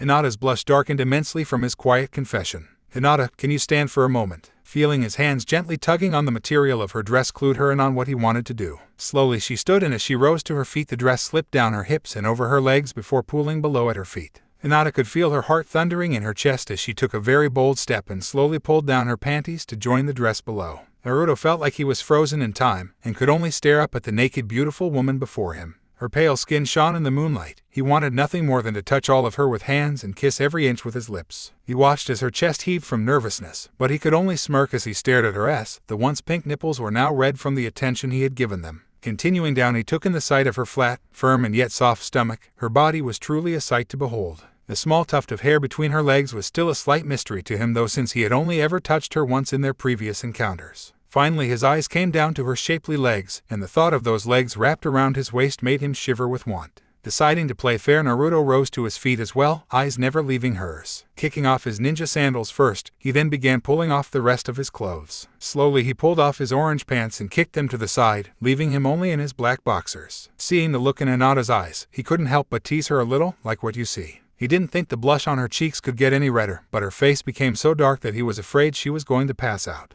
I could say the same thing. You might want to rub the away from your nose." Instantly his hand went up, thinking that he really was bleeding, but smirked at her light joke. His smile faded a bit as he took the final step and pulled down his boxers so that she too could see him fully naked. Hinata couldn't help but squirm slightly as she took in the sight of her soon-to-be lover before her. Naruto was lean and muscular. In all honesty, she could spend all day running her hands over his skin and never get tired of it. It showed just how hard he worked to become strong and his will to never give up. Soon her eyes fell onto his hard erection that stood tall between his legs. Perhaps normally she would have been embarrassed or even looked away at the sight, but she didn't. It was because of her that he was like this. Slowly she stepped forward, closing the gap between them as she slipped her arms under his to grasp his shoulders and pulled herself up for a kiss. Naruto moaned into her mouth as his own hands slipped over her lower back, pulling her closer. Their tongues danced together as they relished in the feeling of their naked bodies pressed so close together like this, her ass up against his chest with his erection lightly poking her in the stomach. All they could feel was each other. Pulling apart for air, Naruto stared down at the girl in his arms and couldn't help but smile at how happy he was right now. Resting his forehead against hers, he softly whispered, "I love you, Hinata-chan." "I love you too, Naruto." Now came the part that he was most nervous about, and Naruto was very unsure of what to do. Oh, he knew the basic concept of making love and what needed to be done. However, he was still scared, knowing that for Hinata it would not be an enjoyable experience. He felt guilt start to sweep over him with the fact that he would be intentionally hurting her, but what else could he do? "Hinata, can I make love to you now?" The nervousness that she had been feeling at the beginning suddenly came slamming back into her. Questions and even more questions started to pour into her mind about what they were about to do, but the moment she looked back into Naruto's eyes, they all suddenly vanished. She nodded softly to him, and the smile that soon spread across his face made her heart melt. "I just don't know what to do. I don't want to hurt you, so would it be okay if I don't put my weight on you?" "So, you mean, you on top of me?" Hinata gripped his shoulders tightly as she tried not to pass out from his suggestion. It was a very logical solution that he had come up with, and this way she would be in control. However, the thought of her in the dominant position somehow made her head spin. "Oh, okay," she whispered softly. Slowly they returned down to the blanket, Naruto lying down on his back while Hinata crawled on top of him. The entire time her eyes never looked away from his, for she was afraid that if she did break the gaze, she would lose her nerve. Shivers ran up her body as she felt his hands slide along her legs before coming to rest on her hips. For a moment they both remained motionless, and Naruto could see the hesitation in her eyes, her body also slightly trembling. She was scared. "Hinata, are you okay?" She nodded softly. "Why, yes, I."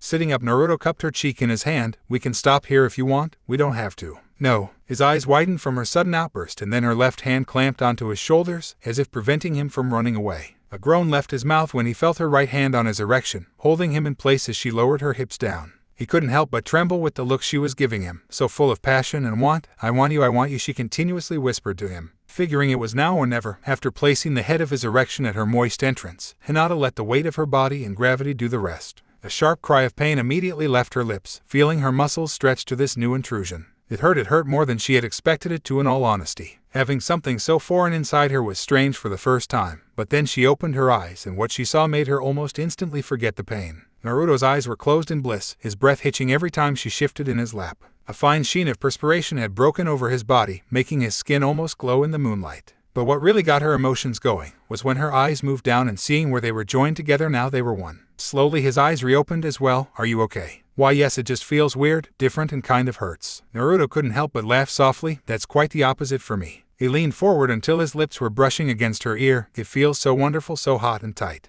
Hinata shivered from his words. For a moment they stayed like that, arms wrapped around one another and listening to each other's thundering heartbeats. Slowly, ever so slowly, the pain between her legs started to fade and she tried to take the next step. Using his shoulders for leverage, she pulled her hips up and then back down. The sound that Naruto made was unbelievable, as if wanting the whole world to know he was in pleasure right now. However, the sound that left her lips was far from pleasurable when the pain between her legs returned, but not as bad as before. That didn't stop her though. Upon seeing that Naruto was fully enjoying himself, she continued on. Her legs were gripped on either side of his waist to keep him in place as she slowly started to move up and down. Yes, it hurt as she moved. However, the noises Naruto was making into her ear, his hot breath on her neck and the feel of his blunt nails scraping along her back, it was enough to distract her mind. Naruto was seriously sure he had just died and gone to heaven. The feeling of being inside her was beyond amazing, beyond incredible. He just couldn't seem to find the right word for it. When she had started moving her hips at a snail's pace, the pleasure that had been coursing through his body increased tenfold. At first his instincts were screaming at him that she should be moving faster. However, upon feeling something wet drip on his shoulder, he was brought back to reality for a moment. Suddenly his hands gripped her hips, stopping her completely. Immediately she was confused on what was going on and why he had stopped her, since he had been enjoying it so much. But when he pulled his head away from her neck, his face was covered with a guilty look, as if he had just committed a crime.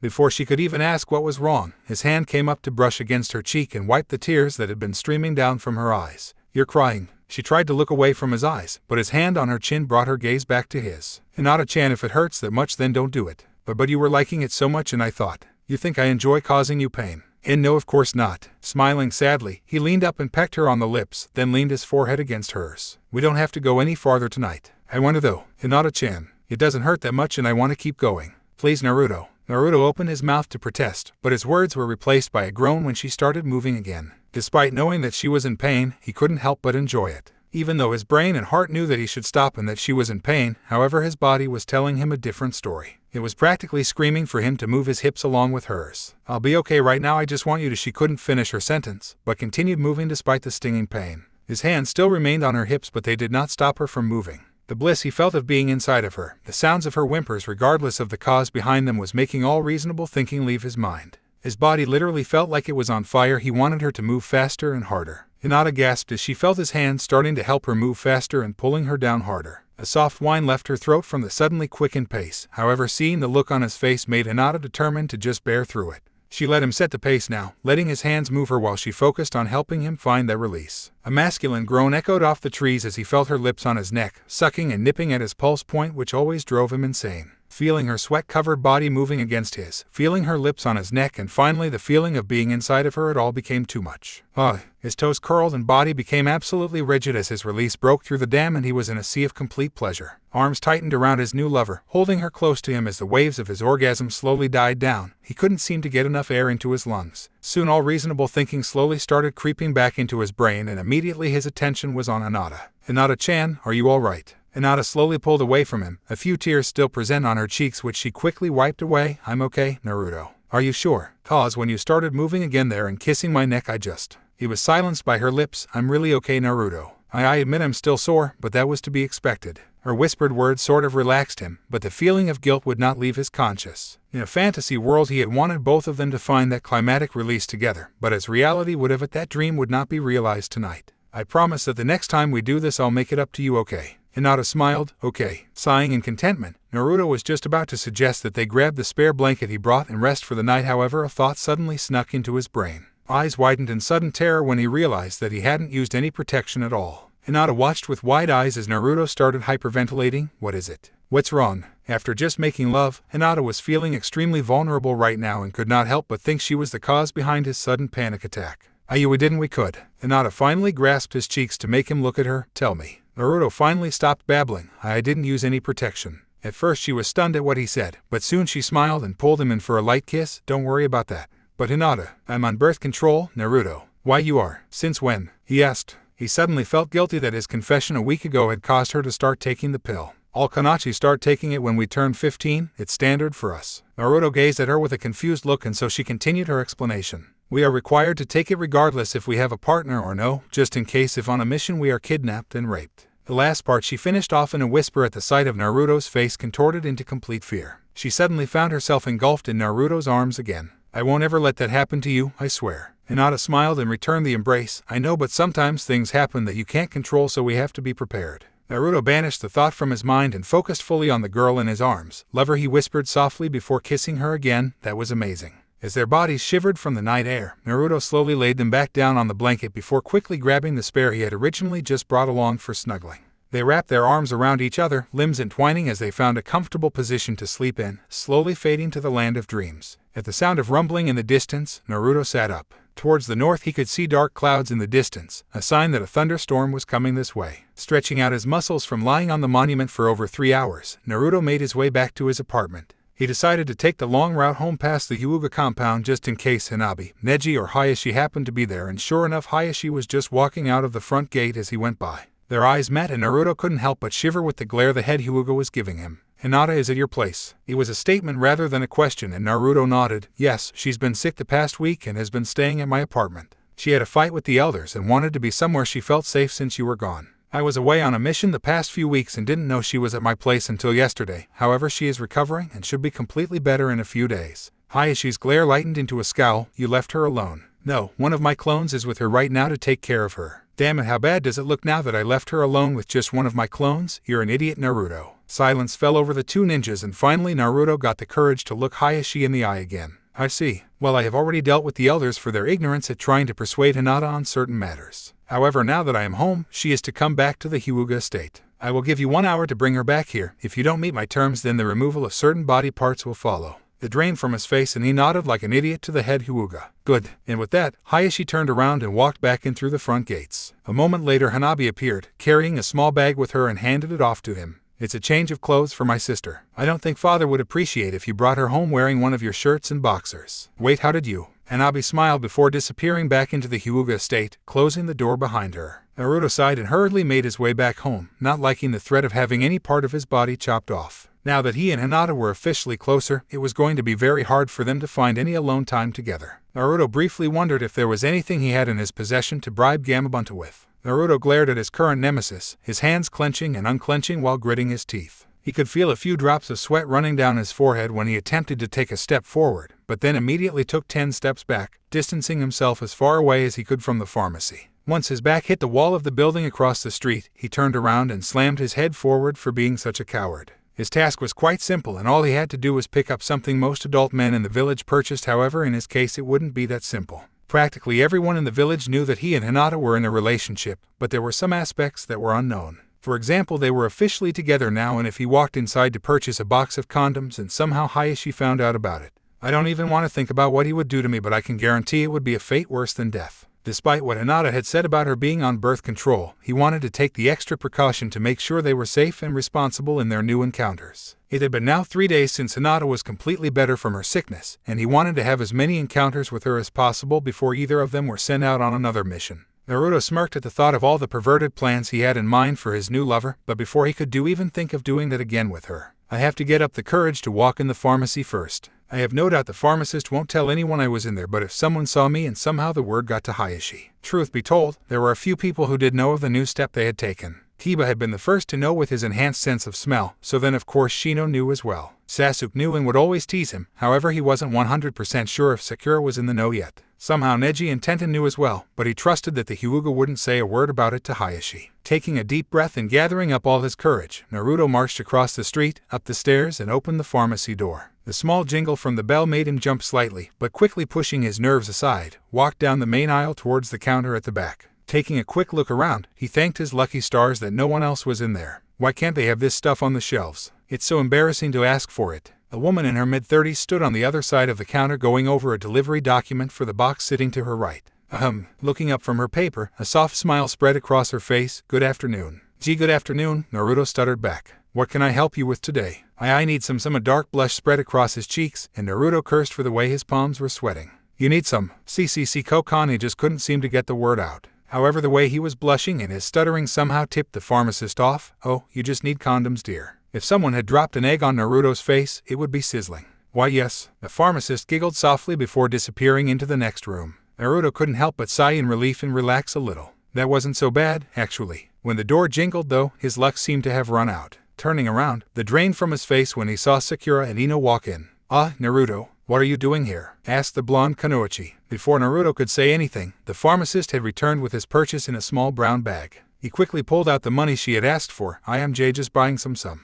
He couldn't figure out why the hell he was stuttering so much. Oh dear, there's nothing to be embarrassed about. They're just vitamin tablets. Ino chuckled softly. Vitamin tablets, huh? That's what you get for only eating ramen. You should try and eat more vegetables. Naruto laughed and quickly thought of something off the top of his head. Yeah, I know. Hinata's been pestering me about it and she suggested I take these. Well, at least someone's looking after your health. She turned to the pharmacist. Excuse me, where I can find the Epsom salts. The third aisle to your left, they're near the end. Thank you. Come on, Sakura. I want you to help me choose which one I should pick. Ino grabbed her friend by the arm and literally dragged her along. Naruto couldn't help but frown from the look his teammate was giving him, but turned and mouthed a quick thank you to the pharmacist. She smiled and mouthed back you're welcome before he bolted from the store, quickly stuffing his purchase into his pocket. A loud sigh of relief left his lips as he walked down the street towards his place. The sooner I get this stuff home and hidden in the night table drawer, the better. I've had enough heart attacks for one day. His mind briefly wandered to Sakura and the look she had given him in the pharmacy, almost as if she was hurt and stunned that he was in there. It confused him greatly. If she did know about his new relationship with Hinata, then she wouldn't have been surprised to see him there. However, if she didn't know, then wouldn't she have thought he was buying vitamins like Ino did?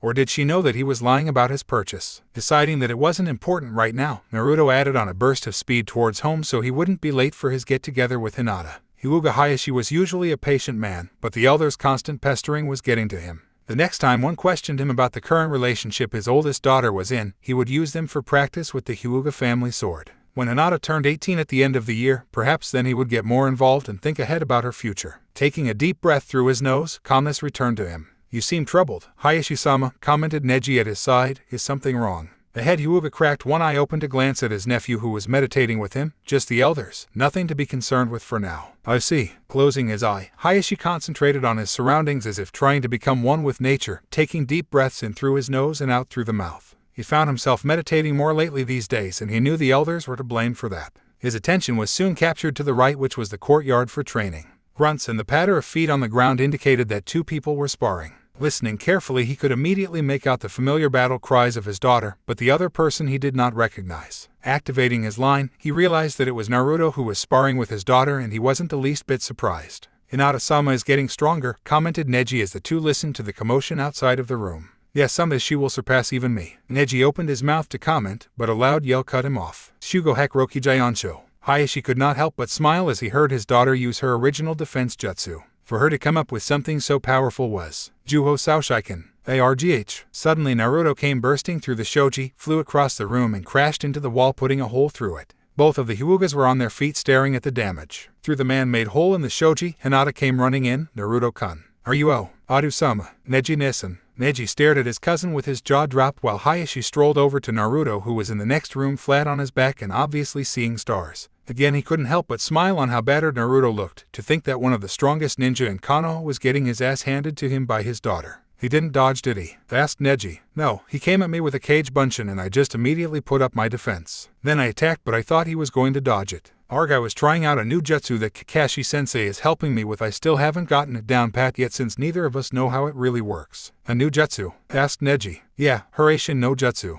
Wasn't it the fourth Hokage's? They gave him the nickname Konoha's Yellow Flash for that one. I was trying to practice using it, but ended up wearing my ass for a hat." Uzumaki Naruto. The blonde ninja froze as he heard Hayashi say his name, the draining from his face as he realized that Hinata's father was also present. "Why, yes, sir. Make sure you clean this mess up by tonight," he said sternly before turning around and heading outside through the new doorway. "I don't think I'll ever get tired of seeing the fear in his eyes whenever I say something to him." His mind briefly drifted to the boy who was in a current relationship with his daughter. Unlike the elders, he did not mind that the two were together, and unlike them, he didn't share their concerns about the Kyuubi. There was only one reason behind his rational thinking, though. Namikaze Minato. The resemblance between the fourth Hokage and Naruto was uncanny. You would have to be blind not to notice it. However, the two did not act the same, and everyone agreed that his personality was more like Kushina's fiery spirit. Due to Naruto being the son of the fourth Hokage and also with a reputation as a powerful ninja, he was not bothered in the slightest on who his daughter had chosen. She certainly could have chosen a lot worse, but deep down his fatherly instinct had been making itself known recently. It was the feeling that no man would be good enough for either of his daughters. So even though Naruto was Minato's son, an excellent ninja who was no doubt Kage level, had the favoritism of all the clan heirs in the village, was a good friend with the Kazekage, Gaara of the Sand, and was the best candidate for the next Hokage, the elders were still being stubborn on the matter. The main issue they were arguing was that if Hinata became head of the Hyuga clan and married Naruto, there would no doubt be drastic changes in the house of Hyuga. In order for there to be changes within a clan, the head and Hokage would have to come to an agreement on the terms and then sign a contract.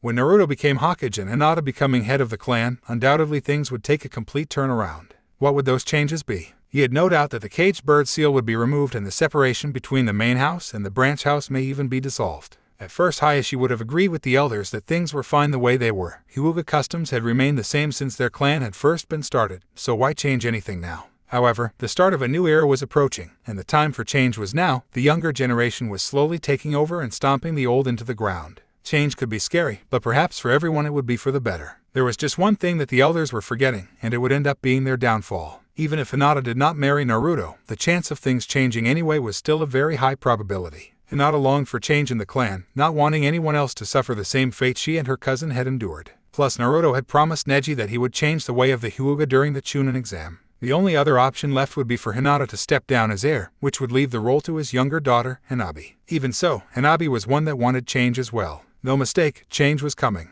Whether his daughter married Naruto or if she stepped down and Hanabi became head, it was a storm waiting to be stirred, and there was only a matter of time before the lightning struck. As for Hayashi, he was becoming accustomed to the idea of believing in the younger generation and that it was nearing the time for the old to step aside. Thanks to Naruto, there was peace between Konoha and Aimekura, and with his leadership, no doubt more peace would follow. Peace. No more bickering between the branch and main house, no more caged bird seal. Yes, Hayashi had to admit, it was a nice thought. At 6:30, the streets of Konoha were always busy. Either people were trying to make their way home after a long day's work or trying to get to one of the many restaurants for dinner. Most of the places were either full at this time, or lineups that extended out the door and into the street while people waited for a free table. Naruto and Hinata's hands were clasped tightly together, walking shoulder to shoulder as they made their way through the crowd. They passed by all the 5-star restaurants towards Naruto's favorite place to eat. Some people questioned the blonde ninja on why he always liked to eat there. His answer was simple: Ikaraku's had the best tasting ramen and ramen was his favorite dish in the world. Then they would question Hinata on why she always let Naruto take her there, instead of a more elegant place where they could have a full 3-course meal.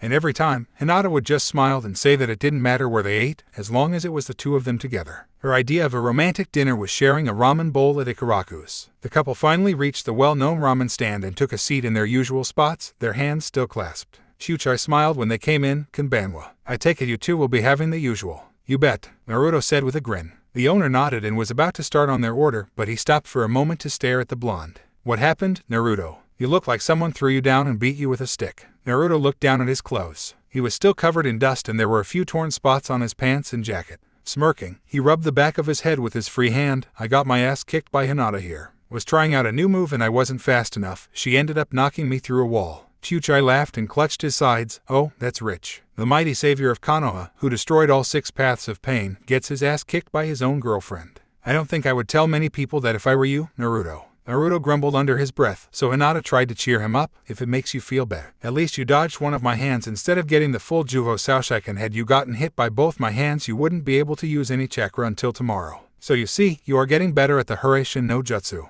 Oh, Kakashi-san is teaching you that one now? Huh. Well, not exactly. I finally convinced Tsunade Bachan to let me look at the scroll that teaches the technique. However, it's way too hard for me to understand, so Kakashi-sensei is helping me learn it. Chuchai smiled. Keep it up, Naruto, and you'll definitely end up surpassing the 4th Hokage. Thanks, I definitely won't give up. Smiling, Chuchai went back to prepare their meal. Hinata-chan, did you have any other plans tonight? Naruto asked with a soft whisper in her ear. Hinata shook her head. After this, would you like to come to my place? A soft blush soon covered her cheeks, but she nodded again to his invitation. Would you like to spend the night? A blush now covering Naruto's face too. I promised that I would make it up to you from the time we were at Mount Myoboku. Hinata gasped softly as his teeth lightly nipped her ear, the blush on her face intensifying in color. A quivering breath passed through her lips as she felt his free hand reach over to lightly caress her thigh. Stay with me tonight. Violet eyes closed for a moment, feeling his hot breath along her ear and neck. Smiling softly, she gently pushed him away so she could look him in the eye, giving him a slight scolding look for touching her so intimately in public. Naruto frowned slightly, but soon smiled when she replied, okay. Naruto could have cared less that he was smirking like an idiot and literally could have done a victory lap around Konoha. Leaning down, he intended to kiss Hinata, but was unfortunately interrupted. Hey, Hinata. Ino, Sakura and Ten suddenly swept in, surrounding Hinata and knocking Naruto off of his stool. Naruto grumbled as he stood up, dusting the dirt off his pants and backside. The girls were bombarding Hinata with questions on when her next mission was and how glad they were that she was better from her sickness. Excuse me, no one was even listening to him. Sakura took his seat and Ino sat on Hinata's other side while Ten stood behind, the girls lost in gossip. His fists clenched in irritation. Hey, finally, he caught their attention. The annoyed look that they gave him almost made him regret interrupting them, but he stood his ground. I was just about to have a nice quiet dinner with Hinata-chan, so if you don't mind. Actually, we do mind, Naruto. Hinata is coming to eat dinner with us girls and have some real food for a change. Snapped Ino. Not all of us need to take vitamin tablets like you. Ten giggled softly. I can't believe you somehow managed to convince Naruto to take those, Hinata. Hinata smiled. It took a lot of effort. Naruto mentally sighed with relief and was now very glad he had told Hinata about his run-in with her 2 friends at the pharmacy. Come on, Hinata, we've made reservations at Shizo's, said Sakura, plus it's time for some good all-girl talk. But, oh don't worry, you can spend time with Naruto later, smiled Ten, pulling Hinata to her feet and whispering into her ear, you can spend all night with him. Hinata's face lit up instantly from Ten's teasing. Enjoy your ramen, Naruto. We'll see you later, called Ino as the 4 girls left him there alone. Naruto could only stand there for a moment with his mouth hanging wide open in shock, not believing that in a matter of seconds they had literally stolen Hinata from him. Rumbling under his breath, Naruto sat back down and stared at his first bowl of miso ramen, and then looked over at Hinata's empty chair, a bowl of steaming pork ramen sitting in front of it. Sighing in defeat, he slowly started eating his meal. Hey, Naruto, called a familiar voice. Swallowing his mouthful of noodles, he turned around to see Iruka-sensei walking towards him. Don't you usually have dinner with Hinata? Sighing softly, Naruto let Iruka take a seat before explaining. Yeah, her friends dragged her away to get some real food. Iruka chuckled and eyed the untouched bowl. May I? Go ahead, I already paid for it. Hinata poked at her food, not having the appetite to eat anything except sipping on her tea every few minutes. She was half listening on the latest gossip that was happening around Konoha, and it was something that had never really caught her interest. So now getting on to more important matters. Hinata, how's your relationship with Naruto? Getting any further than the last time? Smirked Ino mischievously. The Hyuga heiress almost spit out her tea from the bold question. Covering her mouth, Hinata tried to swallow her drink without choking, unable to hide the blush on her cheeks. She tried to not make eye contact with any of the other three girls. Well, Ino urged on, have you guys, Ten was smiling since she already knew the answer, but decided to keep quiet. Sakura, on the other hand, was just as curious as Ino. Had Naruto really been in the pharmacy to purchase vitamin tablets, or had he really been there to buy? That's none of your business, mumbled Hinata, fidgeting with the sleeves of her coat. Oh come on, I bet you guys have gone all the way by now. Come on, tell us. Why don't you start on what's happening between you and Chaoji? Smirked Ten in an attempt to get the attention off of Hinata. I'm sure you two haven't even made it to second base yet. Ino didn't even blush. As a matter of fact, we have. Do you have to be so loud, Ino pig? Hissed Sakura, noticing that a few people were staring at them. Oh shut up, forehead girl, at least I have a man to brag about. Sakura flinched, eyes downcasting to stare at the floor, and Hinata could have sworn she saw her lip trembling. Ino, on the other hand, didn't seem to care that her friend was hurt by her words and instead decided to say a few more to her. You keep chasing after Sasuke and I keep telling you that it isn't going to happen. That's because you want him for yourself. I what? Listen here, I already have someone, why would I want that emo kid? Chaoji actually has a heart, and he cares about me. Ten sighed and leaned over to whisper into Hinata's ear, this is going to get messy. And another thing, I got over Sasuke years ago when he left the village. I realized that I was just infatuated with the fact that he was cool, handsome, the last Uchiha, and could do everything perfectly. Nothing but a dream guy. He fails when it comes to emotions, if he even has any. Watch your mouth. Get a grip, Sakura. First you fall head over heels in love with him as a kid, although I'm not one to talk there. Then you finally realize that you actually had feelings for Naruto. Which I have to say I can't believe you never realized before, since he was constantly asking you out. Then you take Lee up on his offer to go out on a date with him, but end up ditching him the moment Sasuke shows back up in town. And he's not taking it well, mumbled Ten more to herself. You've got to stop living in a fantasy world and get a real grip on reality. Sasuke isn't the one for you. I know you're not very happy right now, so it's time you got out of this rut and moved forward. Absolute silence followed after Ino's rant, which confused her since they were in the middle of a busy restaurant. Taking a look around, she finally realized that she had been speaking very loudly and had the attention of everyone in the room. Ino, you sit down, or I'll chain you to that chair myself. Hissed Ten. As soon as Ino sat down, the room started to fill with conversation again from the different tables, and they were no longer drawing in a crowd. Even though Ino could have said those words a little more quietly, she is right, Sakura. I've never seen you this down before. You acted weird the first few months Naruto and Hinata were together, but then you got over that. Then you were back to being normal and looked so happy after you went on your date with Lee. Then when Sasuke returned, you went right back to being down in the dumps. You look at other couples with such longing in your eyes. I know you're wishing you could be like them. I understand where you're coming from. After all, I too thought Sasuke was pretty cool for a while. But you soon realize that that's not what matters when it comes to finding the right guy. Most people think Neji is cold-hearted and he can be quite scary looking at times to approach, but Ten didn't finish. Her eyes glazed over and was in a sort of trance as she remembered the first time she and Neji went on a date. I'm sure you remember how shallow I could be. Back when I was younger, I wouldn't have given Chaoji a second glance or a chance at all for that matter. However, after that time he saved me on a mission we had, I just could never look at him the same again. He's got the kindest heart of anyone I know, and I was blind and stupid not to see it before. Sakura remained silent the whole time, her hands clenched while her body shook. From anger or sadness, no one could tell. The only one who hadn't spoken was Hinata, but there was no reason for her to say anything. She had always seen Naruto for who he truly was. Back then everyone had called him a failure, a nuisance, and an annoyance. A wry smile spread on her lips as she remembered how blind she had been, ignoring the one person who probably understood her the most. I think out of everyone here, Hinata is the only one who isn't blind, commented Ino. She's like Naruto for who he is since before our academy days. It's just a pity she couldn't look him straight in the eye and always stuttered when she talked to him. Hinata, however, wasn't paying attention to Ten and Ino's light teasing. She was too focused on Sakura, who hadn't looked up from her lap. Ni, Sakura-chan. Sakura didn't look up, but she hummed softly to let Hinata know that she was listening. Do you love Sasuke? That certainly got the pink-haired Kunoichi's attention. Slowly she lifted her head and wide hazel eyes stared at the Hyuga heiress, her face full of questions and confusion. No one had ever asked her that before, since it had seemed so obvious. What do you love about him? Sakura opened her mouth to pour out all the reasons she loved Sasuke, but nothing came out. She tried to remember back when they were kids and why she had liked him in the first place, but what Ino and Ten had just said were true. It was really just a dream. Hinata spoke again. I love Naruto-kun because he's kind, clumsy, and not afraid to make a fool of himself. He's always bursting with confidence, and tries his hardest at everything. Hinata smiled. I could go on, but you get my point. There are so many things that I do like about him, and of course there are some that I don't like. But what matters is when I'm with him. He just makes me so happy that I forget about any and all troubles I have. Does Sasuke make you happy, Sakura? Right now, whenever you're with him, are you completely happy? Sakura's eyes widened, and once again she couldn't answer her friend. Have I ever been truly happy around Sasuke? Sakura asked herself. I used to think of him as Prince Charming, that he could do no wrong and that he was the most perfect guy in the world.